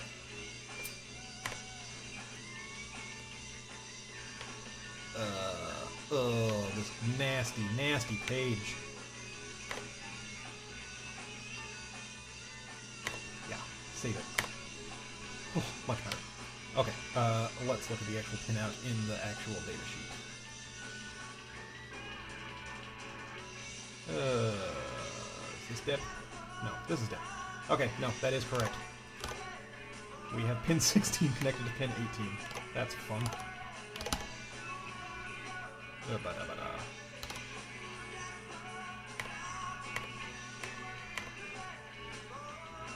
And what about right middle? It's just connected to 5 volts. Whatever. I'm just making sure I didn't do any other weird, interesting things. But yeah, I don't think so. So for starters, I think I should disconnect. Or no, this is the one we rerouted. That's why. So this is the one that's going from pin 2 to. This is the one pin that's rerouted on the board. So it's going from pin 2 to pin 24, which is A16. Okay, so that's actually right. So yeah, we have 17 and 18. There are 2 extra pins on here that we have access to for addressing that come from the MMC3 that we don't have on the EEPROM. So theoretically, this EEPROM is mapped is mirrored 4 times across that space. So, I think if we just take address pins 17 and 18 from the MMC3, which are available here on this header, we just don't have them connected to anything. We actually do. The one for... is this one 18? No, that one's 17. Anyway, the one for 17 does actually connect to this chip, but it's a no connect, so that was a wire that I really didn't need to connect. Whatever, too late now. Anyway, let's take... I think if we just take 17 and 18, feed them into the gal, and then reroute... Let's see, how do I actually have this set up right now? Let me look at... So, pin 24 is output enable on the EEPROM, and that's why I have that one attached to ground, so it's always outputting. So, actually, I think it's okay to have chip enable... Oh, chip enable actually is connected to the... I think chip enable is connected to the MMC3, probably. But it is... Yeah, it's right here. It's in the same place. So I think let's disconnect chip enable, actually, from the EEPROM. And... yeah, let's disconnect chip enable. I can keep output enable, I guess, connected to ground if we are going to control chip enable. And we will instead run chip enable also into the gal. We will run chip enable, A17, A18 into there, and we will only forward the chip enable from the from the MMC3 through to the EEPROM if A17 and 18 are 0. So let me wire up for that first really quick. Firstly, this gal doesn't have any power added to it, which is really not going to help it out any. So, let me find my wiry bits. And I'll cut this off at... Here's what we'll do. I will run this power wire. And then I will... Oh, here's my wire I was using. And let's pause this, because now it's something else. I don't know what it is. It's Foo Fighters. That is not my band. I do not have rights to that music. Yeah, let me wire up what I just described to this gal socket. Program the gal. Just to forward chip enable on if A17 and A18 are 0, and confirm that everything still works with that, and then call it a night. And tomorrow we will pick up with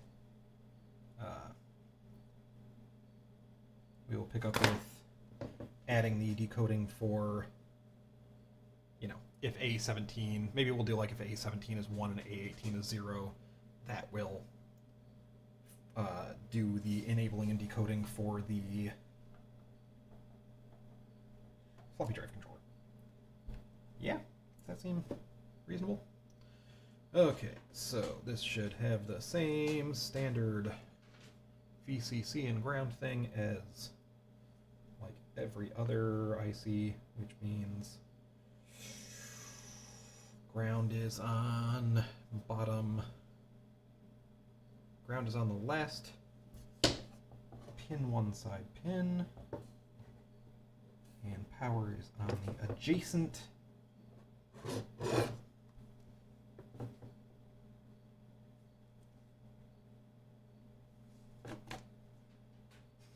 Sorry, I just want to be really sure. Power is over here. It's on the highest number pin. I believe it's the standard. I feel pretty confident about it. Oh, you know what? We can look at the gals on the keyboard. Yeah, power is on the highest number pin. Cool.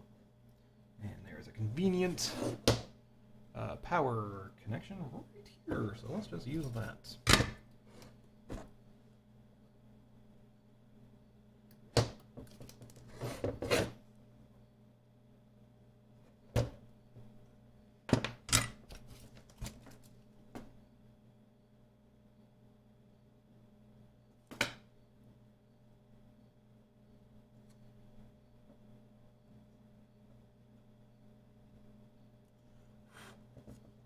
Connection related. Alright, now ground. And ground is the kitty corner pin. And I have a convenient ground on the clock chip over here. Yeah, that'll work just fine. Just fine.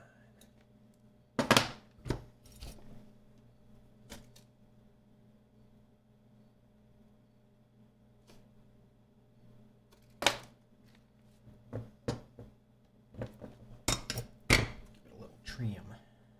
We don't want shorts.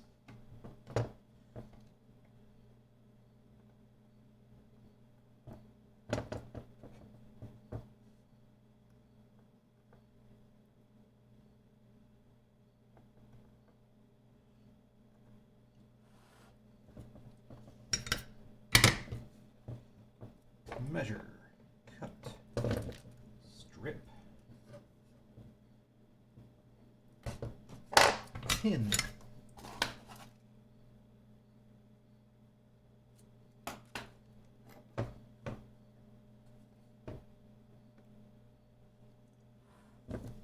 Connection. Molded. And did I do them the wrong way around? I most certainly did. You dumbass. Okay, the ground I can move easily. Power, I'm going to need to cut a new wire. Okay, ground is on. Pin 1, bottommost one. That is ground, yes. And stupid moron. Try again.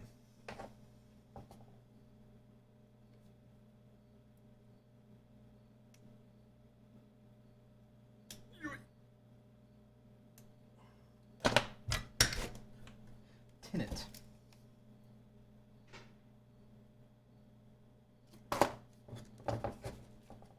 Hook it up.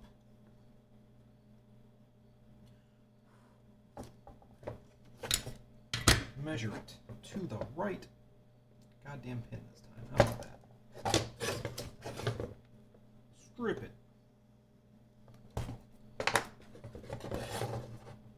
Tin it.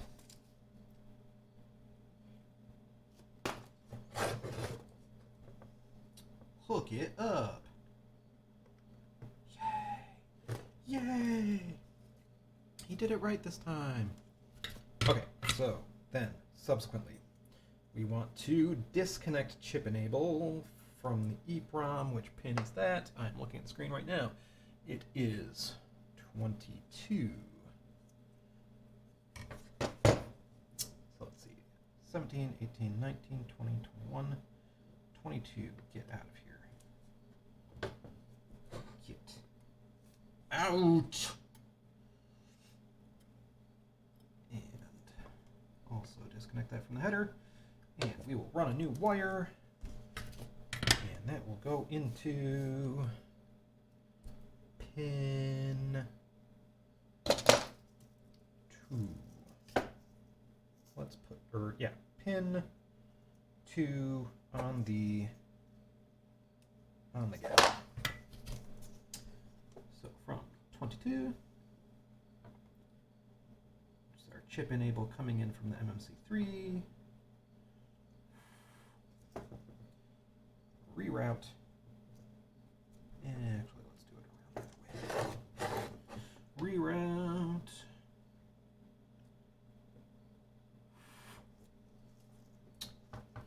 Over this way. Which side is the inputs? The inputs are, yay, they're the close side. That is what I would prefer. Run it all the way across the board to maximize noise.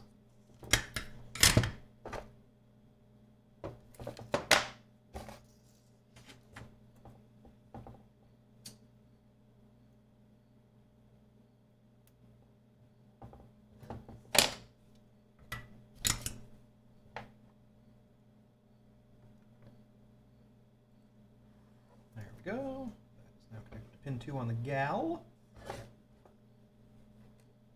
Let's try and kind of sort of route that maybe. Make it look a little pretty. Tuck it under this wire. Sure. Sure, why not? Okay, so that's chip select going to the gal, and then the other two I want going to the gal are A17 and A18, which are pins 1 and 2, coming from the header here.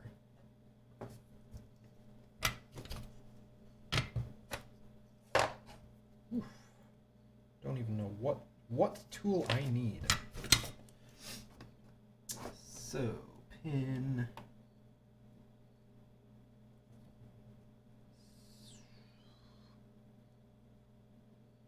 Yeah.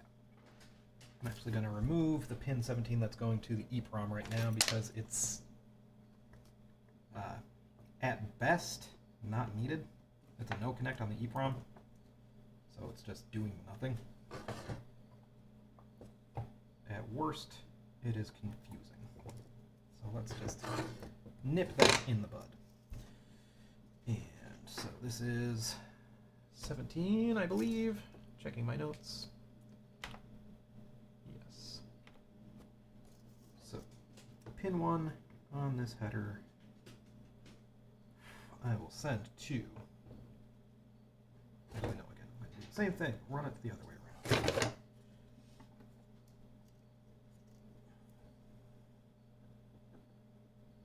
So, pin 17 on this header goes over to pin 3 on the gal.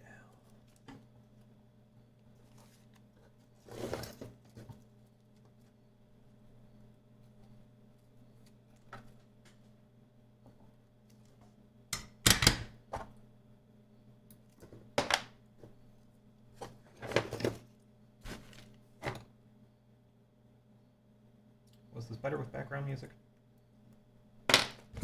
Should I play my old bands every time I stream? Okay, anyway, 17 goes into gal pin 3. And maybe kind of do a similar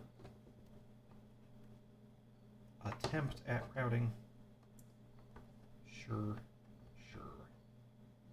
Good enough. A18, which is the next pin down. That's pin 2.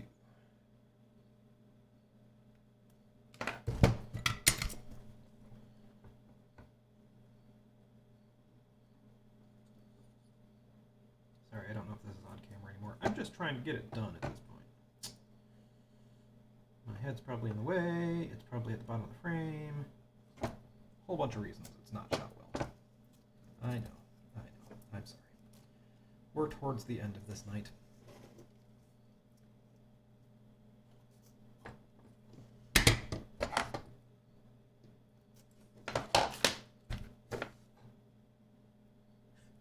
Though again, I heard from someone that apparently Mac 84 does 8-hour streams, so this ain't even that bad. Come on. Could be worse.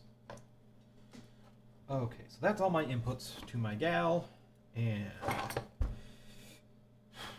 finally, I just want one output. Let's just take output pin 1 and run it on back to the chip enable of our EEPROM.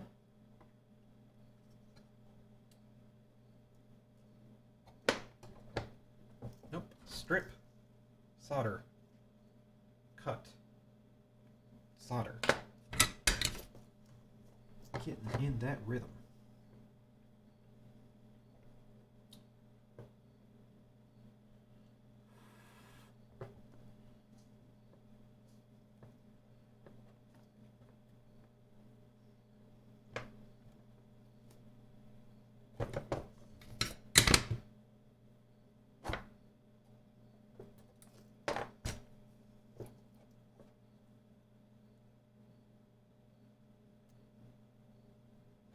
Okay, so now the chip select for our EEPROM is driven by the gal, not directly from the MMC.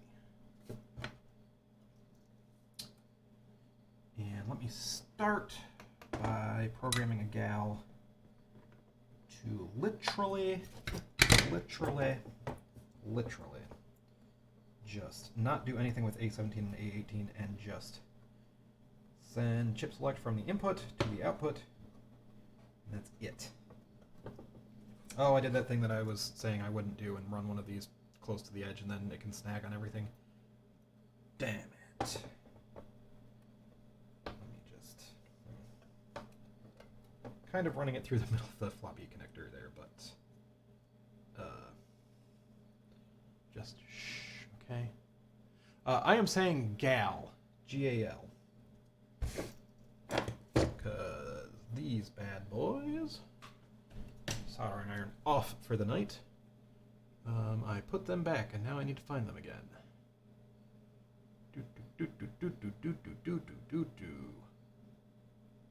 There you go. Gal. 16 V8Bs to be precise. Same thing I used on the keyboard.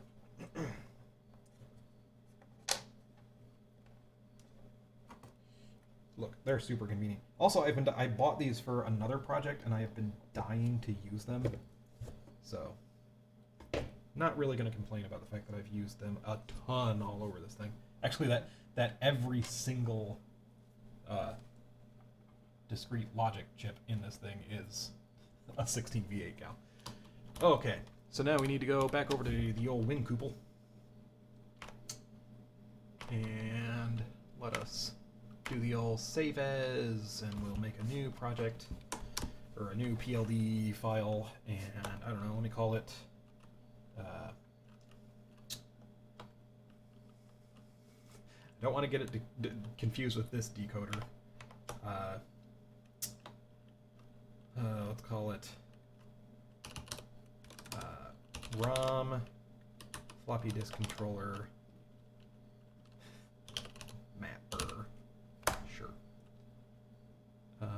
Yes? Did I make changes? I'm actually going to say no. I didn't make any changes to this. New file assumed? Yeah. Yep, it is. Wait. The hell? I'm going to close some stuff. I don't know what it's trying to tell me. I don't know anything. Let me actually see if it made a file here.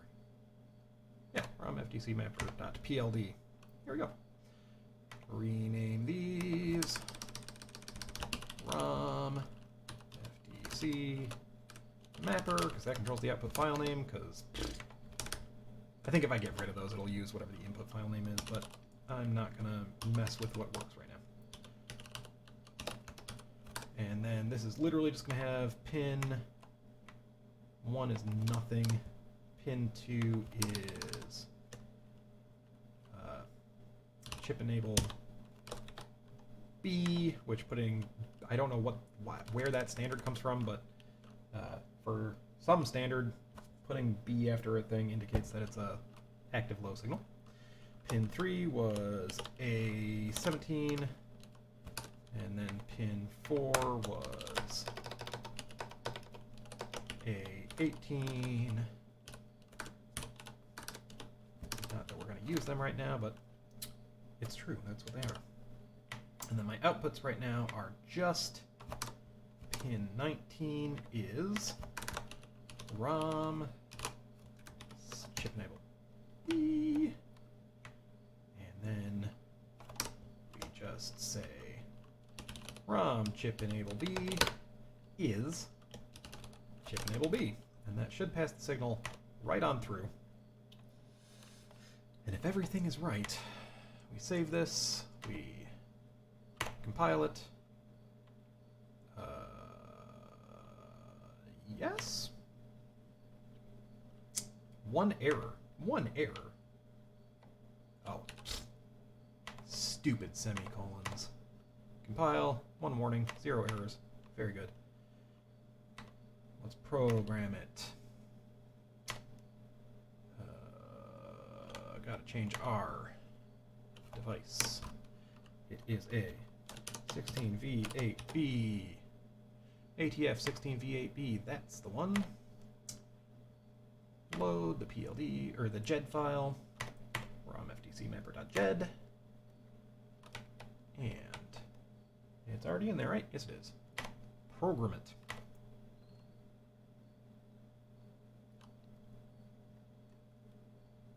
Okay, and if that was all right, this should effectively be no change from the hardware as we had it before I added this whole gal nonsense. Is the idea.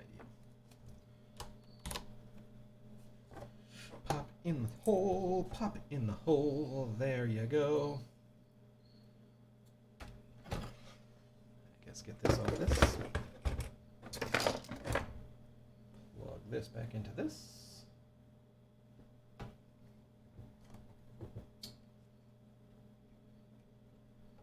Now the question is, how many insertion cycles until I break these shitty cables?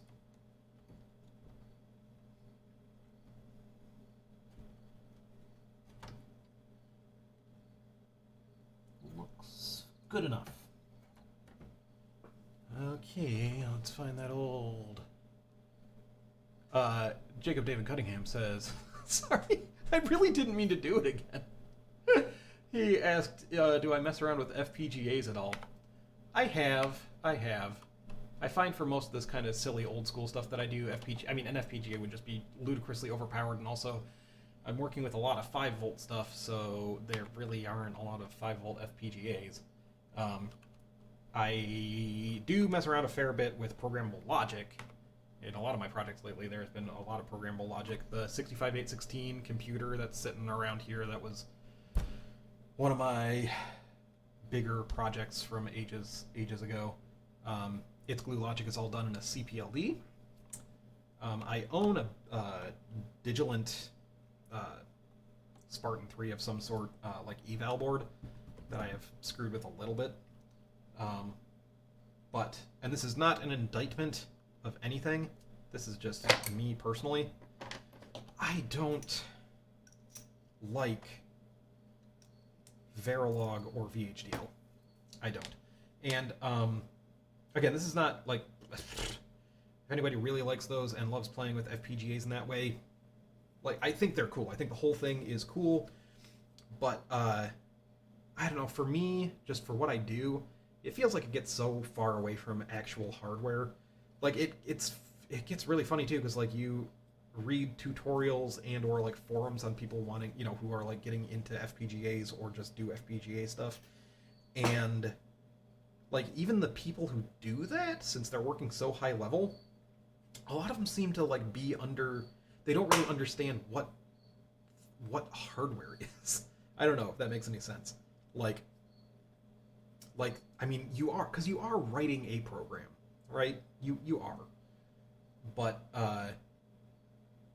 like what you're writing is being turned into, product of sums, or sum of products, whatever, product of sums, and being routed into flip-flops, and, there are so many logic elements, and it's just being turned into actual digital logic on the thing.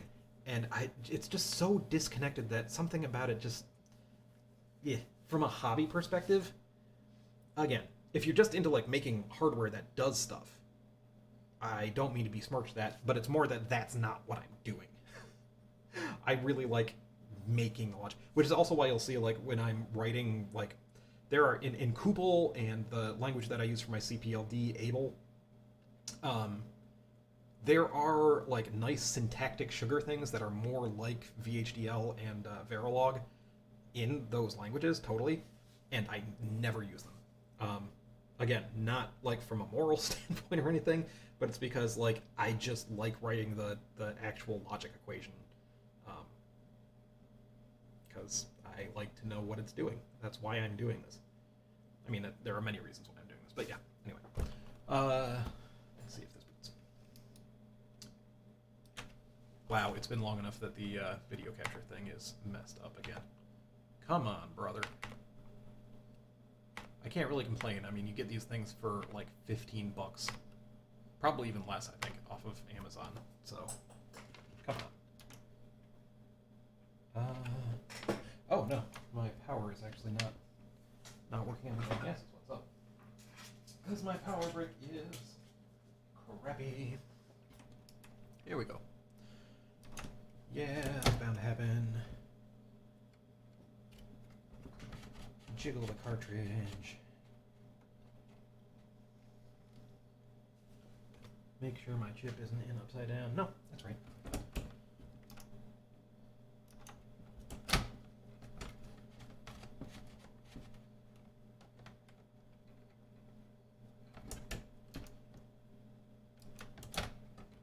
I feel pretty confident about this if I jiggle this enough. I really do.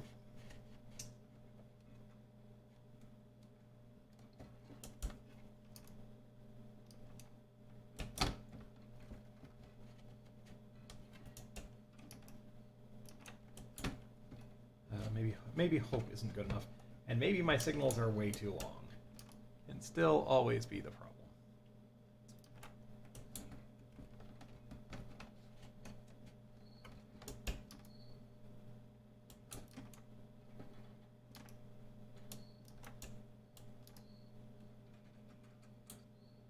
I mean, we've only seen this work once before.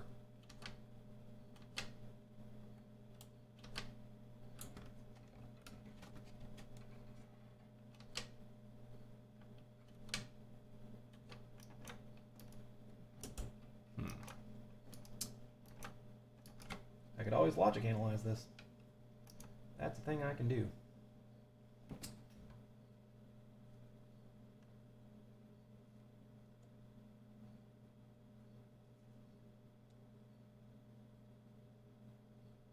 Just making sure nothing is obviously broken. I only want to look at things that are, or I don't care about things that are not obviously broken. I only want the stuff that is obviously broken. If it's not obviously broken, then it shouldn't be causing a problem. I'm gonna really make sure pins from this header are really pushed in, because they have historically had problems with that.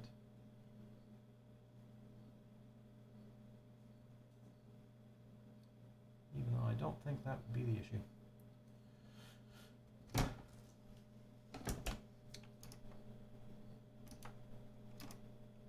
No bingo. No bingo. Let's do the obvious checks, such as... Oh, could be... Well, let's let us check the power rails really quick. Because have I tested this since I hooked power up to this chip? I don't think so. I can't see chip. Let me fix that.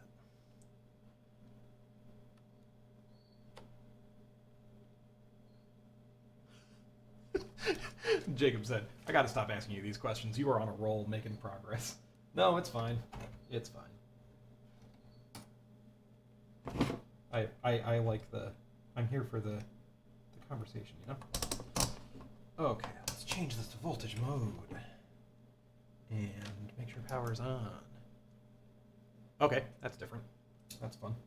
But anyway, all I care about is, do I see 5 volts here? I totally do. It's perfectly fine. Cool. Just wanted to make sure there wasn't a short there or something. But that looks alright. That's a 5 volts. So it ain't that. And based on what I saw just there, could be the bad signals, could be bad connections, could be a lot of things.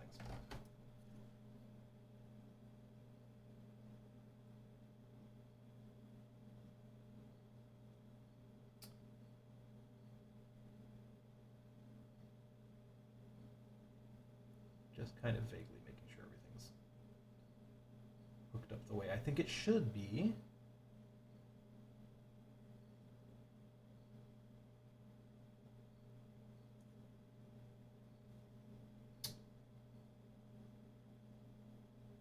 That is pin 19. That is going to chip select. Chip enable is going to pin 2. That is pin 2. That is pin 2.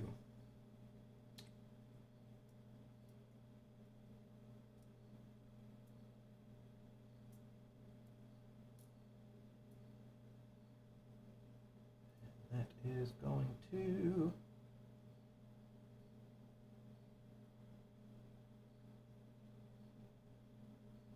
Nope, I grabbed the wrong thing. I was like, why is chip select going to A17? It's because it's not. Genius. Sorry, I know I'm speaking very quietly. You probably can't hear me very well at all. Just vague muttering. I don't know, is that an aesthetic of mine? Okay, and that is going to 17, 18, 19, 20, 21, 22, which is chip enable. So that quick double checking of things does seem right.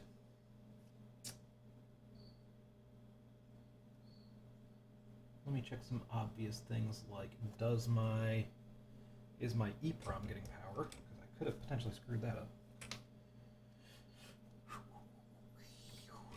Yeah, let me just put that on top of the thing that I'm trying to look at. Yep, that's getting the old 5 volt. Let me also do, you know what I can check as well, is what does chip enable look like? Because it should be, I mean, I guess this thing is just gonna, it's kind of doing random shit right now probably, but it should be mostly high. And that should be coming out here.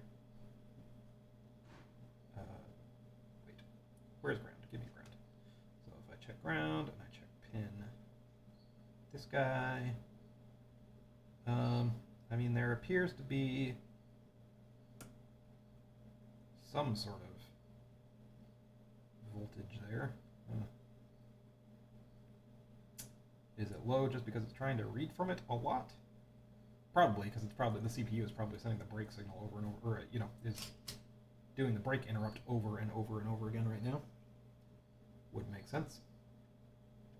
Let's make sure that actually matches with the chip enable input. Yeah, at the very least, that looks exactly the same. So it's passing it right on through. Anything look weird about this being in the ZIF socket?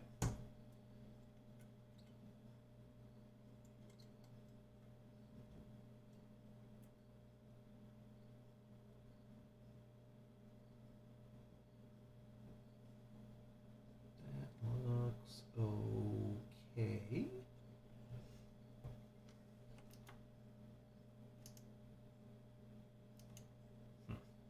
Okay, one last thing, and then I'll call it for tonight, because we're over 5 hours now, yeah! Which makes for a grand total of 8 hours of work, since we streamed 3 hours earlier. And I'm happy with 8 hours. I can be okay with that. I mean, it's looks like it's sending the same thing, like the average amount of voltage going into the chip enable here is coming out, and it looks basically right. But let's do this sanity check, just in case I broke everything at some point. And let's just disconnect the chip enable from, once this heats up, disconnect the chip enable from here going to the EEPROM and connect it back directly to pin 22 to see if that makes a difference.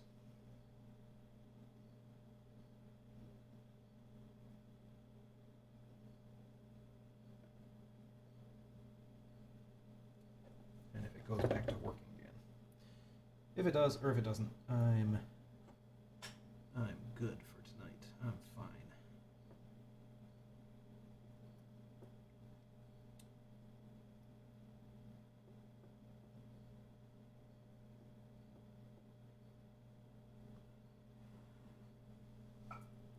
Okay.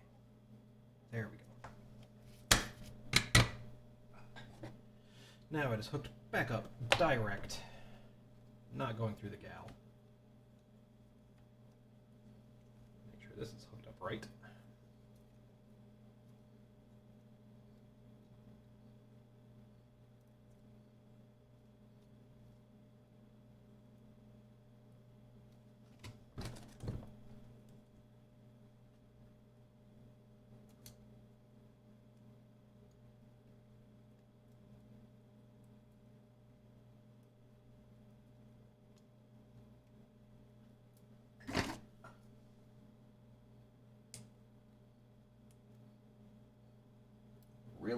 Really make sure all these pins are in there, since that seems to be a running thing.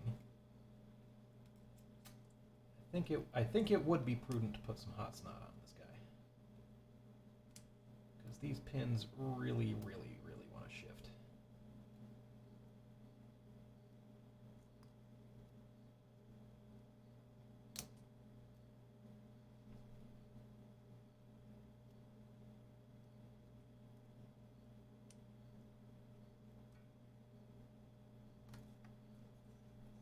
Okay, those are all in. I'll get the ones on the opposite side all in.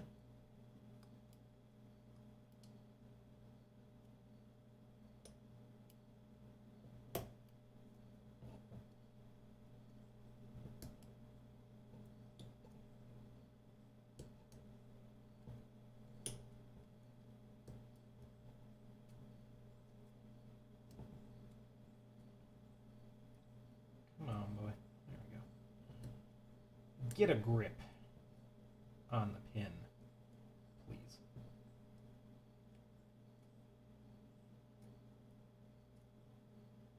Yeah, it seems entirely possible with the way that those all pushed in much further when I did that. That is also part of my problem. Yeah, and Jacob said, might be easy to spot the issue with a fresh brain, too. So, I'm thinking the same. Okay. Without removing that header, put the soldering iron back on. Just real quick. Since it is just real quick. Swap it back. See if that was what made the difference. Was shoving those pins in and making sure they're connected real good. Which it probably was.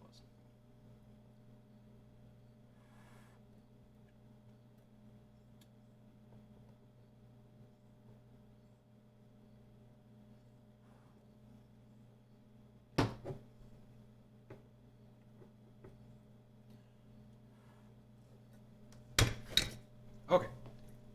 Didn't change a thing except for running it back through the gal again. And I'm turning off the soldering iron. It's done. Ah, interesting. Maybe that is the limit of the delay that it can handle. Or noise.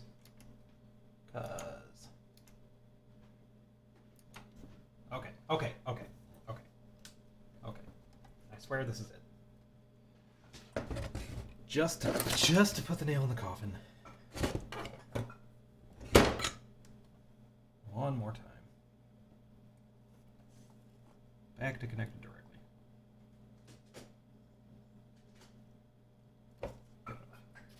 Good enough. Yep. It's going through the gal. That is an issue.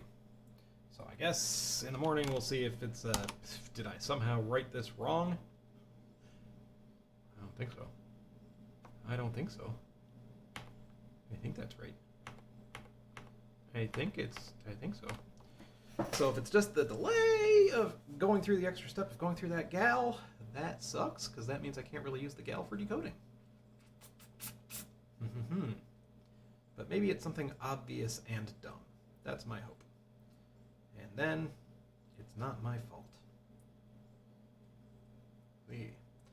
So, that is the end of 2 episode per day mega stream day 1. Woof. That was kind of fun, though. I am bushed. I am going to go straight to bed. Thanks for everybody who tuned in at various times. A lot of people in and out today. Super fun chatting with people and going off on wild tangents. But we'll get this figured out tomorrow. I feel pretty okay about it. Just got to figure out what it is about going through this gal that's causing problems. Maybe we bust out the logic analyzer again. This is actually the application that's makes much more sense for it.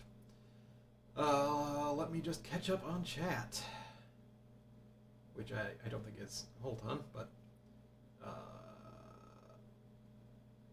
Jacob said, "Are you worried about reversing the split headers?" Yes and no.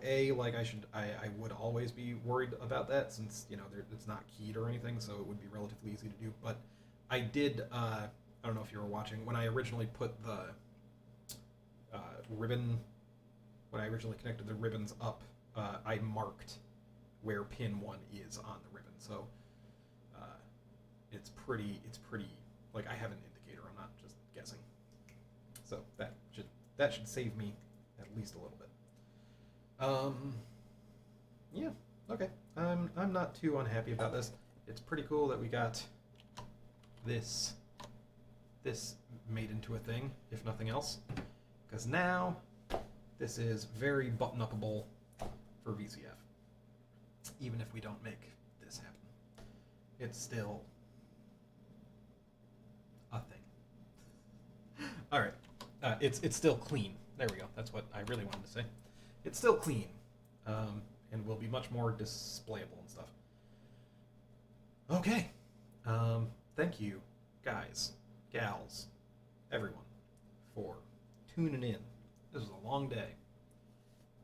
Looking for another one tomorrow. I feel like I will try and do the same thing I did today, which is basically start the first stream at, well, maybe I'll try and start it a little bit earlier. Maybe I'll shoot for first stream at noonish and go till like 4, and then second stream, because I don't want to go till midnight, because it actually is a work night tomorrow. So maybe shift everything forward by a little bit, but we'll see. It's not like anybody, people just drop in, so it's not like it really matters anyway. Okay, good night, everyone. Good night, good night. That was a fun 5 hours and 10 minutes. As always, see ya. Love ya. Bye-bye.